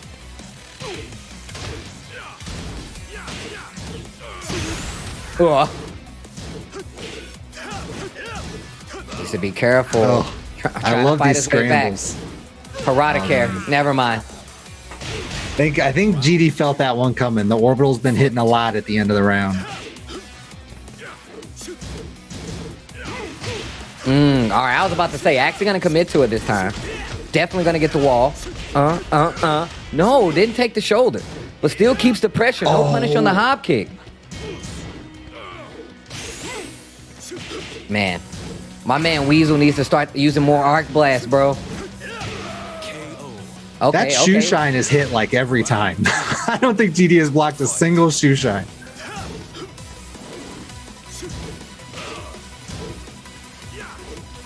Dancing a little bit. You see GDIs is just looking for an opening right now. Weasel starts going ham with the normals. Telling you, bro, arc blast. Right now, that should have worked magic. Nice. Re-wall splat. No, drop the shoulder again. What are you doing? That could have been so much worse. That could have been so much worse. Not dead, but this is not gonna be good. The wall. Demo man. Demo man. Round 4. What are you here to do? I'm here to wreck shit. Excuse me, sir? That's what they hired me for. You see this high top fade? I'm not here to make friends. Shoulder? Why is he not finishing with his shoulder? I don't know. He's trying some Oki stuff, which I guess is in character, given all these key charges he's doing. Right. Okay, down 4-1. Now, I don't have a problem with it going for it, but you got to pick and choose it a little better, man. GDIs is tightening up, and it feels like Weasel's playing a little more looser. There's the arc blast and just a bit out of range, and this is exactly what I was talking about. Now GDIs is being a lot more meticulous with where he's putting some of these special moves, and look at what it's done for him. Big damage. Weasel in trouble. Didn't commit to it, had the launch. Herodicare, but down back 2 does not. That's going to be it. GDIs close this out. 5-3? 5-3. Yep. 5-3 to close out GDIs is going to be the victor here. And Weasel, not for lack of trying, I mean, it's just one of those things where you have to match your opponent, right? Like GDIs was like, you know what, I got him, started playing a little loose, and then you saw Weasel come back and say, you know what, I'm gonna make the adjustment to play better. And after that, it was all that was left was for GDIs to say, you know what, they're looking for this, I need to take advantage of this. But regardless, a lot of adaptations going back and forth on those set from these two guys from the Minnesota community. And I believe you could talk to us a little bit more about the community as well as some of the players, some of the events that you guys got going on here while I still have you. Yeah, so like I said, we run a bi-weekly tournament on Fridays. It's open to everybody in the continental US and Canada for anyone who wants to throw down, but obviously it's primarily our Minnesota crew. But I wanted to show off these two in particular because they join a lot of these tournaments, and they're always placing high, winning some of them. They're also our up and comers, like these two guys. I would love, I'm gonna tell everyone anyway, but I would love for just random people to guess like how long these two have been playing, because they'll probably be surprised. So if you want to pause and take a guess, by all means do that. But GDI has only been playing for like maybe a year or two, and his play is incredibly crisp. Those young man reactions. Weasel is in that same category. Like he's like the lab monster. He'll go training in the mountains and come back. Okay. Just completely figured out some sort of matchup, which is why I love watching his Lars, because he does get a little loose there. But for the most part, he tends to play real solid. And as you were saying, I feel like he could have made a little bit more adaptations there, but you still saw some of that. They're both still growing. They're still solid. Growing as players. I expect a lot from these two guys, and Weasel in particular. On the off weeks when we don't do the bi-weekly tournaments, he actually does like special Money Match Friday stuff where we kind of do what we're doing here, where we select a couple people that we think are equal skill and have them go at it. So we got a lot of stuff to try to keep people hungry in our scene, and we're hoping to send out a lot of killers once the offlines start up. But like I said, the bi-weeklies are open to anybody. So if anybody wants to jump in and you're in the US, come beat us up. We want that experience. What's the name of the events that you guys have again? So my bi-weekly tournament it's just me. So I usually put out all my stuff under Zhang's Gaming. So I got the Twitter, the YouTube, Twitch, all that stuff. Discord is where I put up the announcements for like the registration and stuff normally. But yeah, it's just called Friday bi-weekly tournament. Nothing fancy, just the bi-weekly Friday bracket. So come by our Twitch, Twitter, whatever, check it out, and we'll get everybody going. Well, I appreciate the info, and thanks for keeping me up to date on some of the players you guys got out there, as well as some of the events. Make sure you guys go check out the scene, especially if you're in the area, you're looking for a place to play. Well, not in person, but online for the time being. But of course, when things get back to online, which we hopefully will eventually be soon, you guys can have a place to go there in the Minnesota region, as well as a bunch of the other regions highlighted here for tournaments. Yo, Yang, I really do appreciate you coming through and giving me the words and keeping me up to lore here on Look Alive. This is a combo breaker event, ladies and gentlemen. It has been so many good matches with plenty more games to come from all across the board, and you don't want to miss any. You guys better stay tuned. It's been a pleasure. We'll see you right after this. Later.